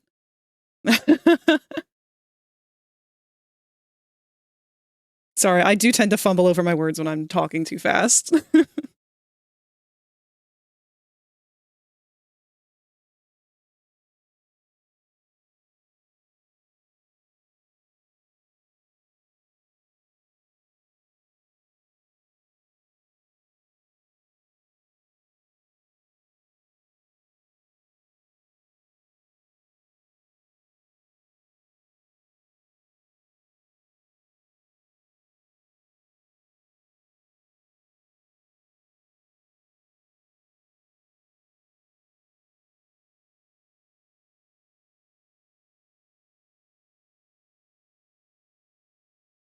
I do really not want to have this tangent here, so Let's play with this.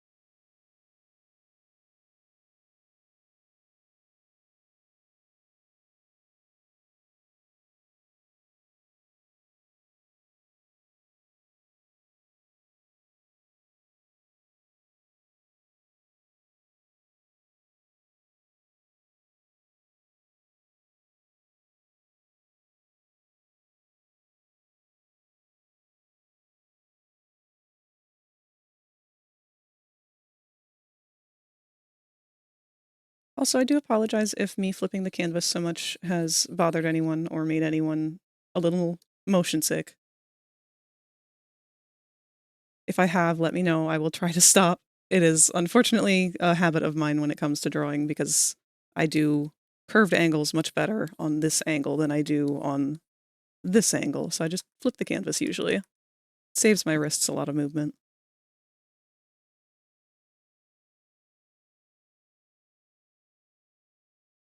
Getting too old to care what people think of me anymore. If I enjoy doing something, I'm going to do it. Hell yes, absolutely. Life's too goddamn short.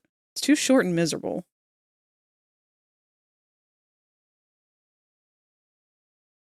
And we spend way too much time catering to society, catering to making sure that we're putting on the right appearances to make everybody around us happy and not nearly focusing enough on making ourselves happy.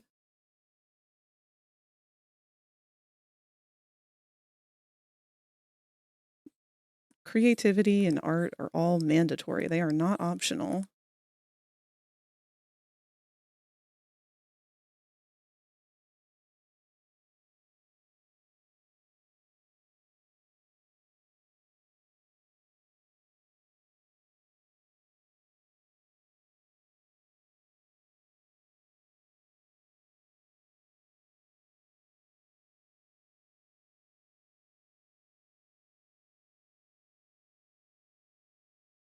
I fucking love this face that she's making so much.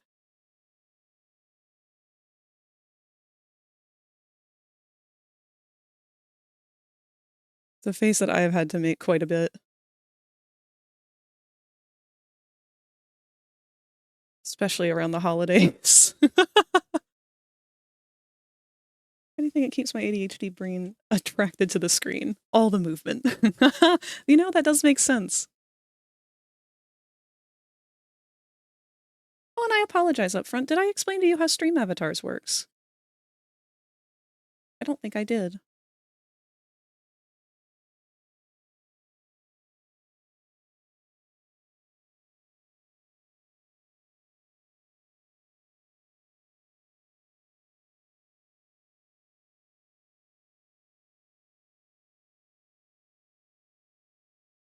Okay. If you're on desktop, there's a twinkle beside my head here, and you can float your mouse over it. It will give you two little icons, and if you click the one that says Stream Avatars, or SA, it will open up a little menu for you, and you can hatch from your egg into one of the dinosaurs on the screen. If you're a follower, you have to follow to be able to hatch. Otherwise, you'll stay an egg, but eggs can still engage. They can still interact and do everything dinosaurs can.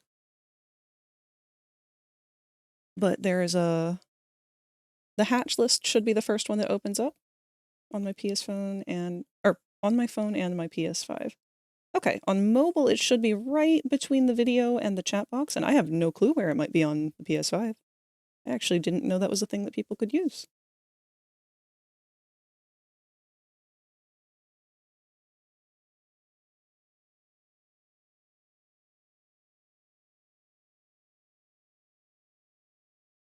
But you should be able to see your name. You are right here. This is you. And thank you for joining us, Daisy Blaze.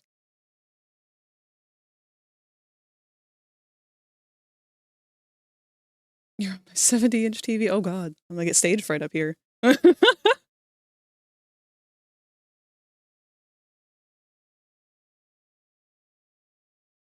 Don't shake the egg. Oh, I'm sorry. Don't worry. Void is watching over all of you little eggs.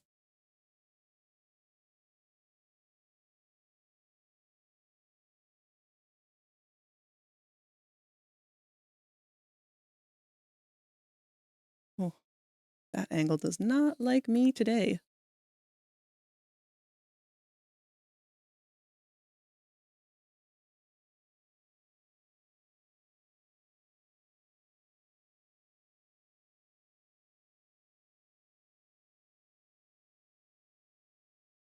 Watching over equals cuddling the eggs because cold eggy is not good. They must be properly warmed.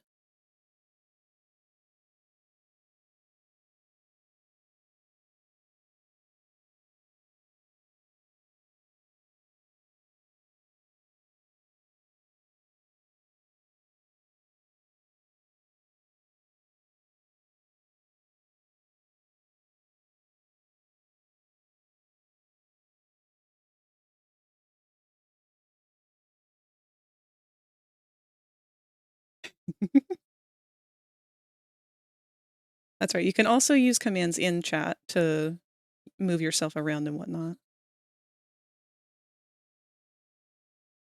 There should be a command somewhere to tell the full list of like things that you can do, but I don't remember what that command is, and I would probably have to close stream avatars to get it to tell me.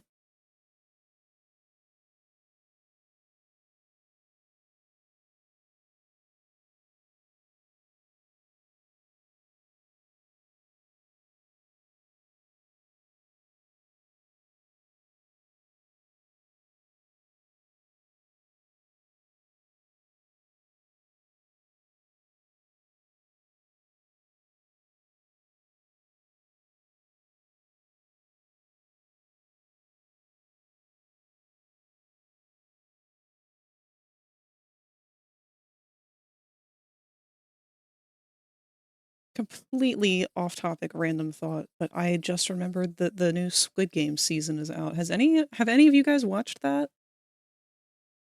I'd watched the first one like maybe like a couple days before it really took off and got trendy, and I didn't really know it was going to do that. So now I've seen it everywhere. I assume that there is a second season now out, and that's why people are talking about it so much.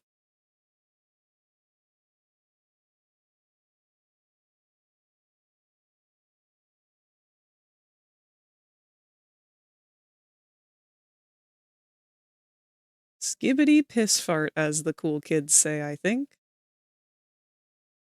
Thank you for joining us, Manic. Watch what? Squid Game. The new season. I've seen a lot of people talking about it, but no one's really told me if they've seen it or not, and if it's any good. A lot of YouTube shorts and such, so I know everything that happens, but haven't watched it. Got the TLDR version of it.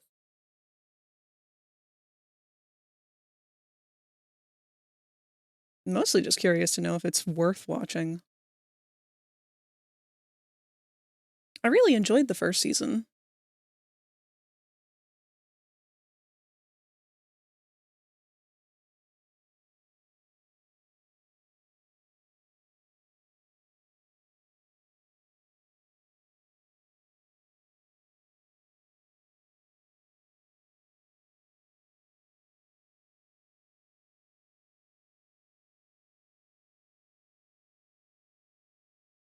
I mean, besides all of my favorite characters dying, but that was kind of to be expected. Fundamentally, the second season feels too cash grabby. Oh no, I was worried about that. Maybe that's why I haven't heard anyone saying anything about it, really.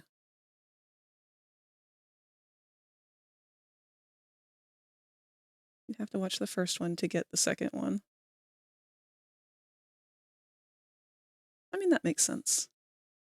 Although, I don't know, at this rate with the memes and everything, I wonder just how much people would really have to keep up with it.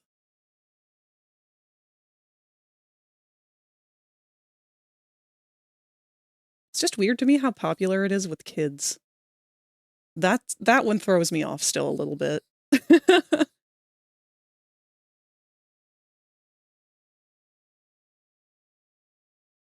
think it's just because of the bright colors.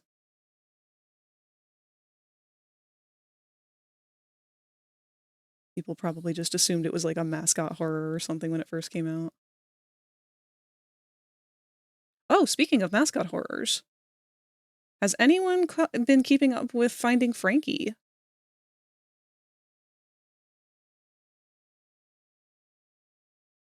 Kids being marketed things that they shouldn't be watching never happened before.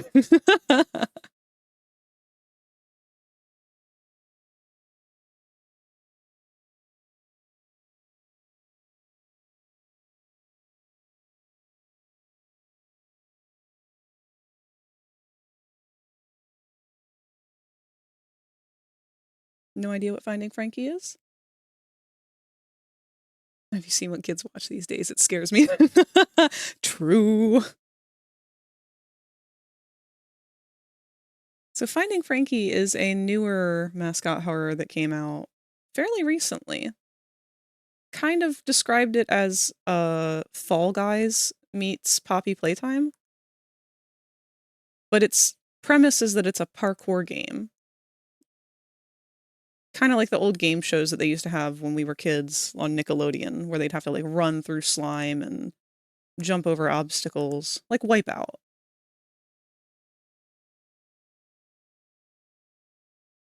I'm a big fan of mascot horrors. I know that they're terrible and they're always janky as shit, but my favorite game is Security Breach from Five Nights at Freddy's. And the jankiness is what makes me love it so much.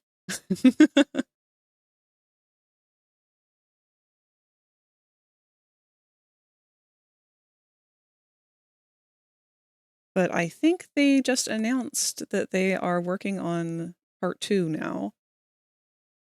Or something along those lines. I didn't get a chance to really look into it, but I saw some kind of news for it today. Or they're teasing something. Not sure yet.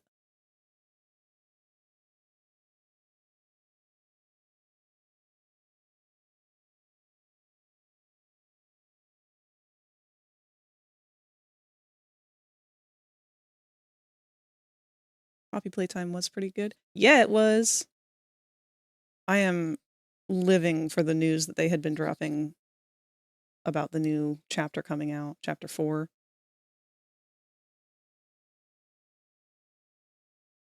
They had an ARG going on for a while, but I don't know if they're still going on with that.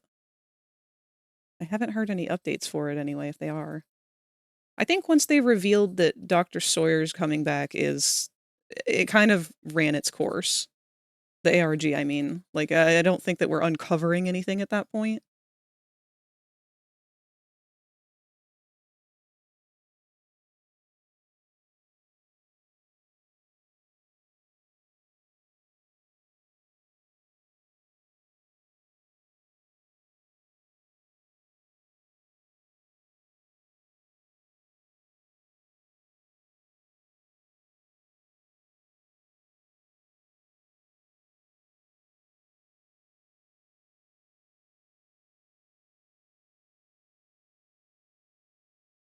Haven't watched the movie Five Nights at Freddy's. Was it worth watching? Absolutely! Okay, well, if you're not a fan of Five Nights at Freddy's as a premise, maybe not. For the story anyway, because the story's... It's Five Nights at Freddy's. Evil dude killed a bunch of kids, stuffed them in animatronics forever ago, and is now back to kill more kids, I guess. Same old, same old. But the movie itself, I liked it. I really enjoyed the whole... everything that they had done with it. The plot was expected. You know, the whole, like, you know, reveal that they're ghosts or whatever. The animatronics aren't the good guys that we think that they are, blah, blah, blah. It's hard to pull off something like that when the story's been around for so long and it's already so well known.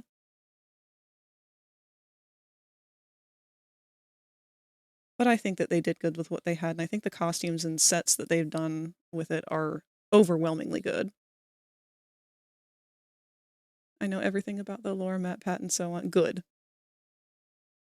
Then you can throw all of that lore right in the fucking trash. Because they are not catering to any of it during the movie. The movie has created its own lore. But it still roughly fits the same general schematic, you know? Random thought, I would honestly kill for a Left 4 Dead 2 inspired Sonic fan game where it's based around the Zombot infection for IDW. Manic, I would be willing to bet you that there is already a mod for Left 4 Dead 2 that does that.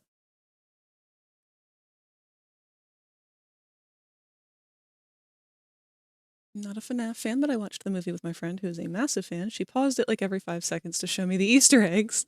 It's a love letter film, and that's all it needed to be. I respect that. Ugh, you're so good at putting these things into words, Catalyst. I agree 100%.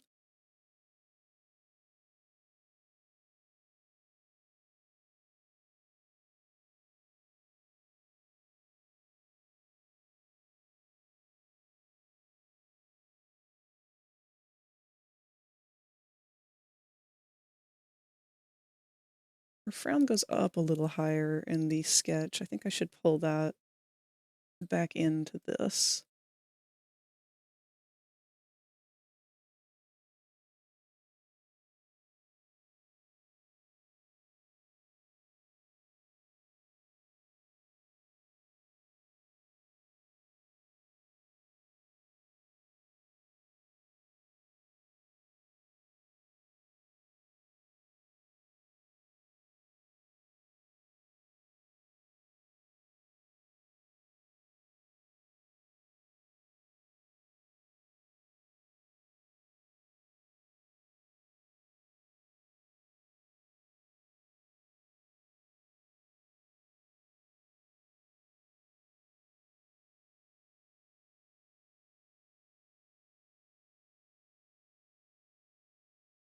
There isn't. Oh.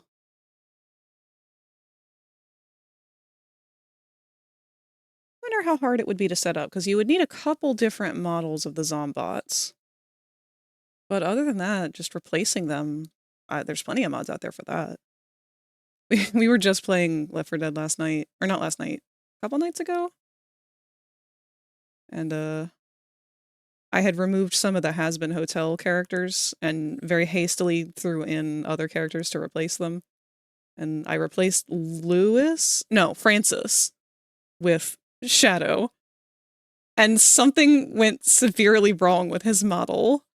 Because every time anything happened to me, as I was playing as him, he would just fucking break and T-pose.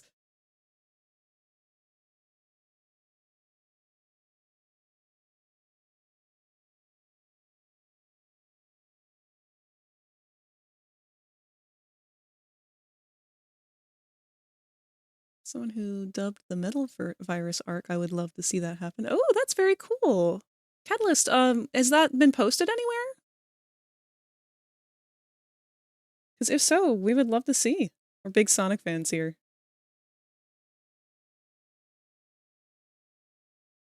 Throw in some inspiration from Sunset Overdrive and you have the perfect Sonic X zombie-based fan game ever. Perhaps I ought to talk to Landy. If anyone would know where to find a project like that, it'd be him. Uh-oh, should I know who Landy is?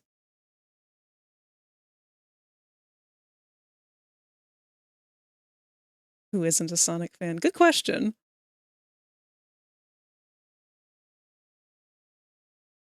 There's one spot here I don't like.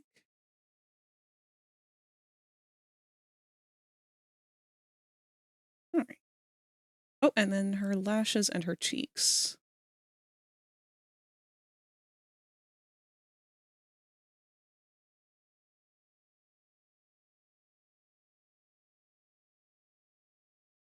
Got about 10 minutes before the next ad break.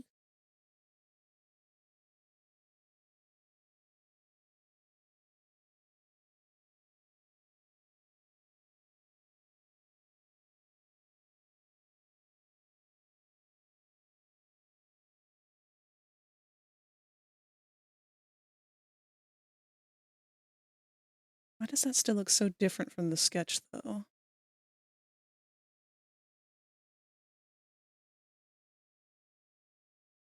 I'm overthinking it. Funny story, I voiced Rouge the Bat for the channel Adrenaline Dubs. We are a comic dubbing channel that focuses on IDW Sonic comics. That's really cool! Oh shit, Manic knows of you! Has it been an hour already?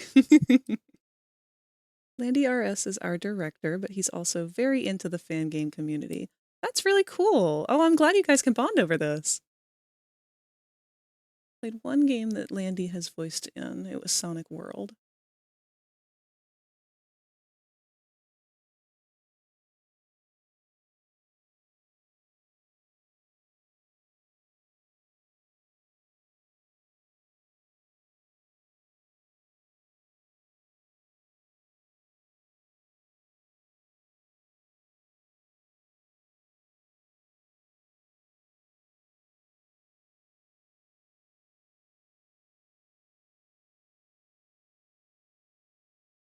Her eyelashes are connected to... Oh, they aren't connected to her eyes. Okay. Well, shit. I've been doing that wrong.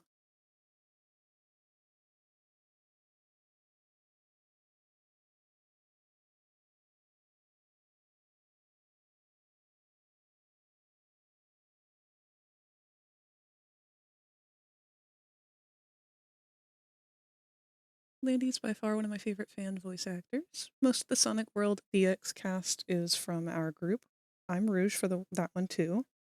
It was a huge honor to be asked, and I can't wait for you to see what's coming in future updates. I've shown Frag that new shadow costume from... Have you? When did you show it to me? Trying to remember.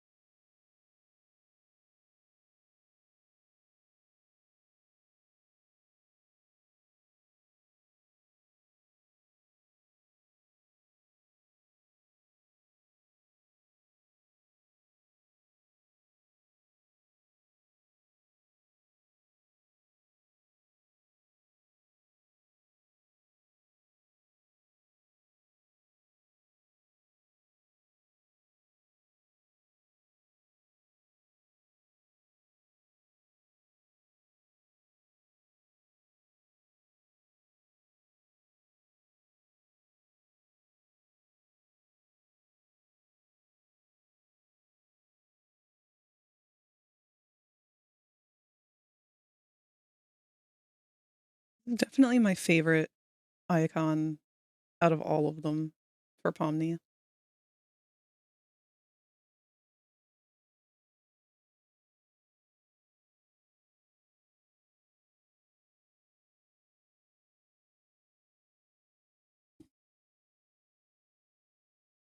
It's the one where he's in the suit, if I remember correctly, based off of the Rivals costume.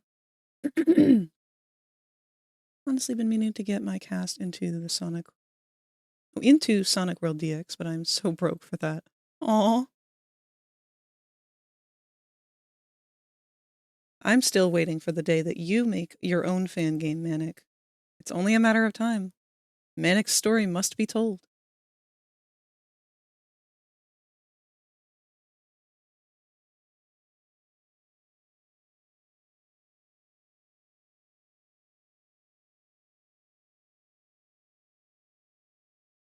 Although, not gonna lie, I kind of feel like Manic would almost fit better in a Kirby-style game.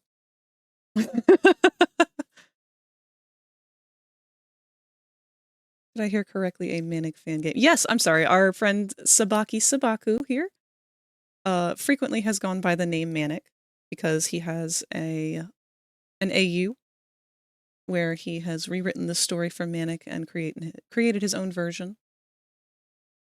It's kind of a crossover between stories, but I will allow him to elaborate since he certainly knows it way more than I do.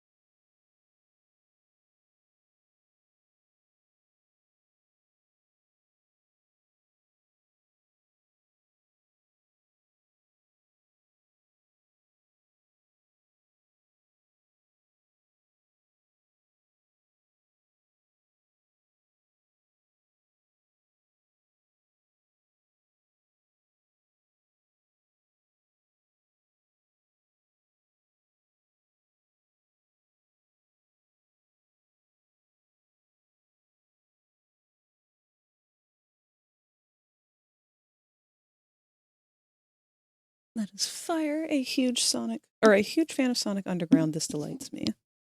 Basically, this Manic is a prince from the stars, and his brother figure, Calum, is a figurative and literal shadow of him. They both formed a League of Heroes, and there's so much I have to explain that my brain will explode. How does it feel to be the coolest person ever right now?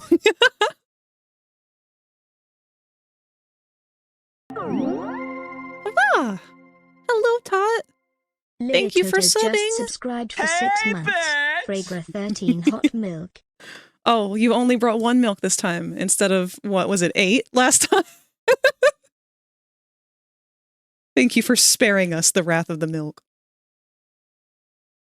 Oh, and just as a reminder, the ads are going to start in about a minute here. So they run once for 3 minutes every hour so that we can have a full hour uninterrupted.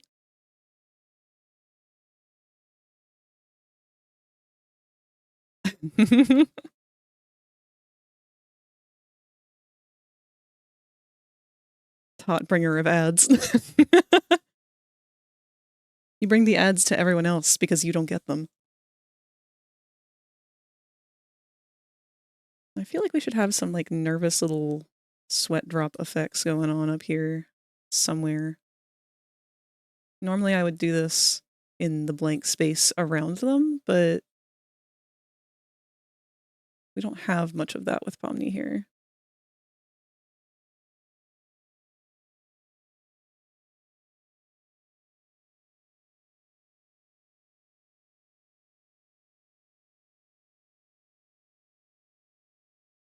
Maybe we'll make those white.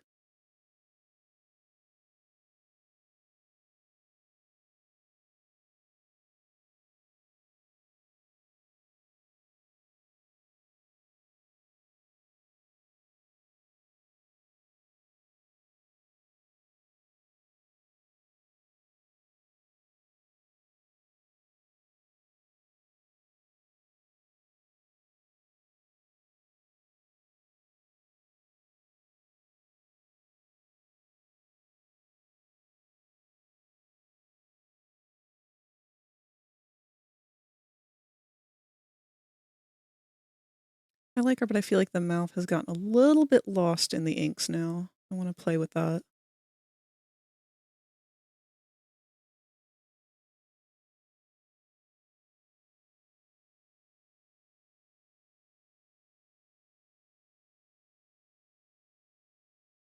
I kept wanting to autocorrect Pomni to omniscient. Omniscient. Ah! That right there looks good. Thank you. Trust me, my design definitely has other inspirations besides the original Manic. For example, Kirby, Ocean Prince from Puyo Puyo, Rystar, to name a few. Manic, are you okay with me showing the drawing that I did for you of your version? That right there looks good. Thank you. It's called having good taste.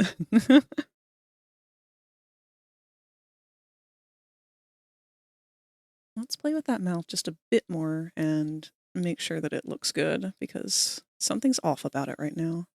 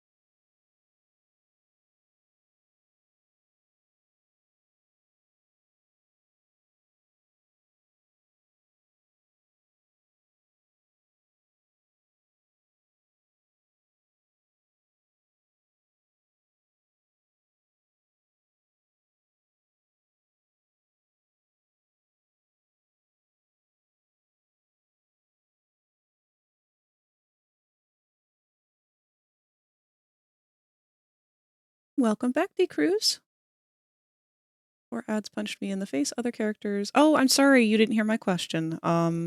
Manic, do you mind if I show off the picture that I did for your design of Manic? I think it was for your birthday a while back? Some holiday. Okay.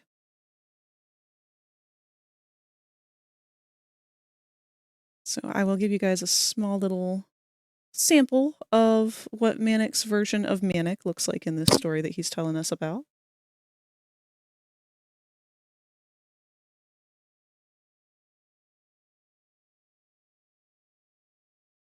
Here we are. So this is an older piece at this point, but this was much closer to Manic's design of him. I love this jacket so much. I want this jacket IRL.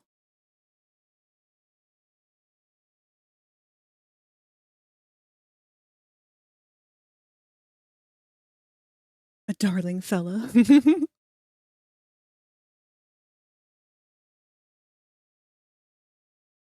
Uh-oh. Hello? Little dinosaur, are you having trouble?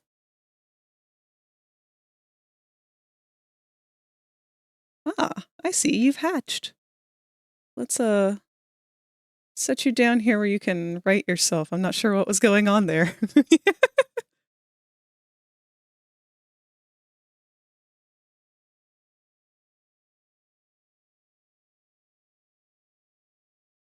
One of these days when I blow off, we're making the Manic sweater and K jacket real. Yes. I will happily be a model for them.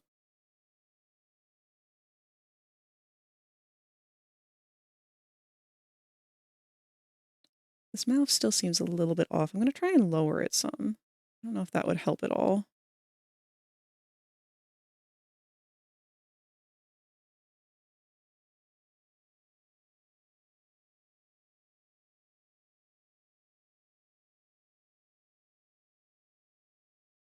Nope.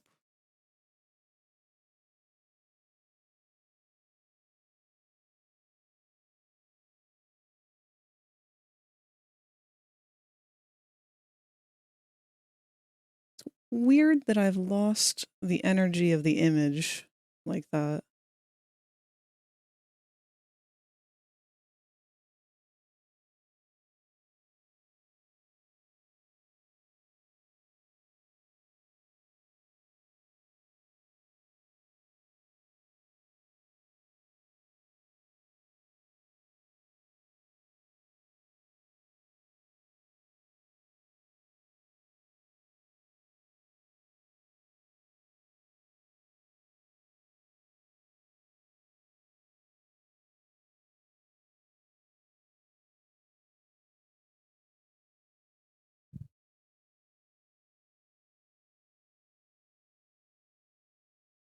Oh, this is where I lose my mind. I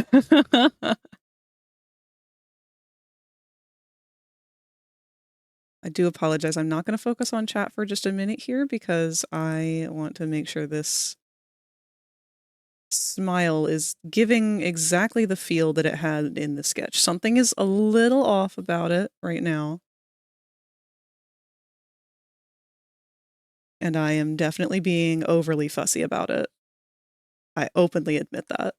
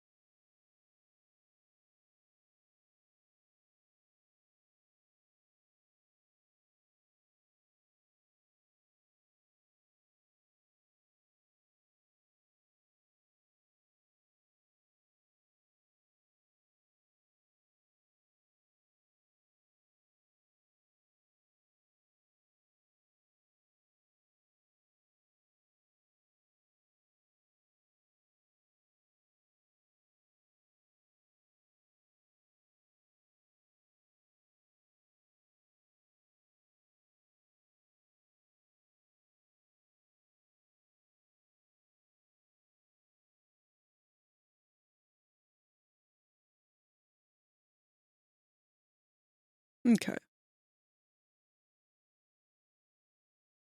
Also, we have been joined by Boko. Boko is my single-celled orange cat. The single cell that he has is the shared communal brain cell that all orange cats have. I don't believe he is currently the one wielding it.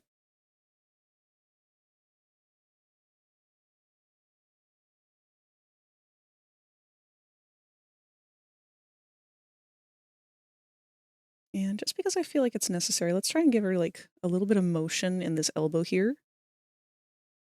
I don't know how well it's going to show, given our size. Hello, Kibby Boko. Did I spell that right? Close enough. It's B-O-K-O.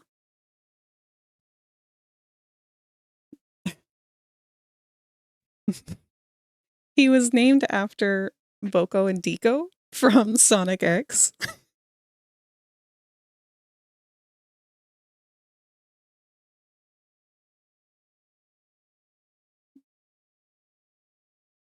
I believe you might have to Google this yourself, but you might be able to find out better than I currently remember. I think Boko Deco or Deco Boko is a literal translation of the phrase lumpy friend.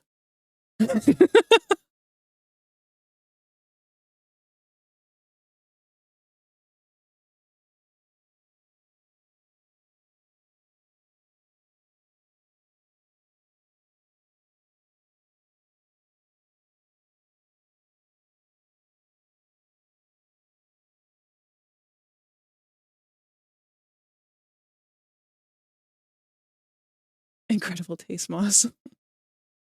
I have a white cat with a black hat and a black tail. She also has a black heart on her ankle, almost like a tattoo. Oh, that sounds so cute.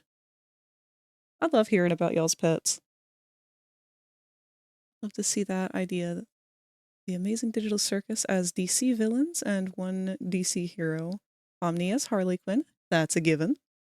Jax as Deathstorm. Kane as Deathstroke. Gangle as the Elongated Man. Zubul as Clayface. Ragatha as Ragdoll. And Kinger as the Mad Hatter. Not super familiar with all of those characters, but I think that would be a really cool AU.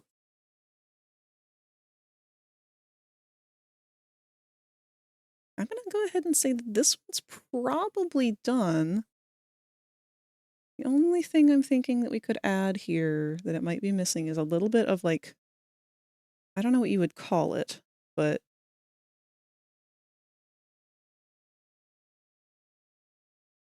kind of like the opposite of blush, where instead of blushing, they're like,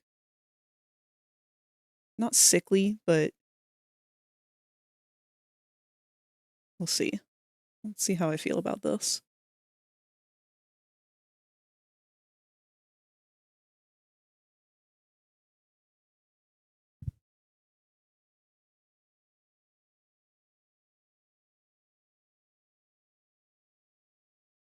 It's like a dread.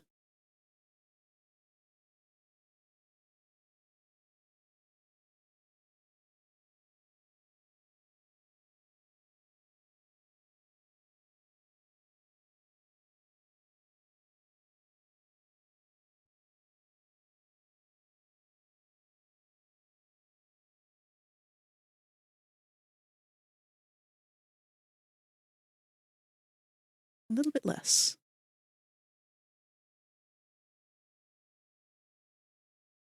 These subtleties are the things that I've never really been all that good at with art. My autism kicks in and I just kind of only see the big picture and don't see these little details that often get hidden away. And then we would usually, with that, have a little bit of a scratch texture kind of in between. Sort of to kind of represent grimacing a little bit.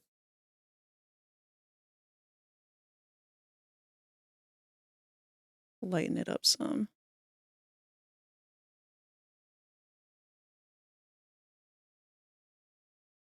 Instead of it being purple, or being black, let's make it purple.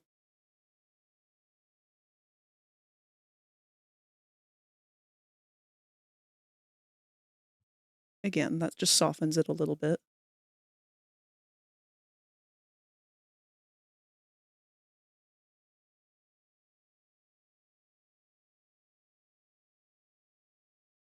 I like that, but I think I'm going to make it just a little longer.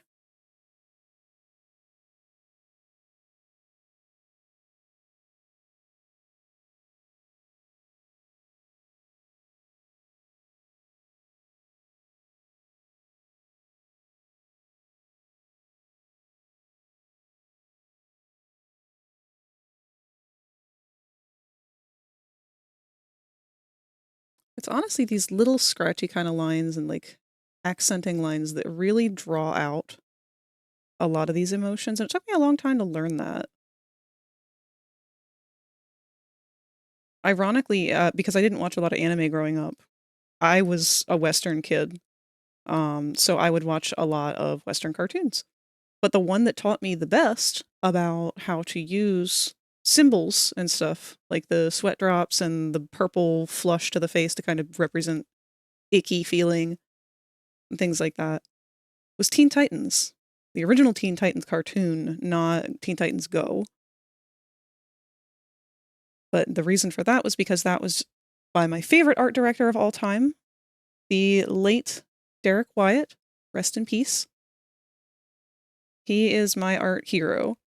And just about everything I learned about drawing and stylization came from him. He sadly passed away prematurely due to a, I want to say, heart attack. So he was quite young at the time, at least in my opinion. I want to say he was maybe late 30s, early 40s.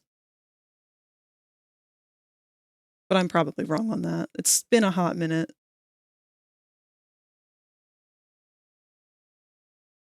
All right, let's go ahead and save this one. I like where this is at. I might thicken up around her eyes just a little bit to match some of the other ones because I know she's got some darker eyeliner-esque around her line, or around her eyes. But we'll double check on that later. Finished, not perfect. So we save. And save a PNG. Close that. Reopen it as the PNG. And then we're going to drag that over to our pile of completed emotes.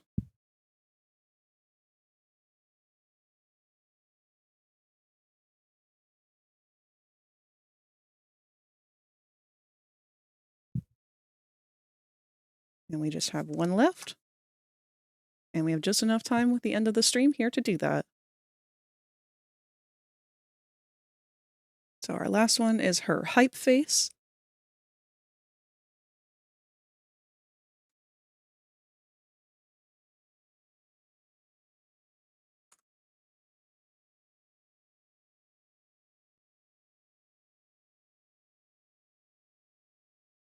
Change our background to gray again. Get rid of this layer. Save this as a new project. This is the Pomni hype face.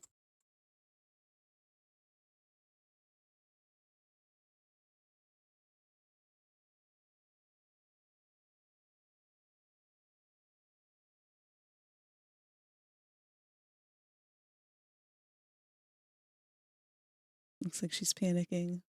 It's got a secret she's trying to hide. Just having a time. Still can't get over how Hatsune freaking Miku is in Fortnite after all the jokes. Wait, did they just add her to Fortnite?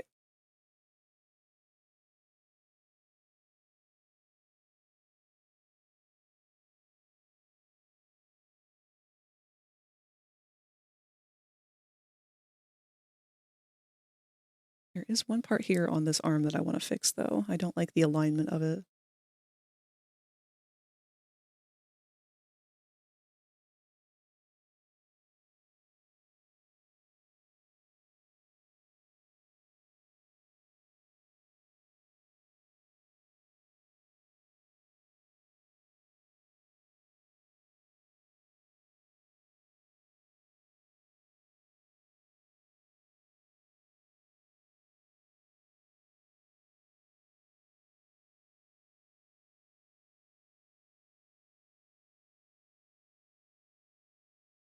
Yes, along with Godzilla, who coincidentally always joins her when she gets a collab. What the fuck?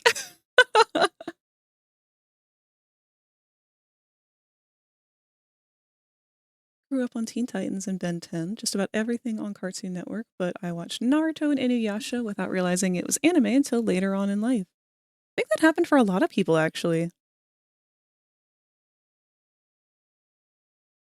Adult Swim did air a lot of, like, top-tier anime at its time.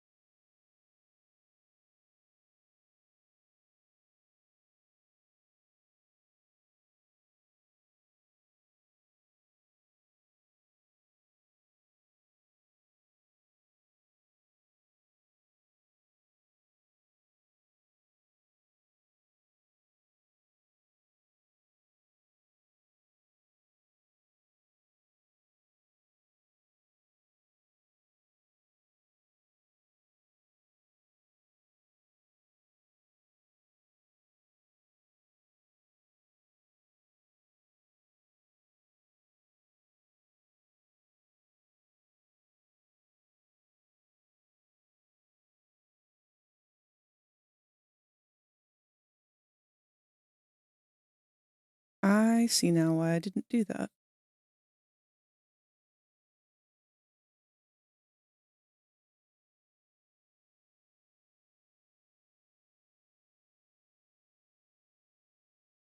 It's okay, I don't think it'll be too noticeable.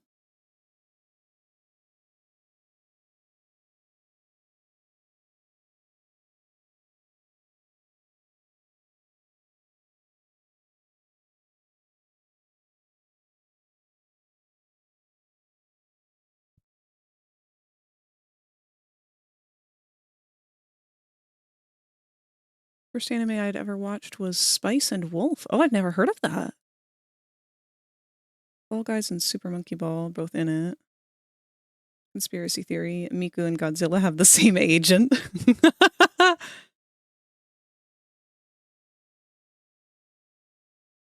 Alright, let's get to inking this last one of Pomni here.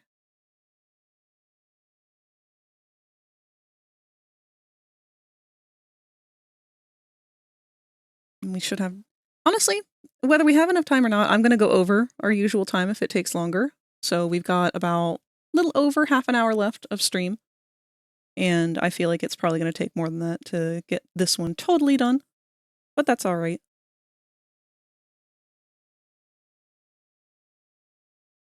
I would rather have quality over anything else. And you guys have just been wonderful to have here today. You're always wonderful.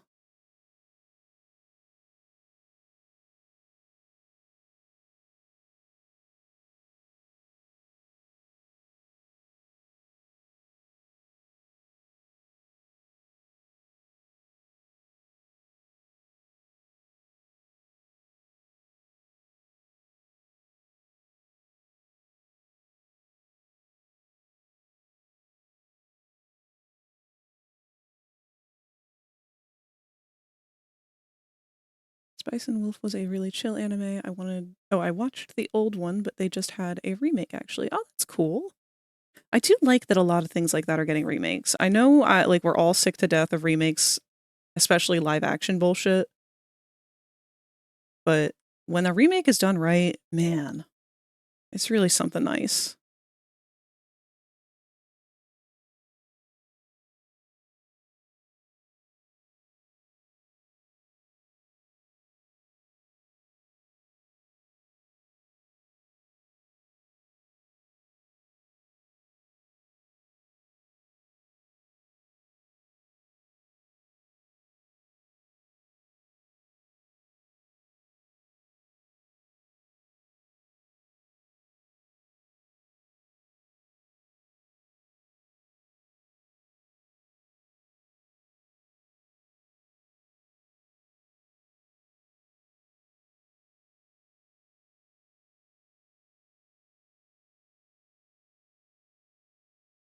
Again, let's try and get this face out of the way as soon as possible.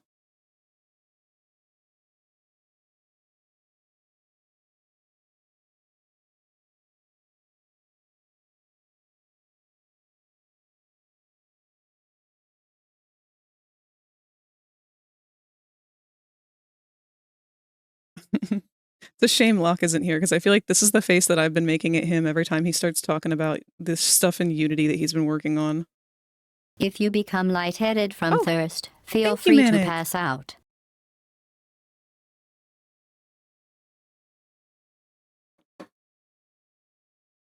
Oh, thank you so much for the hydrate.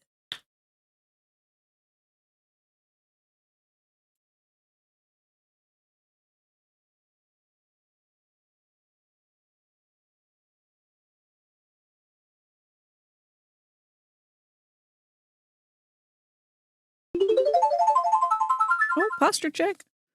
That's very good. Catching me shrimping. Drink the forbidden waters from hydrosity.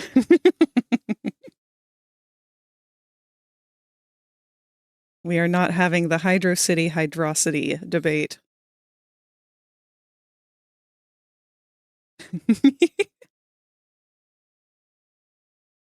Caught us all shrimping.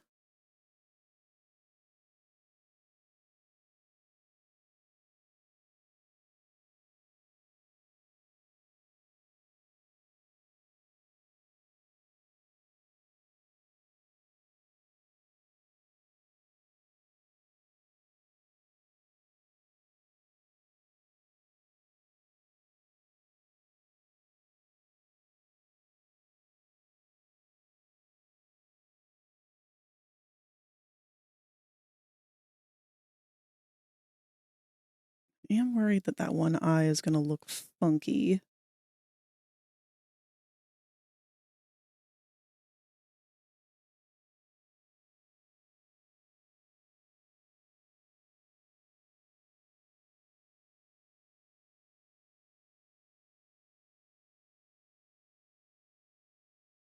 We will see.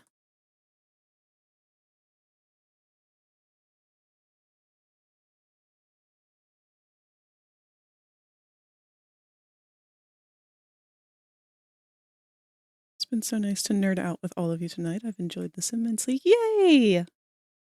I'm very glad that you've enjoyed your day.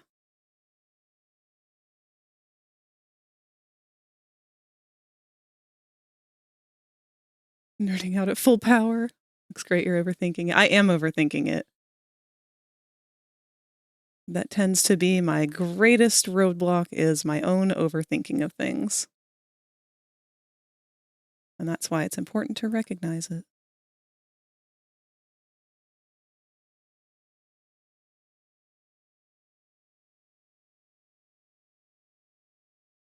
It's funny because you wouldn't really think things like that would translate into things like art or video games or whatever. Just general enjoyment. But I'm sure it's not hard to predict that I am a very big therapy advocate.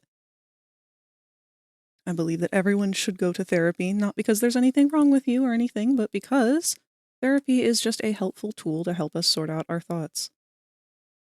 And we as humans have a lot of thoughts that need sorting out. Especially during times like lately. Lots going on in the world. Lots going on in our heads. But a good question that my therapist taught me to always ask myself is, why? Or what do I want? Why do I want this? But more particularly, why do I want this?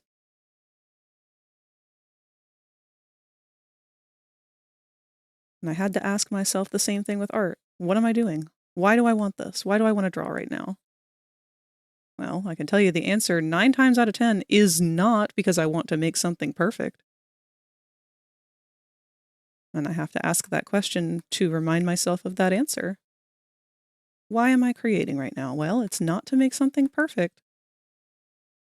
I'm creating because I'm streaming right now. I'm drawing. I want to make something. And that's all there is to it. It doesn't have to be perfect. It doesn't even have to be close.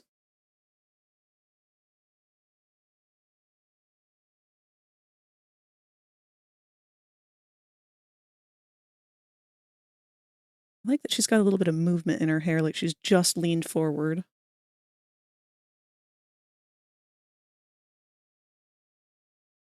Try and carry that into the line work.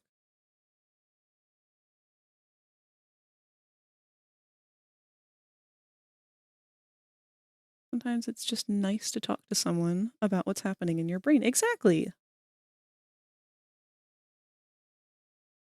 Talk to someone without judgment or fear of judgment, because honestly, fear of judgment, fear of social obligations, things like that, that can cripple our ability to just do anything. I've really noticed it a lot with my friends who have not been to therapy before, that they will be having a really hard time dealing with something, and then it's not until they are starting to break down that they can actually sit and realize, why am I upset right now?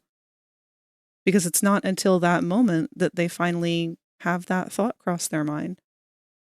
But something as simple as sitting down with somebody and saying, hey, what do you want right now? That can really change things, just to sit with someone. Give them the space to think and try to answer that question honestly. Because we really don't ask it enough. We don't stop and wonder, why am I reacting this? Why am I feeling right now? Like, what am I feeling and why? And is this what I want?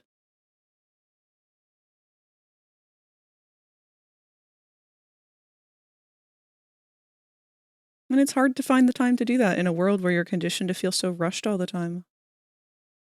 We always have this kind of urgency looming over our heads of, hey, you gotta do this, you gotta do that, you gotta do everything.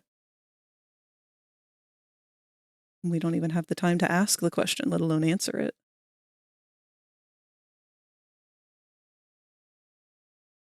Good habit to get into anyway.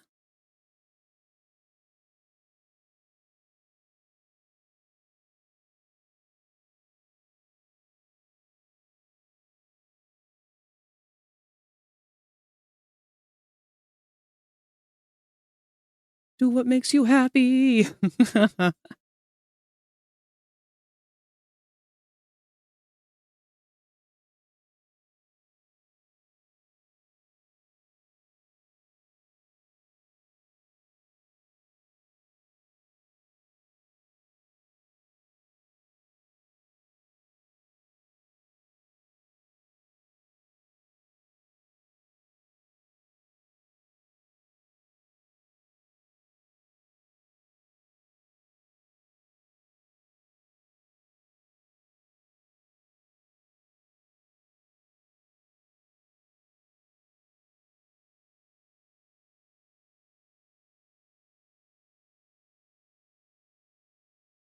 What song is this? Ah, Undertale. Should have picked up on that one.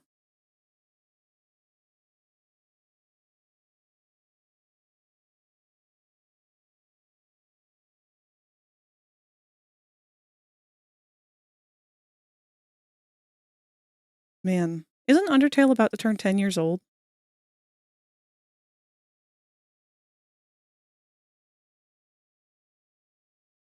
That's still kind of a wild thought to me.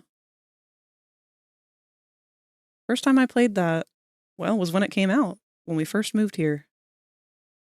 And I still kind of am in shock that it's been as long as it has.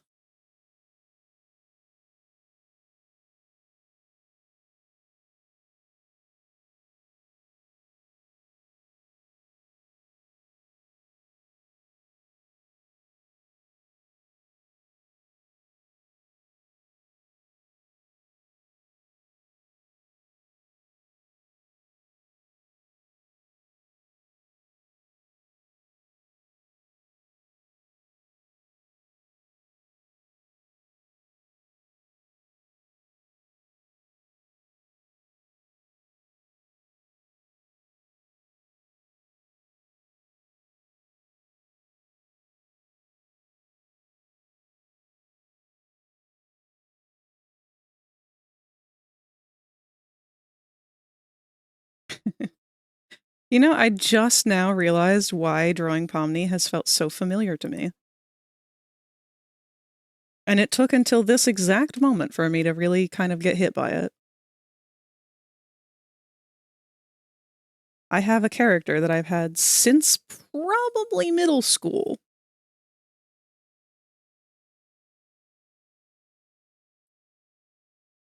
I'm gonna quickly draw him here for y'all.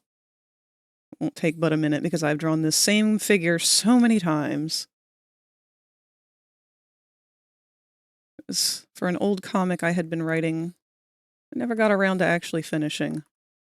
Or honestly, drawing. Just sort of drew screenshots, I guess, of what it was going to be.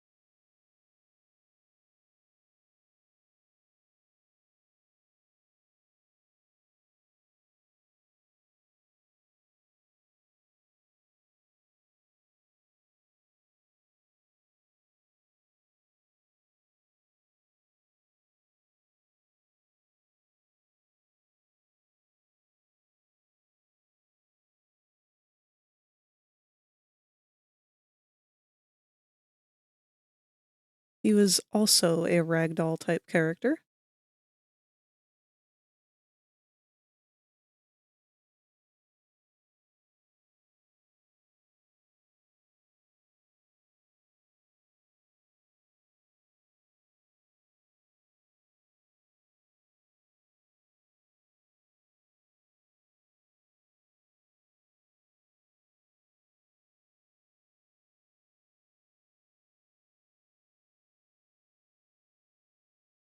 His name was Lucas.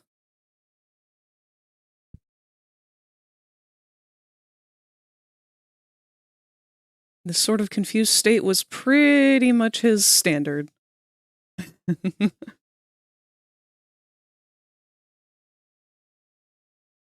Double down on the Chumba defeat. Is he also emergency food? Come back to a blast from the past. Yeah, Tot's probably one of the only ones who would recognize this figure. But he is probably one of my oldest characters at this point. And he and the way that I've been drawing Pomni share a lot of similarities. I'll quickly save that. It's been a hot minute since I drew him.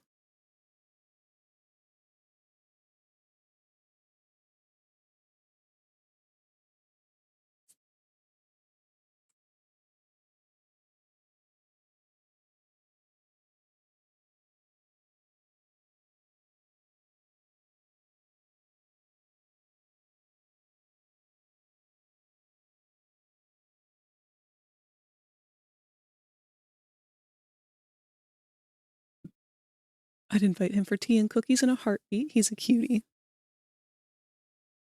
I remember Ripley always liked that guy. Oh, Riley, yeah. Riley was like one of the main characters. Do I have any pictures of him on this computer? I think I started redesigning him fairly recently, actually.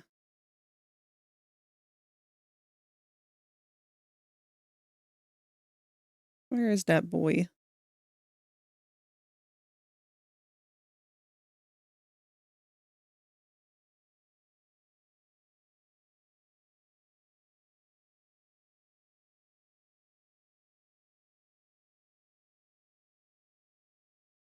Yeah, I'll have to dive into that another time because I will fully get distracted by the old OCs. And we don't have too terribly much time left for stream. One of these days I'll do a full stream devoted to them.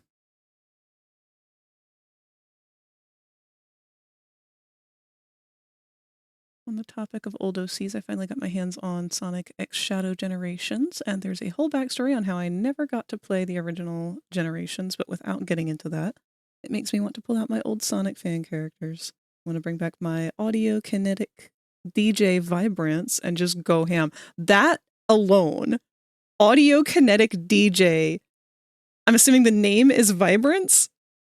That's like the coolest fucking concept on earth right there, and I'm demanding you to do this. This is no longer a choice.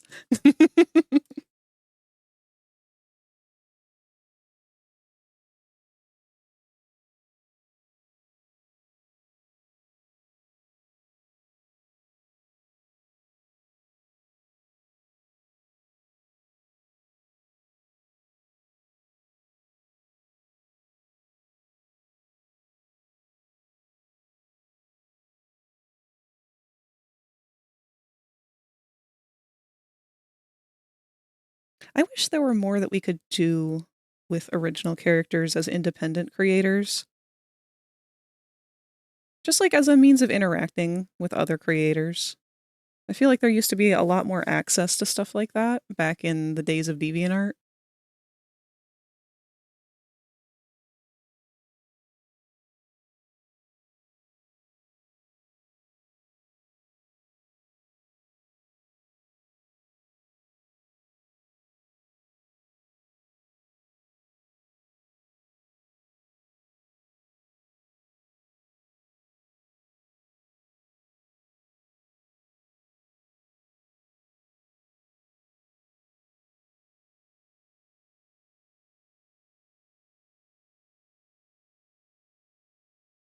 Always feels so weird. It feels like everyone has so many OCs and I just can't. I just recycle the same one for everything. That's all right. Some people have a lot of different characters and other people only have one or two. Nothing wrong with that.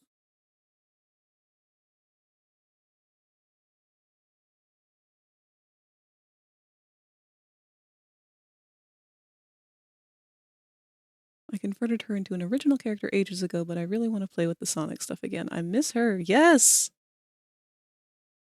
Fun fact, I actually have a version of Moss myself, my main persona, I guess.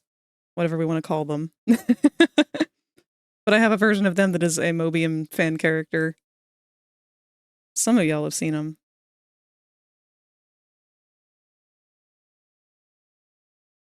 I'd love to see that. I have the original drawing. Hold on.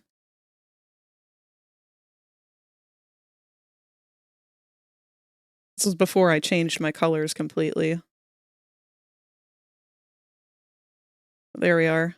Master Raptor. This might still be my icon in a couple different places.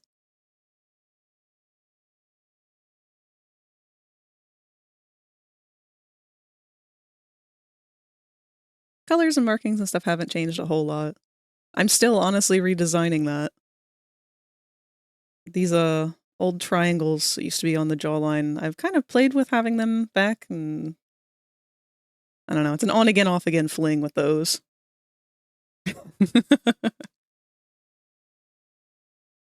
Delightful Raptor. Thank you!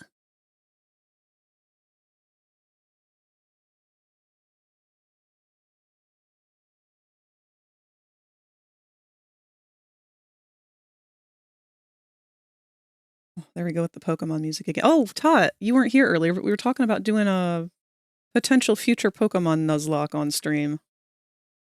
Thinking about either doing Platinum or X and Y.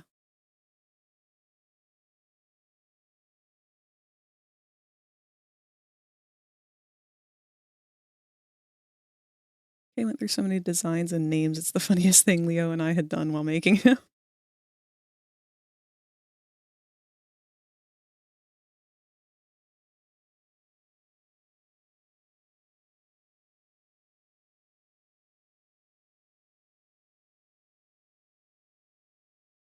That's a weird thing for Nurse Joy to say. We hope to see you again at the hospital?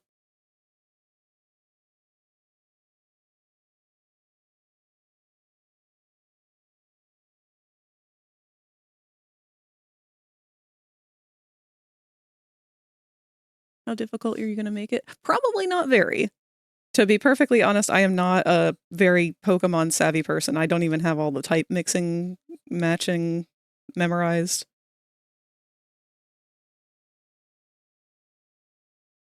Probably just going to play it safe for the most part. But I've never done one, and I think it would be funny. I want to see all of us get attached to, like, the worst Pokemon ever that ends up getting all the way to the Elite Four. Surely I won't backseat. No, I encourage the backseating. Because I am not good at Pokemon. I'm going to get them all killed. Hope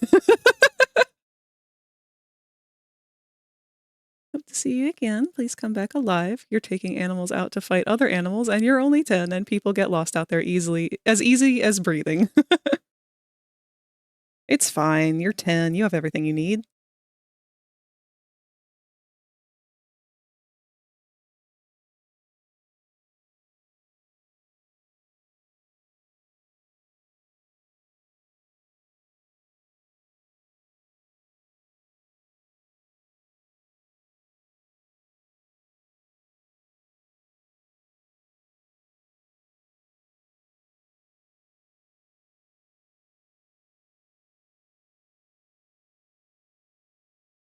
Just stick to the base rules then. If it faints, it's dead, and you have to use the first encounter in each area. Yes. Although, I don't know. Can you... I guess you can't really emulate Wonder Trading, huh?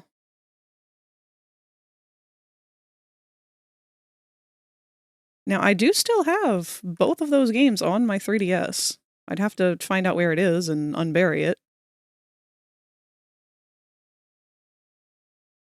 But if that's the case, I could see if I can look into actually streaming from the 3DS, if that would be any easier or better. Kid gets lost while fighting animals and then meets God and also fights him. You're gonna do a Wonderlock? Kind of. I really like Griffin's playthrough. He did a Nuzlocke on X and Y too. And I enjoyed playing X and Y a lot. That was one of my more favorite Pokemon games. But at the end of every gym battle, he had a rule where he would have to Wonder Trade away one of the winning team members. Just to make it a little bit more interesting. And I thought that that was a really fun rule. I did a janky Wonderlock of Scarlet. Yeah, how'd that go?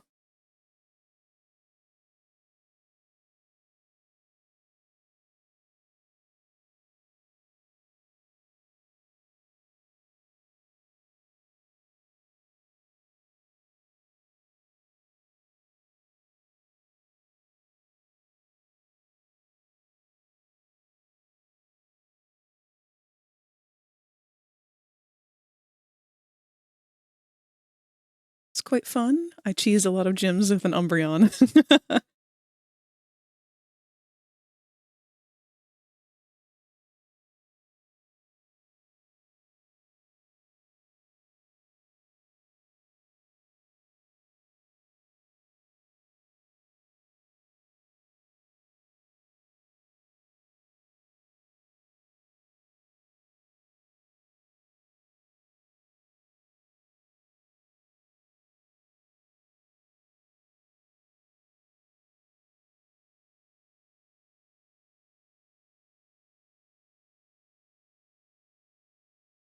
Oh, this song's got cicadas in it.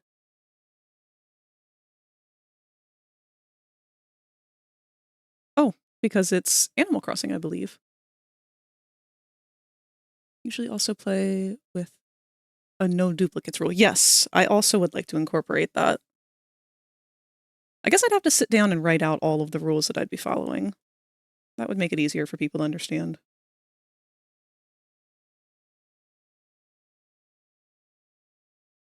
Is your favorite Animal Crossing song?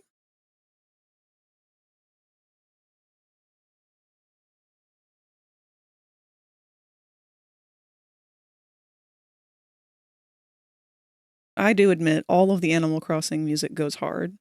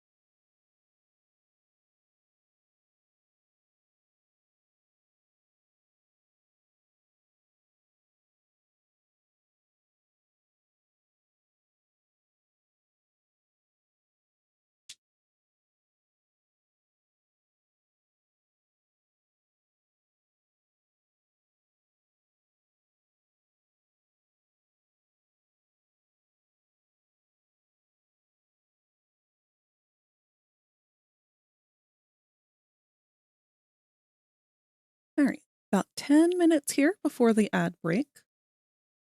Let's see if we can get this line work completely done before then. Cutting it close with that. Not that there's any rush.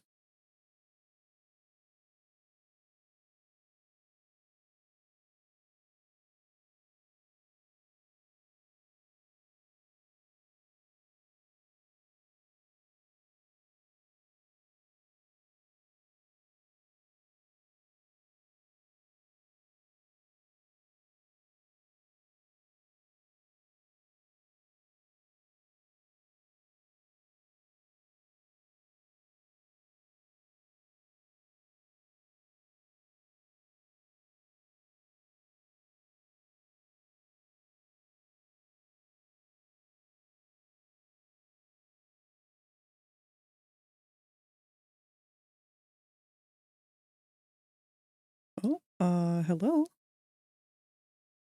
Ah, my selection's still active. The one I did for Scarlet was mainly just to make a second playthrough more interesting so I could really lose. But I had modified the rules to be that if it faints, I have to wonder trade it away for something new. And I could only have the Pokemon in my party, so whatever I got, I had to use, unless it was a duplicate. I just caught a full party of random stuff as soon as I could at the start of Wonder Trade them all away. I love the Wonder Trade. That was one of the best things that Pokemon ever incorporated.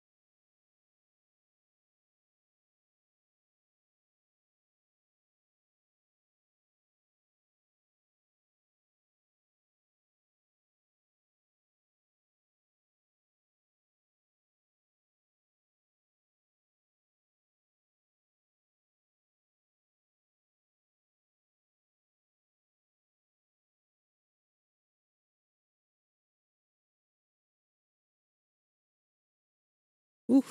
Ooh, ooh, ooh. Quick drawing tip. If you ever catch yourself suddenly tensing your wrist, the moment that you notice it, stop everything, put your pencil down, and do a stretch. Your wrist should never tighten up while you're drawing. You shouldn't be holding your pencil in such an iron grip in which it does. I say this because I just caught myself doing it, and I realized that I was tensing muscles that I had no reason to tense. It wasn't helping me draw, it was just making it more difficult.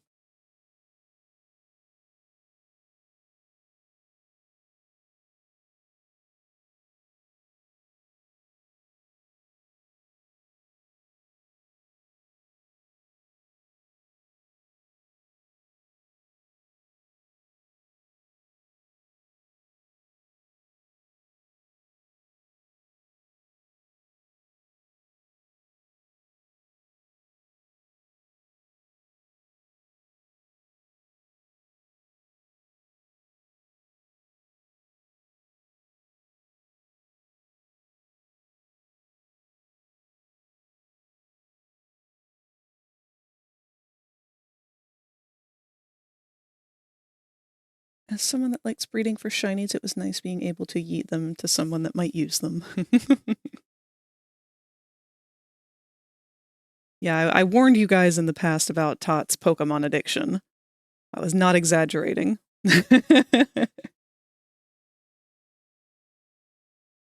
What is the most amount of eggs that you've had to hatch for a shiny Tot?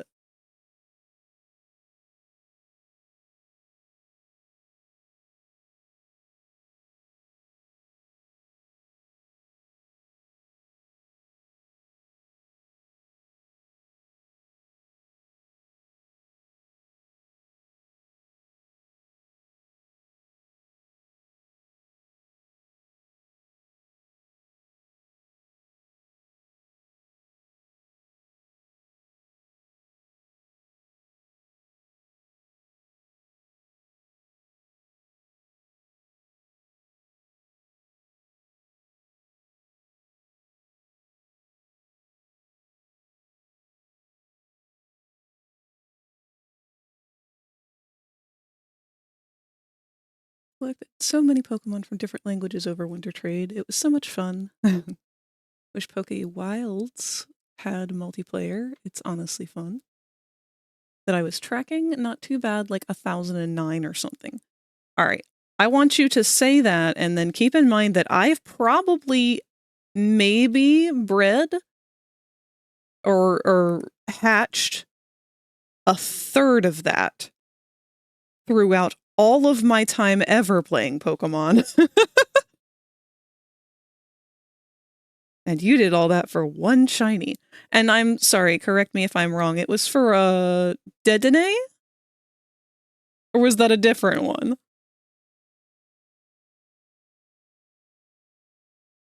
Is Pokerust still a thing? Oh, good question.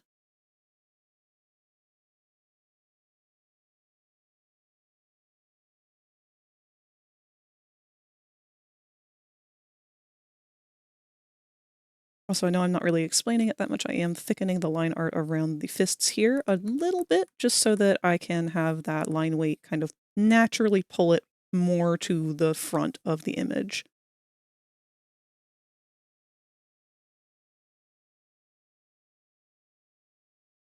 Close, it was for more Pico. Yes, an even worse not Pikachu.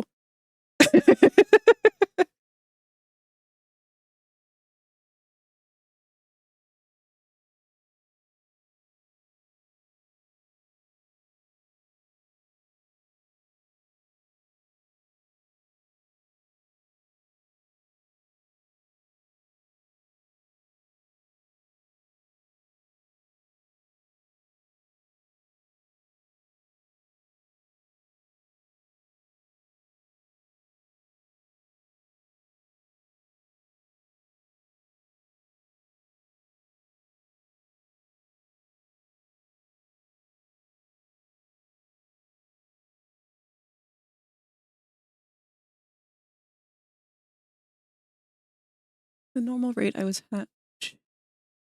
Oh, the normal rate I was hatching at for a shiny is 1 in 412, so it wasn't terrible.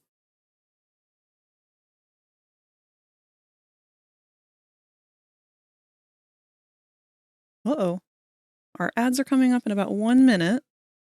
Let's see if I can beat them to it.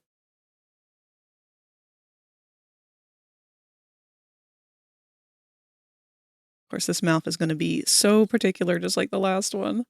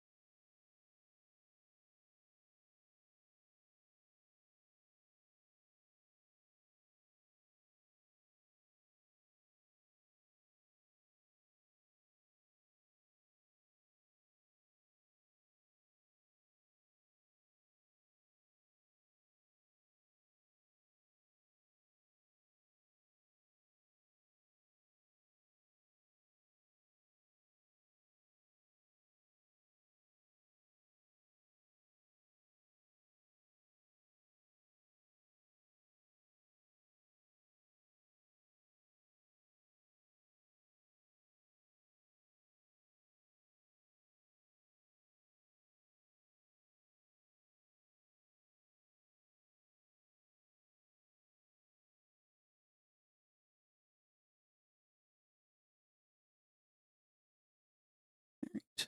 Angle of the teeth and tongue are off. And I'm just being nitpicky. How does it know we're talking about Pokemon?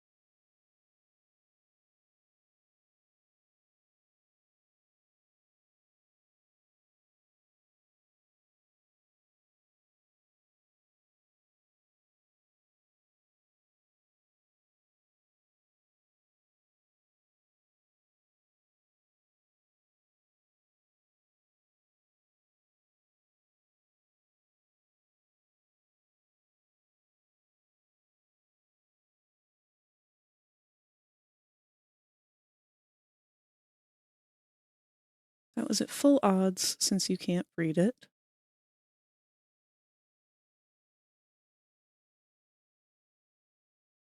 And I also cheesed it by having a controller that could spam A.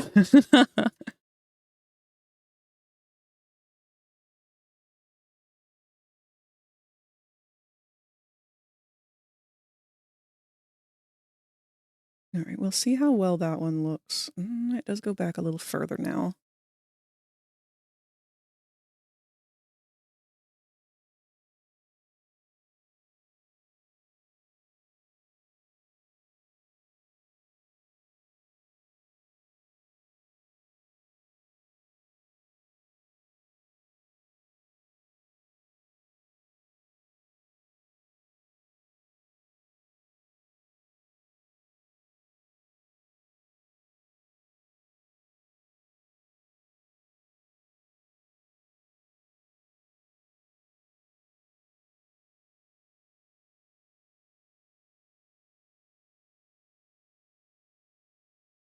I am sorry to disappoint anyone who thought I was actually going to go out of my way to draw a star and not do it that way.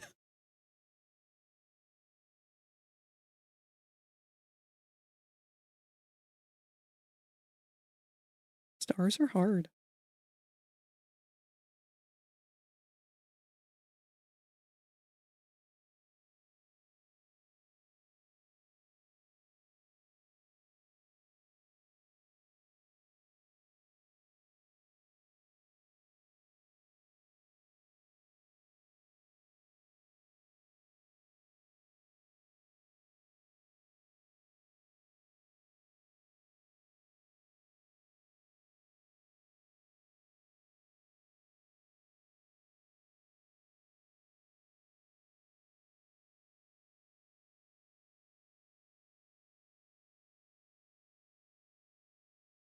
Called Using Your Resources Wisely. Yes.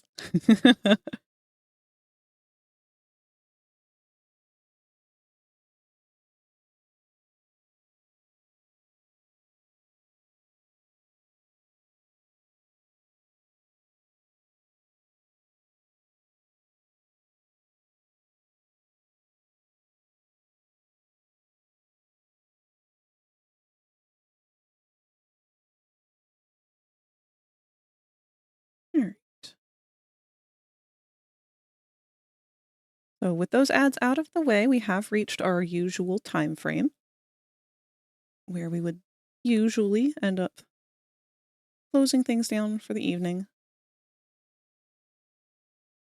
But I want to make sure that I get this one done so we can call it there. Am I just going to copy this star?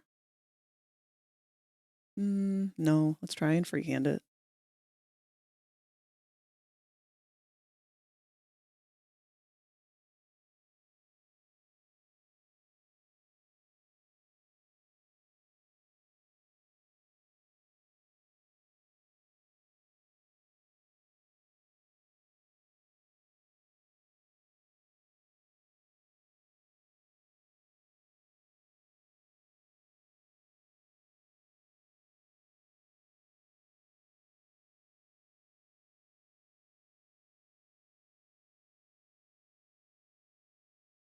Had a really good time talking with you. I had a really good time hanging out with you guys too. Not fully ready to quit now. I do want to get to the point where we can throw some flats down on here. I'm sorry, I started to combine the two different versions of the sentence I was about to say. I was going to say slap some flats and throw some flats at the same time, which turned into throw some slats.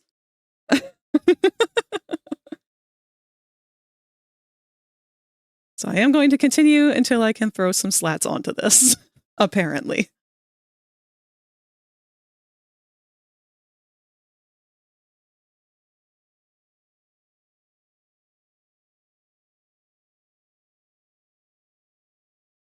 Okay, and let's go ahead and put those little exclamation points.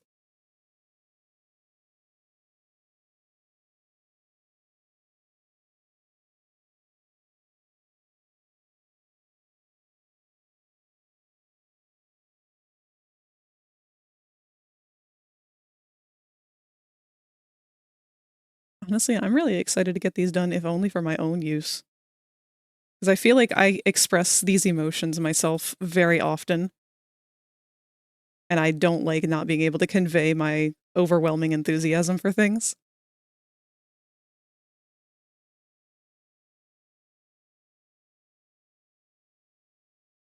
The more emotes I make, the more powerful I become.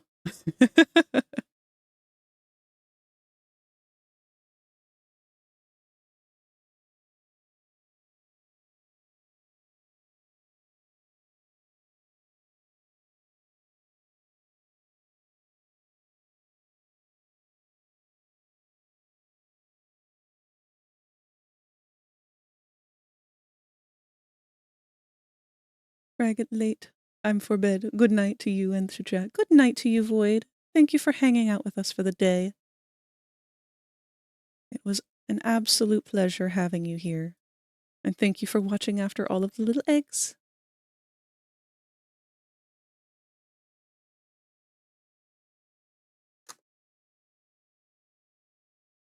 Almost forgot the rest of the stripes on her hat. That is a very frag expression.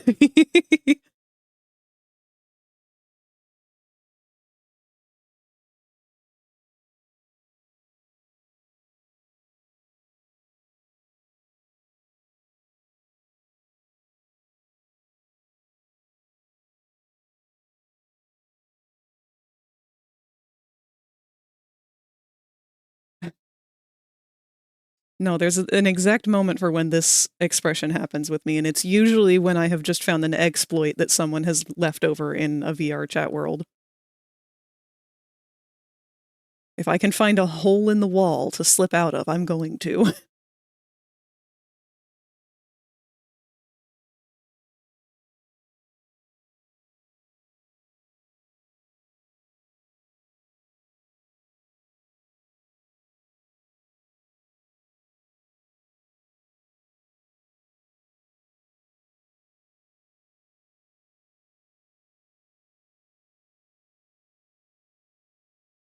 Very appropriate for digital circus.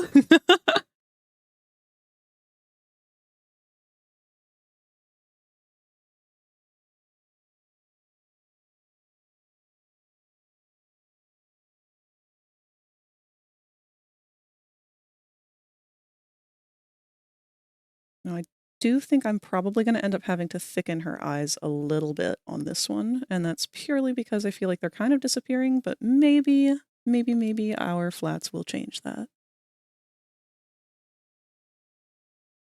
Let's turn off our sketch and see how we feel.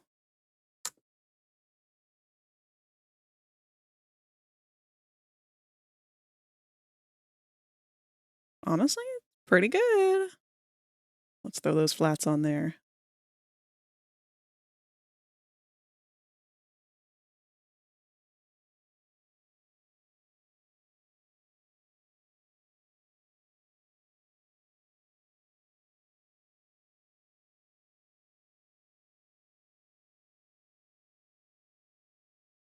What color is Pomni's tongue? Oh. I don't want to Google Pomni's tongue.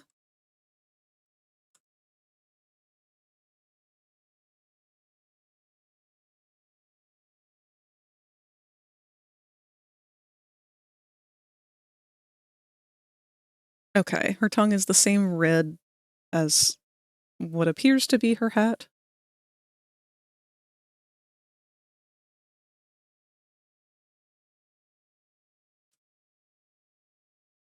Fuck ass security breach lobby world. Yeah, the one that I went right through that door.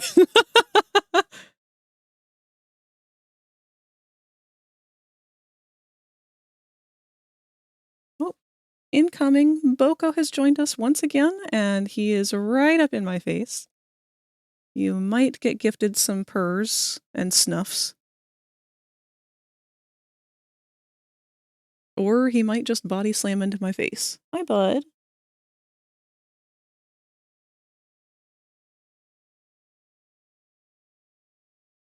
Oh, dear.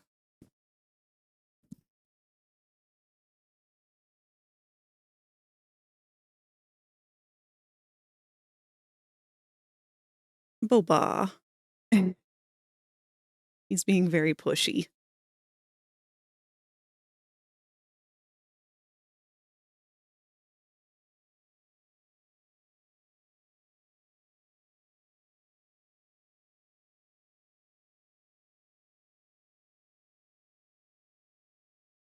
All right, which one of y'all has cats that head bonk and cats that don't head bonk? I am very curious to know, because Boko only recently has started head bonking, and he doesn't know how to do it. He's not very good at it. Speak of the devil. Hi, bud, you just bonked the microphone.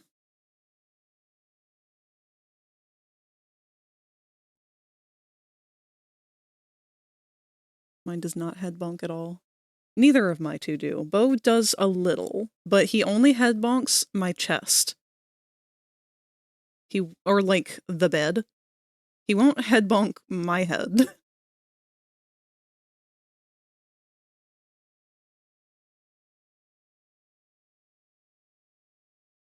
Is Toby a forceful head bonker?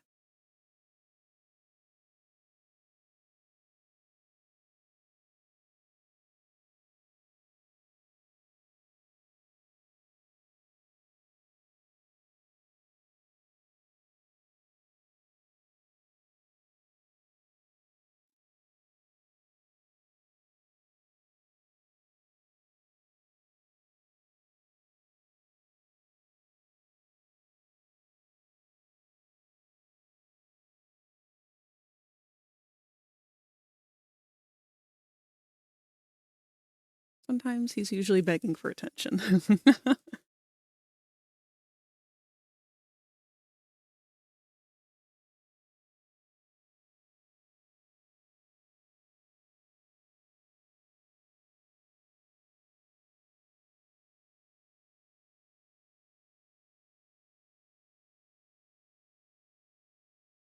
Gonna have to flip the canvas for this.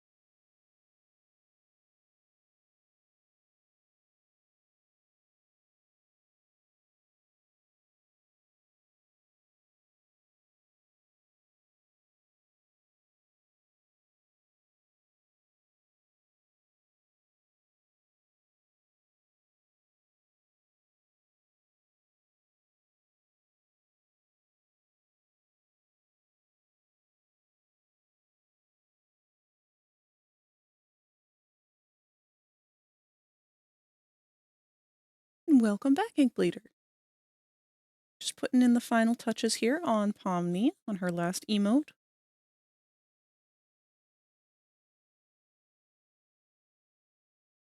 Oh, wait. Which one's... It's red in the middle.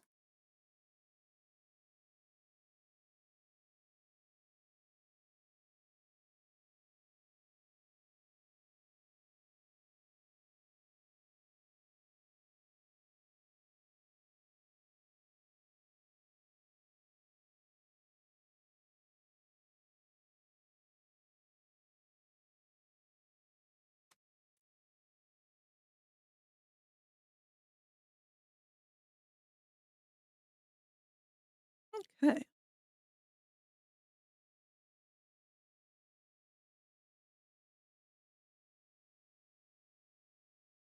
I'm going to go in and make sure that we fill in all these little blank areas that didn't get filled in. Make my pen a little smaller so it's not doing that.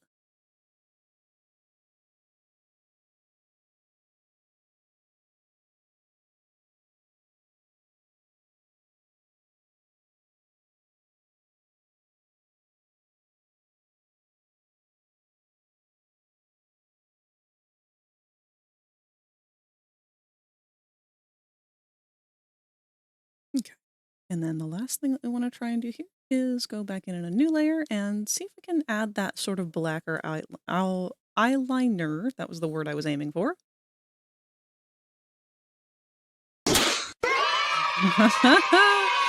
Got a little jolt out of me. Just a little bit.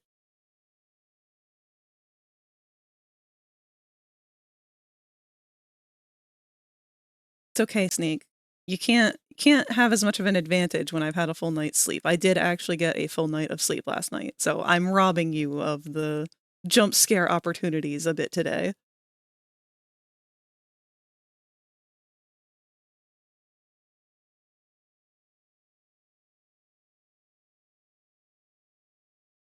This is art. You will hear a buzzer.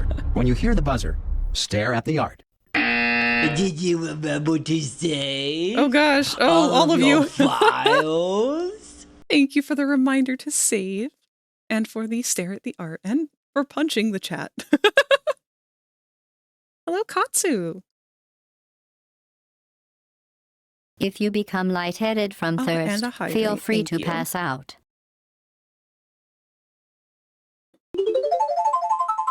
And a big stretch. We knew good with those. Thank you, baby. We got a boomer! Oh man, I'm gonna have to try that new editing software to edit the clips that I took of us playing Left 4 Dead for you guys, because there were some funny moments in there, but I honestly don't feel like it's worth posting the entire thing, because there was a lot of downtime of just not killing zombies and not a lot of fun stuff. Someone's salty! Candy asses! Yeah, we found the swear button.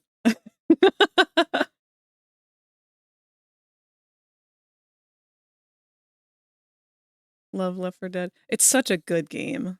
It really has aged beautifully, too.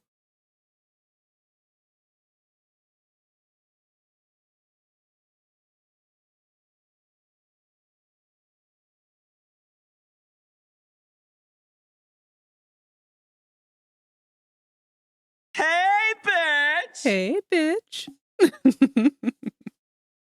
Love you, Frag. Love you too, Snake.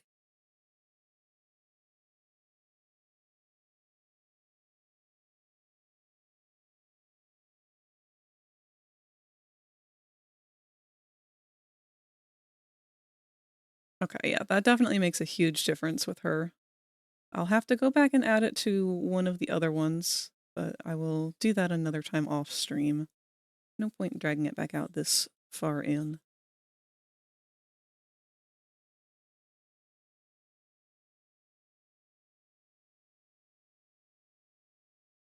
I miss Left 4 Dead. We'll download it. Even though we still need to chill on VR chat. I know, I need to chill with all you guys on VR chat. This whole month started off, like, as chaotic as possible, but it's finally starting to calm down, and I'm hoping that now that the bulk of the birthdays the double birthday back-to-back was what threw me off the hardest.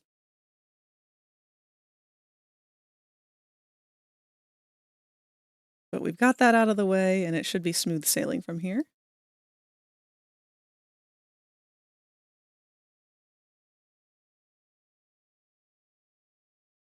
Kind of feel like she still needs something. Today is your birthday? Well, happy birthday! Hold on. We have a reward just for this, which is oftentimes misused. In fact, it's still on a 1-minute cooldown because Snake just used it. In 30 minutes, it won't be anymore. Well, let's see what else we've got.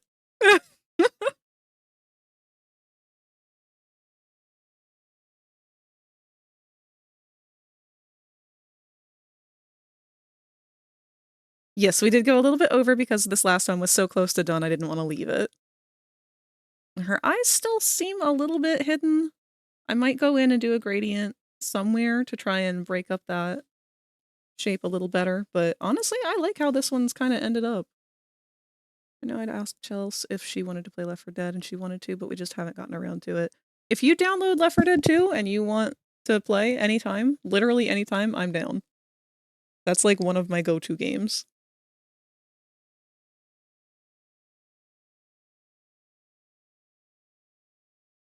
Alright. I'm a little brain dead from staring at so much of the same thing today. So let's change our background to the transparency checker. Save this as a PNG. Close out.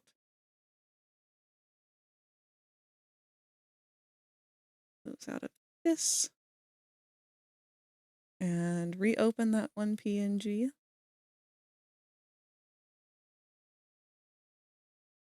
And we're going to drop her off over here on our chart.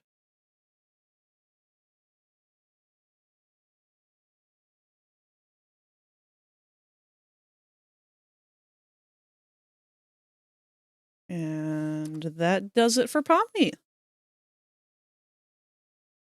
So I know I said we would probably get to Jax or Ragatha today. We didn't quite get there. That's all right. I had much more fun chit-chatting with you guys about things and getting caught up. So next Tuesday, we're going to pick up with either probably Jax or Ragatha, but most likely Jax because he's got simpler shapes. Tuesdays are always a little rough for me when I haven't been drawing over the weekend. So if I've been drawing... Did you remember to save all of your files? Thank you, Inkbleeder, for the reminder to save. Yes, I have saved.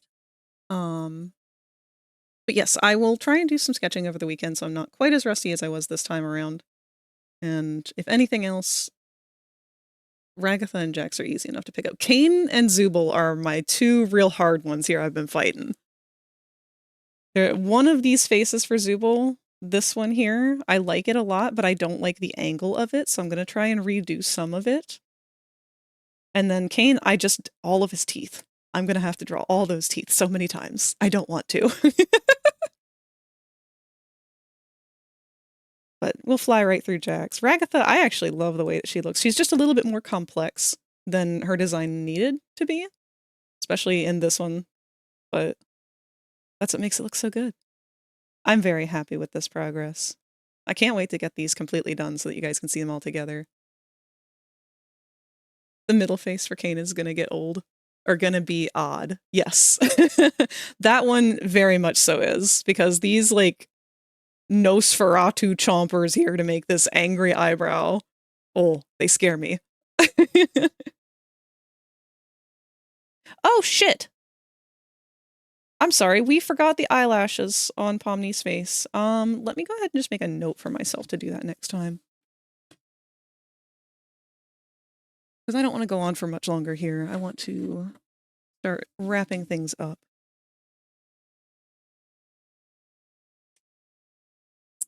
Get our ink pen out. Pomni's eyelashes. There's bound to be details that I forget on all of them, but that's the whole point of going through and doing them at the same time so that I can do my final details on all of them and make sure that everything has been double checked. Kane wants to make me laugh. He looks like a grilled cheese. There we are. Our lovely assortment.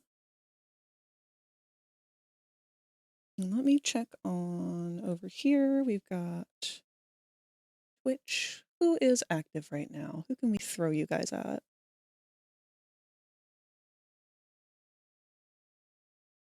Oh, you know what? We haven't seen Monkey Pit in a good while. Let's see how long they've been going for. Only been active for about an hour. Looks like we're doing a little bit more watercolor.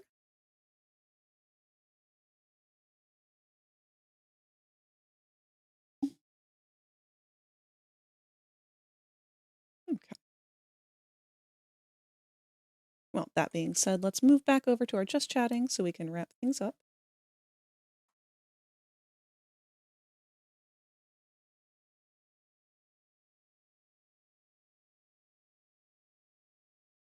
And of course, it is no longer day. It is a nice snowy, freezing cold night. Hope you guys are keeping warm with all this snow that we've had. Kane looks more like a clam. All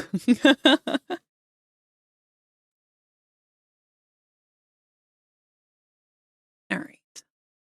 So our remaining schedule for the week tomorrow is Wednesday. It's our Wacky Wednesdays or Wicked Wednesdays with all of the horror games that we've been playing lately.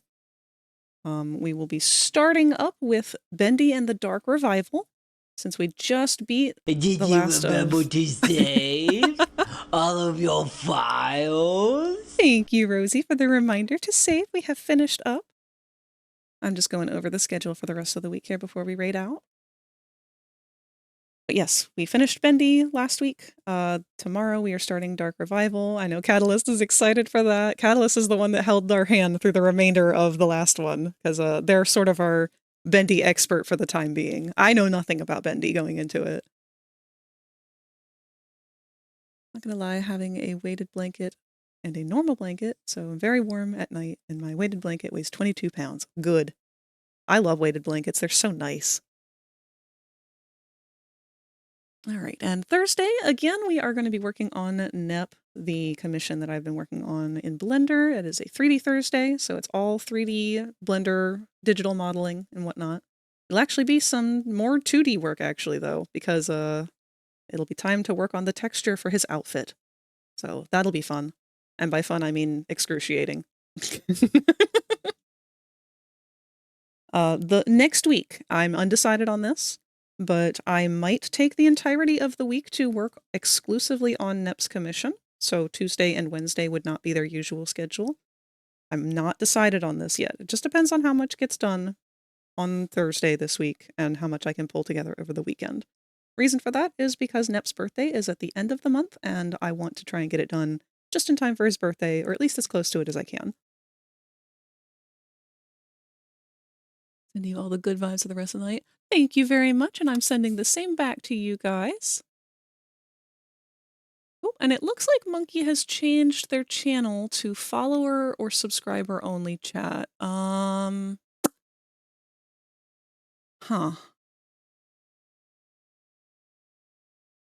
If that's the case, it's not that I don't want to go support them and everything, but it sounds like they maybe that wasn't in the place last time. So it sounds like maybe they've had a couple of nasty raids from other people. I don't want to bombard him because I know he is for lack of better term, an older gentleman. He's not as familiar with Twitch, I don't think, so I don't want to overwhelm him. That being said, who else have we got here to pick from? Not a lot of people are active right now, but that's all right. If you guys have any friends who are actively streaming right now, I would love to throw some support their way. And if not, let's browse the art tab and see who else is drawing right now.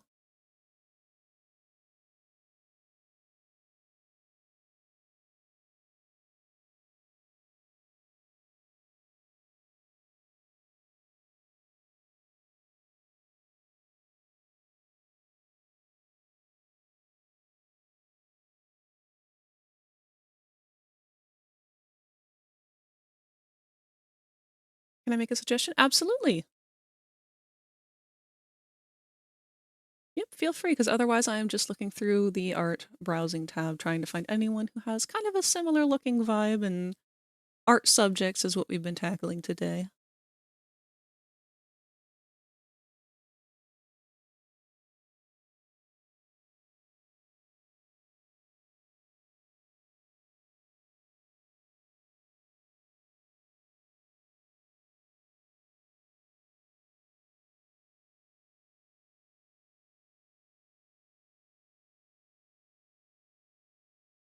Never mind, they're closing up for the night. Oh no, we're all reaching that point tonight. That's all right. We will find someone eventually.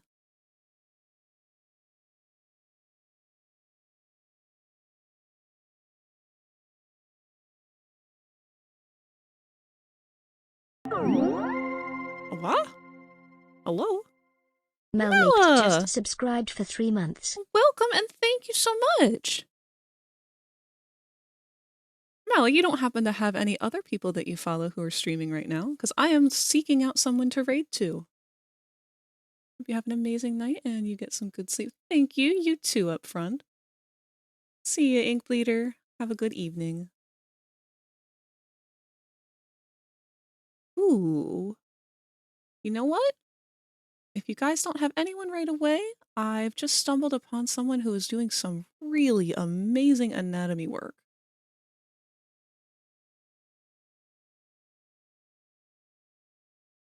Let's see how long they've been active and if they're still going to be around for a bit. Oh, this one's already a 6-hour stream.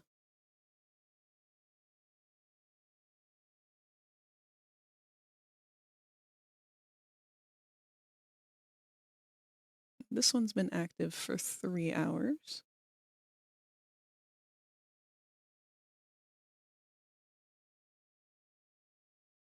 It's always so hard finding someone this late at night.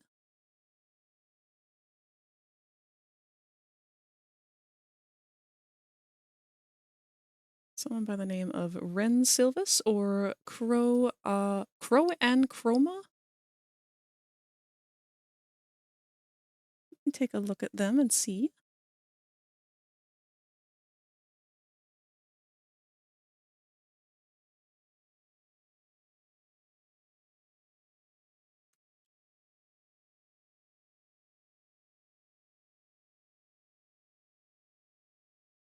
Oh, you know what? I think they'll be perfect.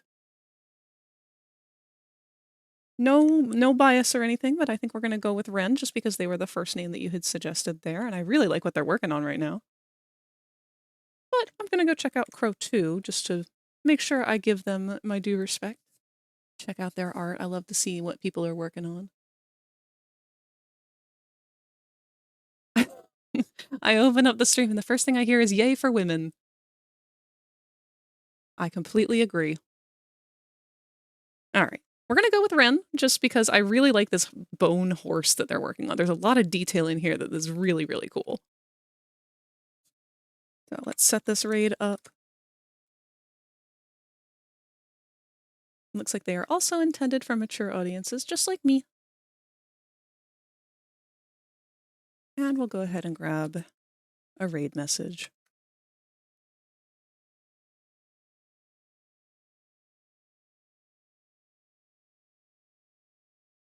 Just going to do the simple message this time around. So feel free to copy and paste this. Send it once we raid out here to them. Support their work, say hello. I'm going to have to probably raid and run because I know it's time for Bronx to go out and she has been very pushy about that today. But thank you guys so much for joining me today. I had a wonderful time. We got a lot done. I love you all very much. I hope you have a wonderful evening. Good night and goodbye.